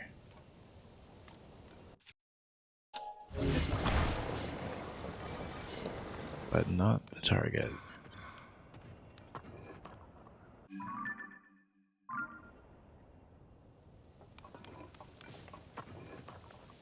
Well, there's the castle.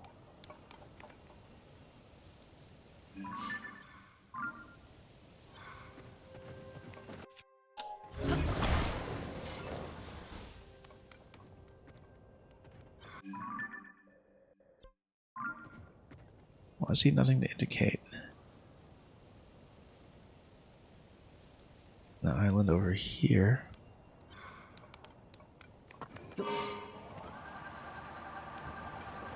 Way above or way below? Oh, okay. Well, I guess that makes my decision for me.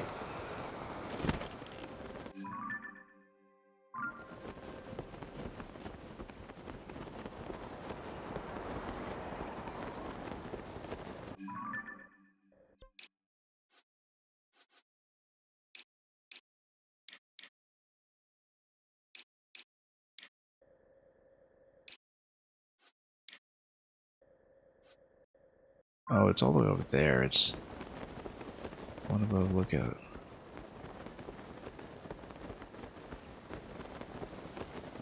Missed it completely. That's alright.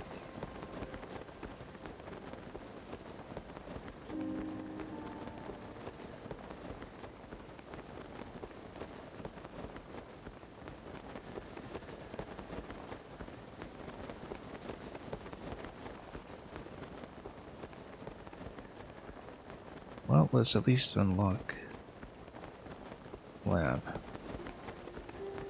We could just shoot up the tower, probably. See if it gives me sufficient height for the island I'm looking for. There's almost certainly just the one that dropped this one.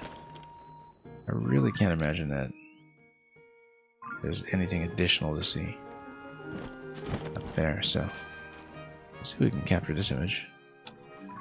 Hasn't already. It is the first one I counted, so.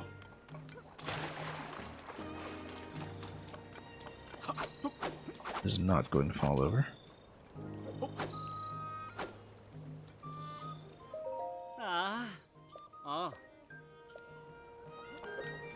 Anyway, things have progressed ever so slightly. Let's have some conversation. We can finally investigate. Ah, yes, okay, so this is probably for the Spirit Temple, and then we're finished, so it's probably the last part of the quest.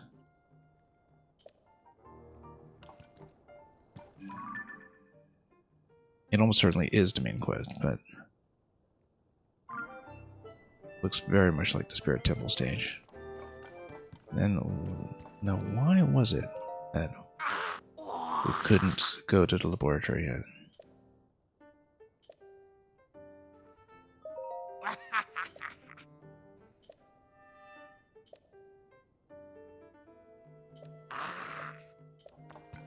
Ah, okay, so you do need to finish Joshua's research first. So, oh, that's interesting then, because that implies that the shrine sensor, rather than something you get right away in the game, is actually something locked behind significant main quest content.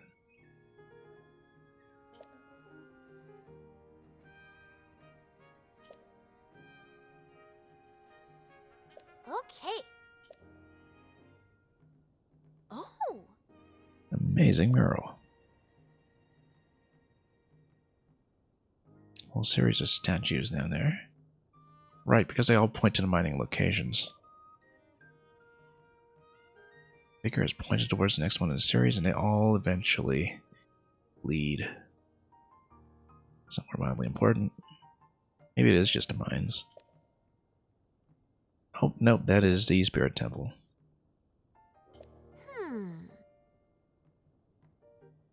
Large ears and a figure at the front of the building. Yeah, that's Minoru. And the hand. Well, we've got the hand. And then we'll tell her, you know, we've already solved all of this ages ago. Follow the gaze of each of those statues down there, you'll reach that structure. We actually never did that. I always thought the statues were there to point you towards mines.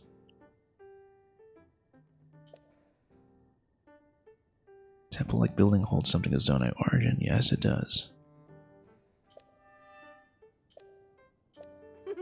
That's where you come in, swordsman, and then we tell her, job's already done.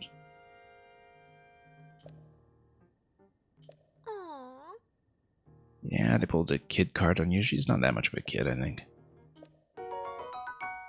But we'll take the bright balloon anyway.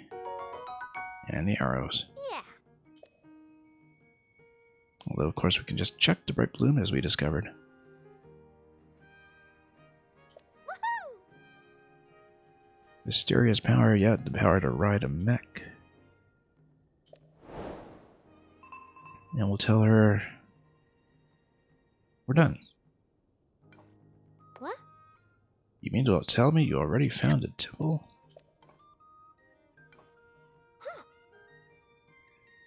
Auto build. Oh, okay. Actually, this is something very, very early. It's not even a spirit temple. This is just the main central mine. With the ability to instantly replicate things you build? Yeah, this is very, very early content. And schema stones, yeah. Oh. So, yeah, we're not even talking about a spirit temple. We're just talking about the central mine. One of the easiest things to find.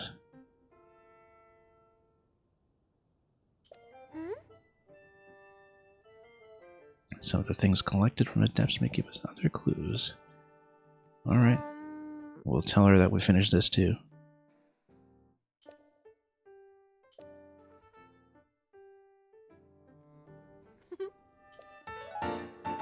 Okay, we got one. And I wonder what we can build. Hot air balloon. Well, okay. Good old standard hot air balloon. Just the most basic thing imaginable. After we've collected everything else.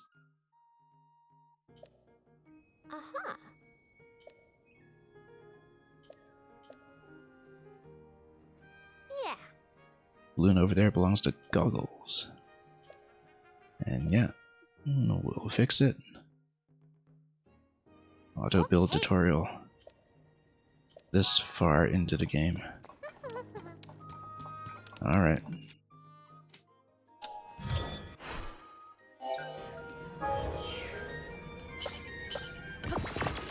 We'll just do it.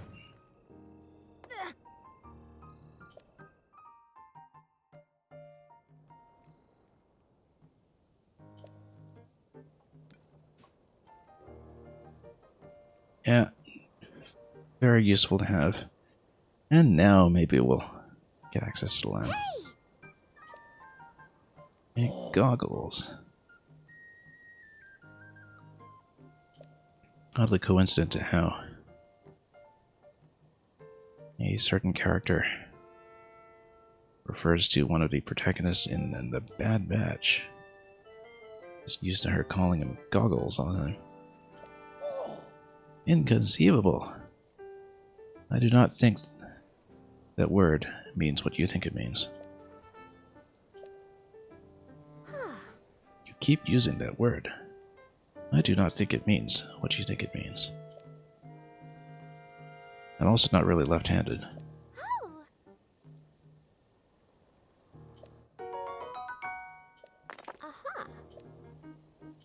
Okay. Yeah. And we've have made discoveries, so we'll let her know that too, depending on how the quest continues. And yep, we found everything.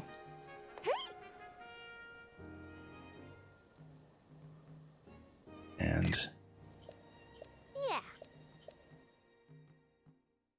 we might as well just tick off more boxes, since we've done the whole adventure. Mm-hmm. From what you know, the Yiga clan is a super dangerous group. I should have dressed as Yiga for this conversation. Uh-huh. And she says he's such a threat, and we'll say we've taken care of the threat. We've done everything. Yeah, so about that. And of course he had a clue. No, he told me explicitly that, well, I mean, he told me about Ganondorf's location, I guess. Oh. Okay, anything else? 21 out of 23 complete. So actually that is the whole main quest at this point, because it's just these two remaining. And those are done together at the end, so that was the last piece of the puzzle main quest-wise. And I think Robbie's finally gone over to the lab. Oh, no, there he is.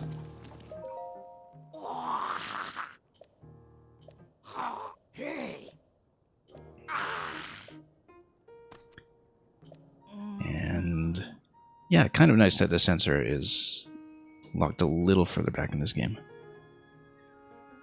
So it's not just going off at every turn when you're doing your initial exploration. But of course I have no perspective on how the game flows for people who try to play it standard or main quest first, so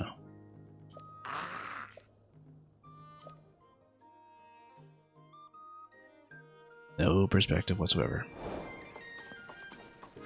We'll go there eventually. Yeah. First though, I think what we're going to do is we're going to ride this.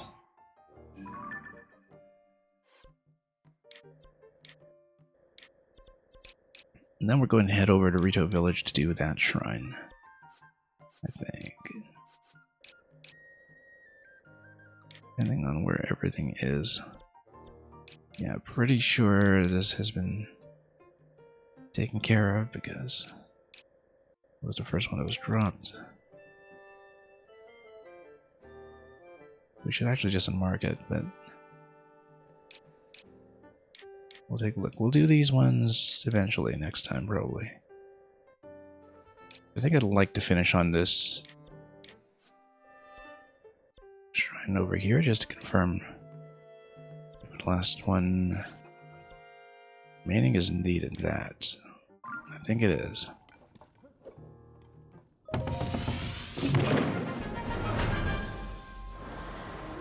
We'll probably end there. And it'll be quick. We already know how to do it the convoluted way. Let's get a little bit more skydive flexibility.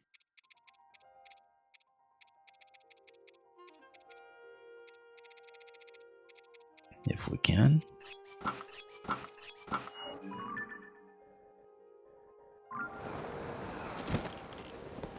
And we'll just keep going from there.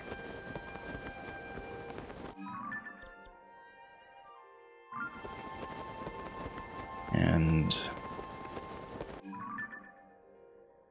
we'll be doing that fairly soon. Just one moment, please.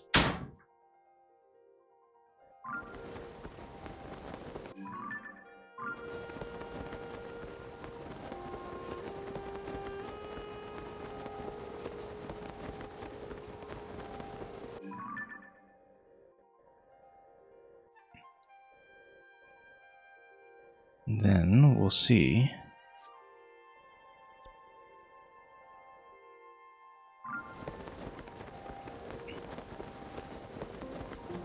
if we can continue this way. Yeah, if there is some kind of final unlock or final point to reach, we'll probably have to save it, but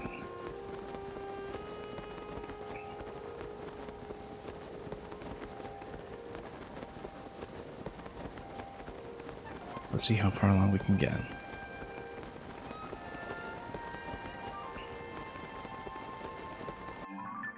I mean, we can ride this out with a vehicle, but we might even be able to jump tower to tower without too much fuss.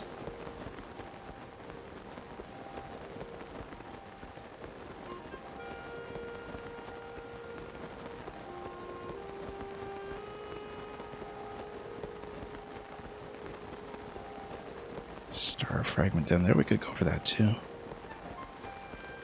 Well, let's go for that, in fact. Not the easiest things to come by.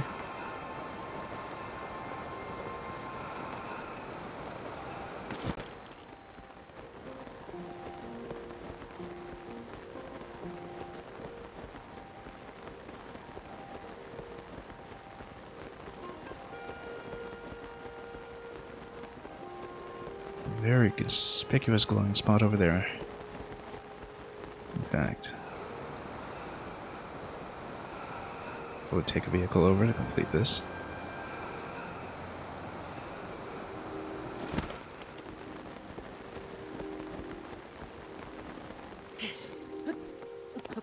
I could have used a froggy suit over there, that's okay. Fall damage is not an issue.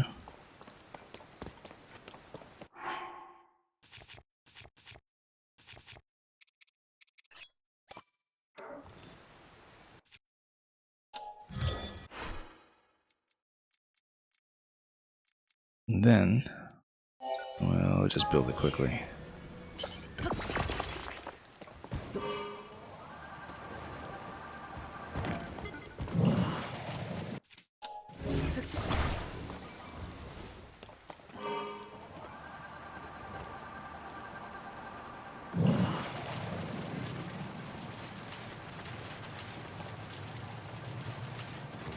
Looks like we should have plenty of time before daybreak.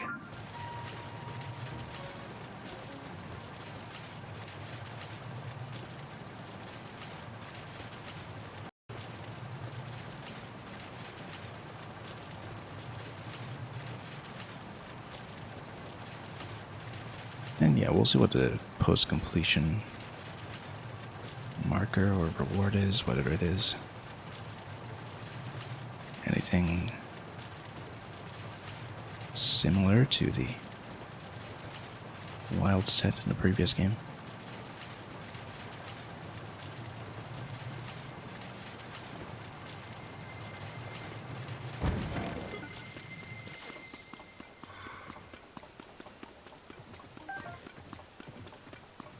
That's assuming that is the last shrine, by the way. I think it is, but I really can't imagine I'm missing 4, but then I also can't imagine I'm missing 4 Sage's Wills, and I'm pretty sure I am. So. But shrines are pretty conspicuous, and can't have missed that many. This was marked for some other reason. I don't remember what Thunder Plateau is even about in this game, to be honest. What the interaction is here. It's probably some side adventure or quest that has yet to be addressed. And B. Suzuki, welcome. Missed your message a few minutes ago, but good morning to you as well.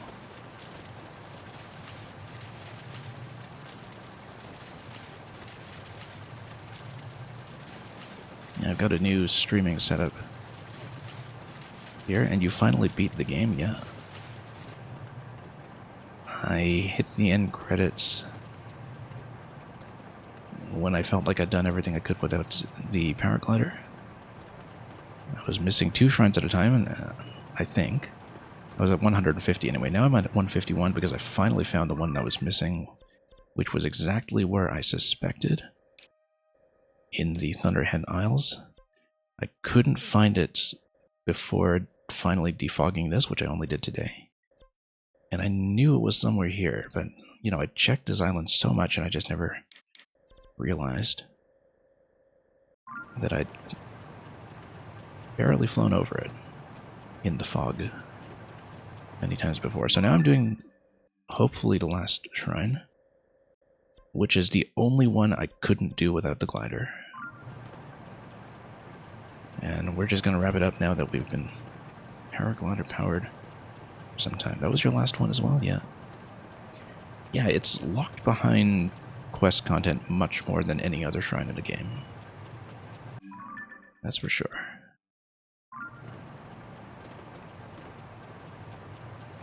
I mean, not strictly locked. It is possible, I think, to get there without having removed the thunder, but just very impractical. So I'm not surprised I missed it. Oh, Rito Village is that way. Totally aimed incorrectly. But yeah, I won't be staying on too long. I just want to get this shrine done, and then we also finally got up to 21 out of 23 on the main quests, which means essentially I think I've completed the main quest.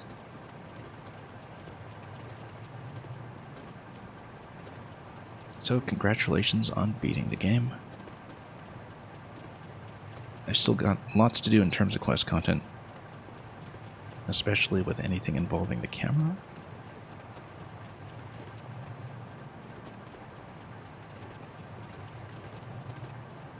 But we'll take it slowly.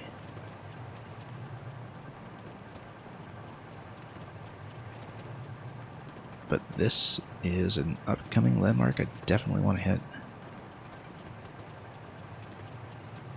We're at 87%, not bad. I'm at 75.2 right now. I hit the end credits originally with about 58%. But that's because a large chunk of those percentage points were just all main quest. And it was very easy to fill that in quickly. Will I complete the compendium? I did in the first game, but only because I paid for a lot of it. And so I will probably do it eventually, but first of all, if I can pay for it. I haven't been to the lab yet, so I'm not really sure. I only just unlocked the lab a few minutes ago.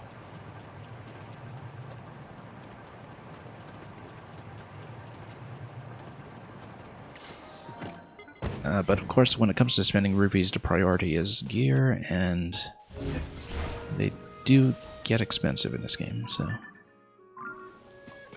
Alright, let's get up that shrine. And I've already solved it. Last time I got all the way up to the final jump without the glider. I was so close to getting it done. Oh, there it is. Alright, let's go.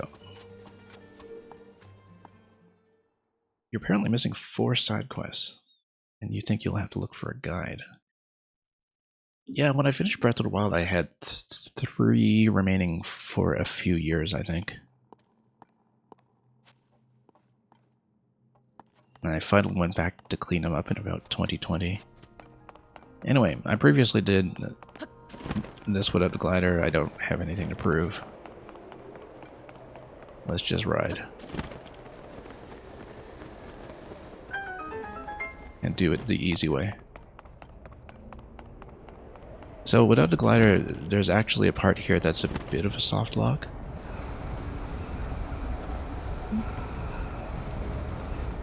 It's if you fall to the side in this platform, well, the one up above here, that if you fall to the side and you have no glider and you have no rockets remaining or anything else to get you up, I think even rockets didn't work because I tried them. Anyway, the preceding section right here. If you fall, whoops, I'm going to just try to show you. If you fall on the side here, this is a soft lock. This is one of the only times I've had to reset from save. I had to reset to the beginning of this shrine because with no paraglider, if you run out of materials that can get you up, you are actually just stuck. One of the very few glider-related soft locks that exists. Maybe even the only one. And then this is the jump I couldn't make. This ride here, I couldn't do without the glider. I got all the way to this fence in the middle. I got all the way here. This is literally, out of all the shrine content in the game, the only thing that can't be done. This jump. Anyway, sped through it. We already saw the chest in here previously, I think, so I don't even care about that. And we'll watch the whole animation because, if I'm correct, this will be the last time.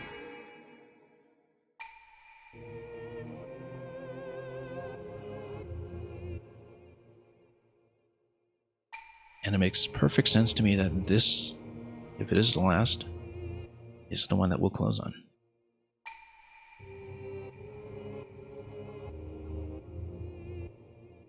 Maybe there is a very complex and glitchy way to send yourself up without the glider, but I will not be the person who discovers it.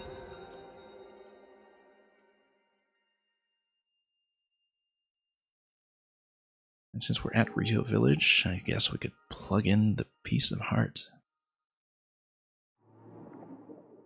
We are still missing 4 Sage's Wills, but I think at this point that's the only upgrade I should be missing.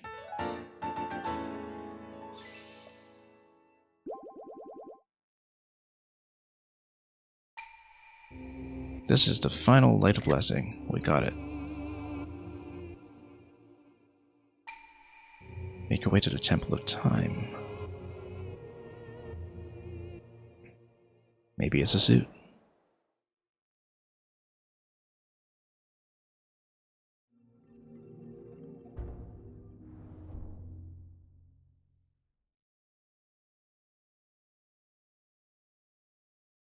Alright, a bit of a long flight, but we can probably do it. We got enough charges. And the battery saver. And we'll plug in here as well.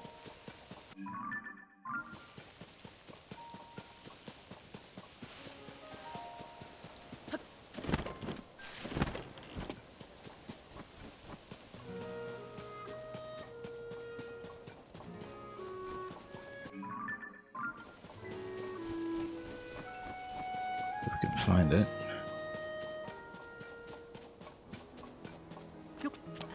Oh yeah, it's slightly below the village. We should buy some wheat too, because that's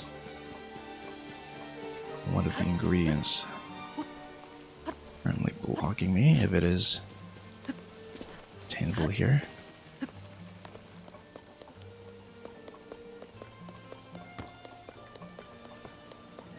And there we go, wheat. Not very much, but I'll take it.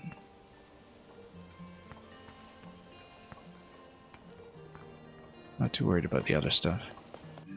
As long as we eventually learn how to make veggie cream soup, that's the actual thing that's the problem, not knowing the difference between veggie cream soup and cream and vegetable soup. I don't know if that's specific to this localization, and I wonder if maybe it's clearer in another language.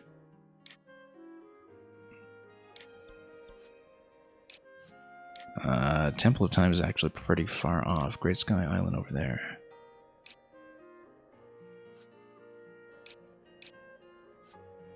I actually think maybe we should do it next time. But on the other hand, it would be nice to have this closure.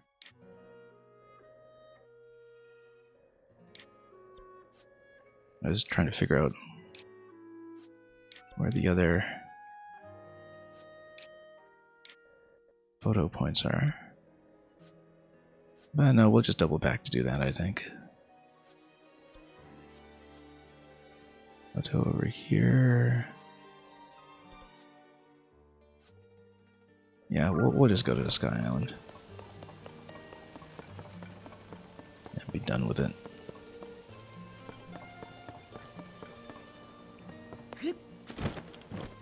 Let's go to the entrance.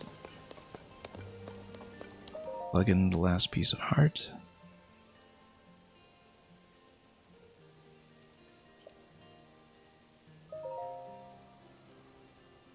Two spots remain.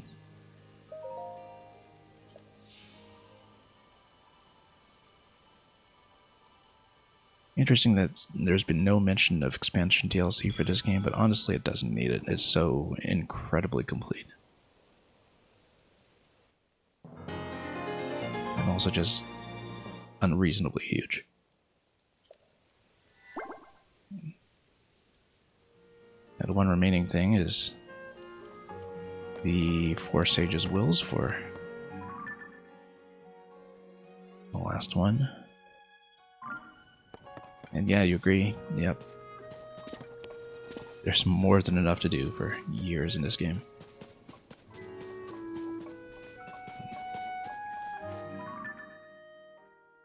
Not that I would complain, of course. Given that the DLC content in Breath of the Wild did have a pretty unique place in the game. Anyway. Sky Island Temple of Time is a pretty long flight. I hope it does mean that Temple of Time and not the other Temple of Time. I'm sure it means this Temple of Time. Anyway, the other Temple of Time is a short hop from there, if so. So let's build a proper vehicle this time. As in, not hard zonite.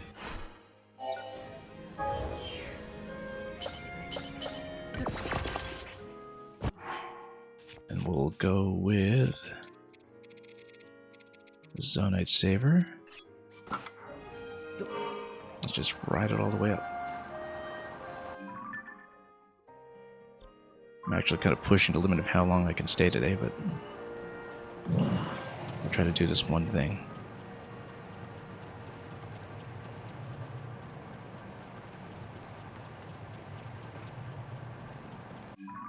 Yeah, it might be a while before we get there, but Great Sky Island is very visible.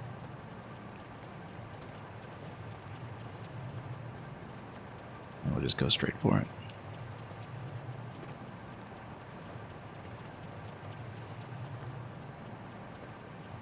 We have, of course, not been doing fast travel.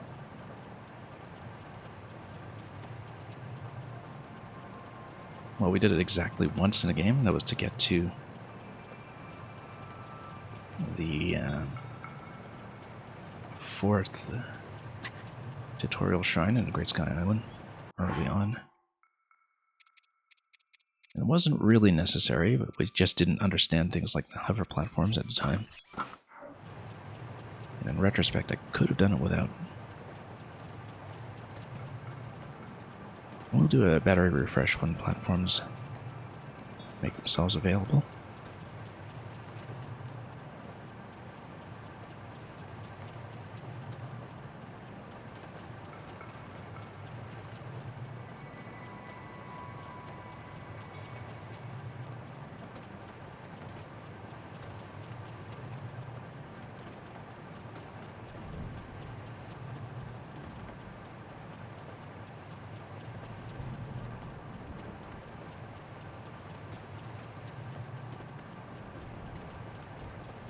And yeah, we'll stop here. First, I don't remember if this was anything. No, we've been there.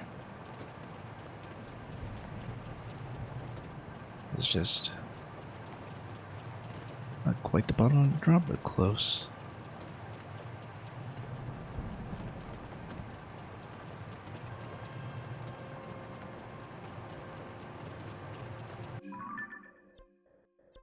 Do we need anything? No. We're in good shape.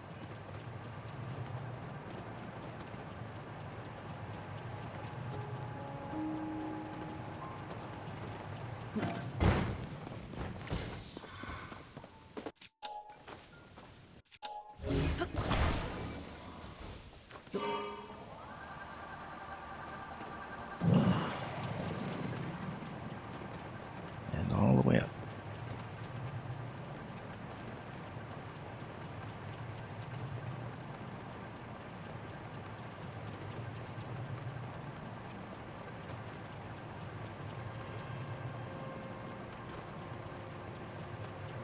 I haven't gone back to Breath of the Wild since this game came out, but I'd imagine that one of the strangest things is just not having all these landmarks in the sky.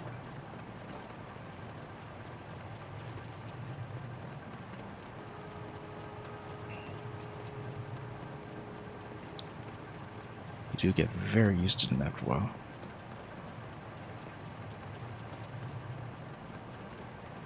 And of course the old elemental arrow system, very, very different.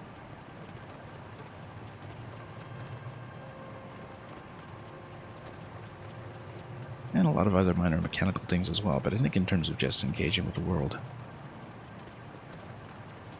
do wonder how noticeable the lack of sky really is.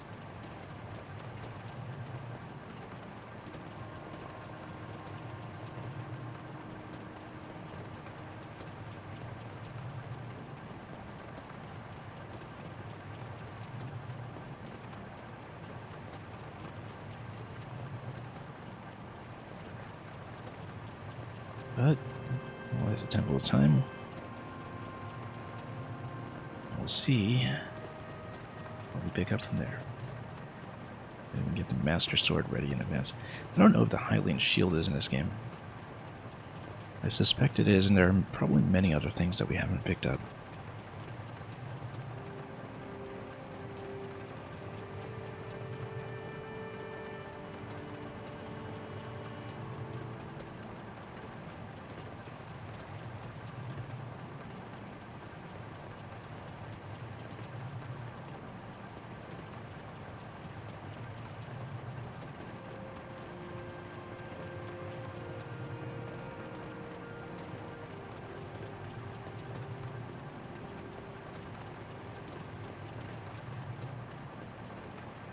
We'll probably have to pop a charge here, that's expected. We'll deplete a little more battery before we do that, but we're well on course.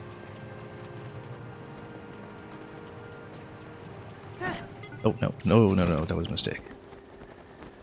Why did I jump accidentally? Oh, whoops.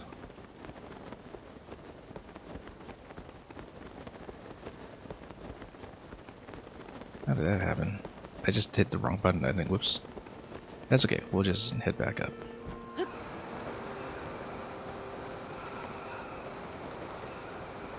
was a bit of a choke. Are we close to a tower? Even so, we're a little bit high up to do anything. That's okay, we'll take the tower back up. That'll do it, and then we'll take a vehicle from there. Very silly mistake, but...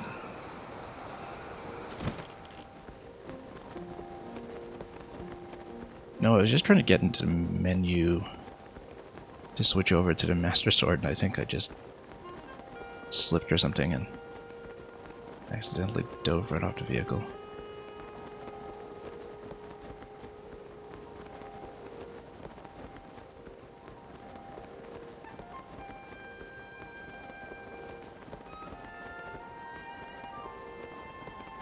That's right.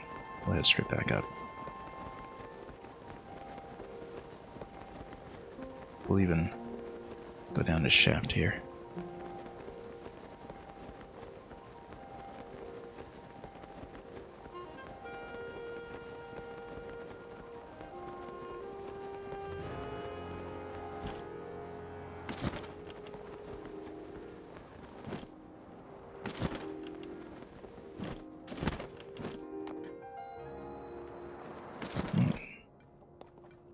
Okay, I was actually just going to switch to the Master Sword for style.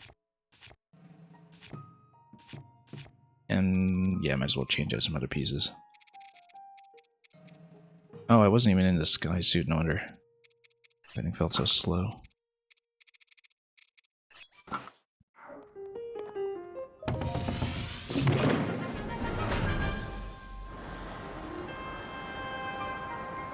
We'll switch to a nicer shield as well, too, maybe.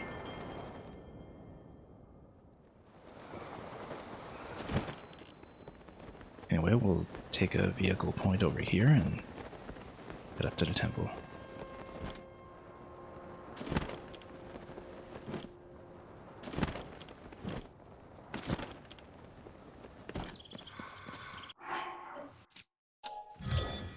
This time we'll just build with zonite. Whatever. We'll be quick. And... or something nice but inexpensive, and which won't accidentally activate a rocket in the middle of nowhere.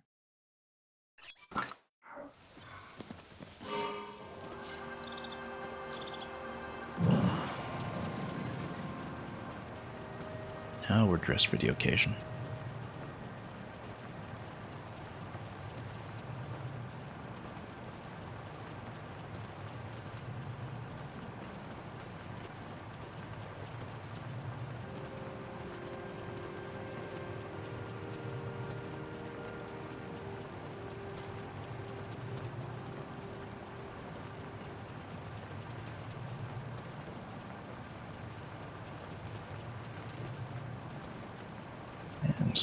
Straight up to the temple we go. Maybe a bit wobbly, but mostly straight.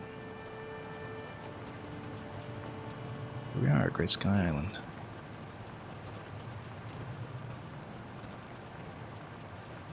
Haven't been back in some time.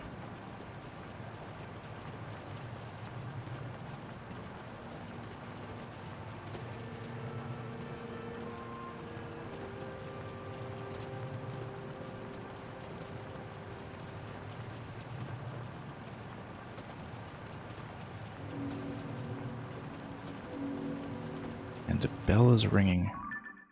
Oh yeah, it's a 7 o'clock bell. Also, I need to be careful with menu screens because sometimes I think I accidentally double tap coming out of the menu. Especially when I'm switching between this game and Pikmin, which I've been doing, because Pikmin sometimes you need to double tap to get out of the map. And I think after playing Pikmin 4 the first week, I did have a few situations where I accidentally dismounted a vehicle. Now, do we come to this part of the temple or the top part of the temple? We're about to find out. Oh, this guy's an enemy. Of course he is. Am I gonna bother? Sure.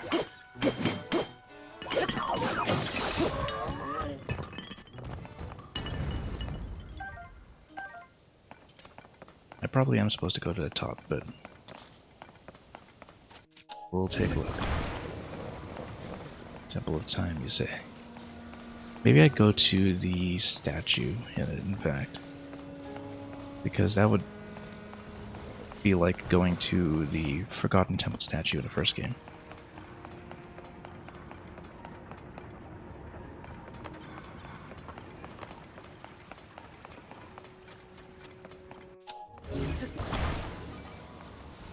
Well, let's take a look.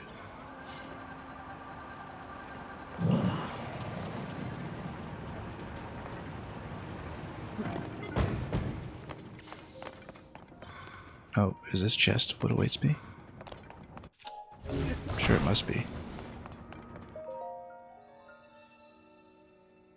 I'm sure the quest marker could have just told me this, in fact. You have Italian vigor and abundance. Seek to deepen your bonds with sages? Yeah. Almost. What is this?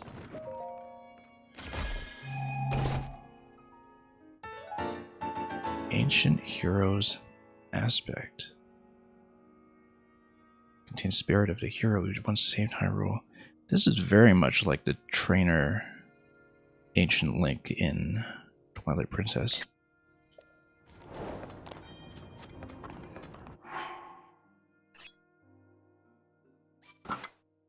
Oh, okay. You wear it as a single set. Interesting. I wonder if it's upgradable as a set then, because yeah, it's a complete gear set that you can't wear piecemeal.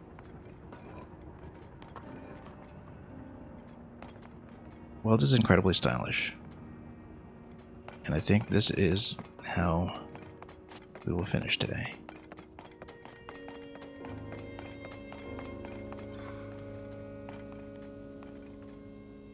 With the dream team over here.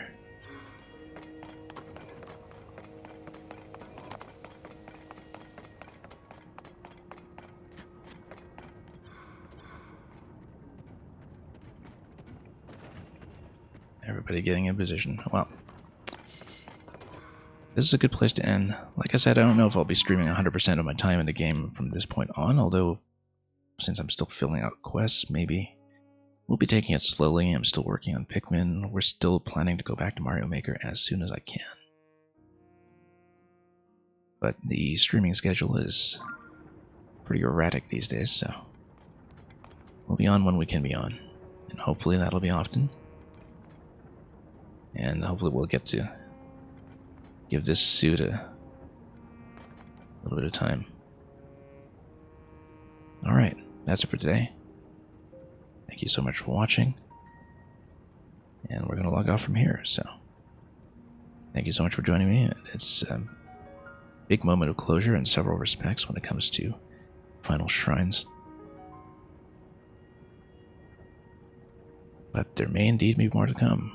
Looks like we're kind of over the hump of a lot of the main content, though, so we'll do what we can. We'll finish more quests. Eventually, we'll see the ending again on stream. But who knows when that will be. Thank you for joining me once again, and until we meet next time, have a wonderful day ahead of you. Enjoy everything you may be playing or watching. And as always, everything well.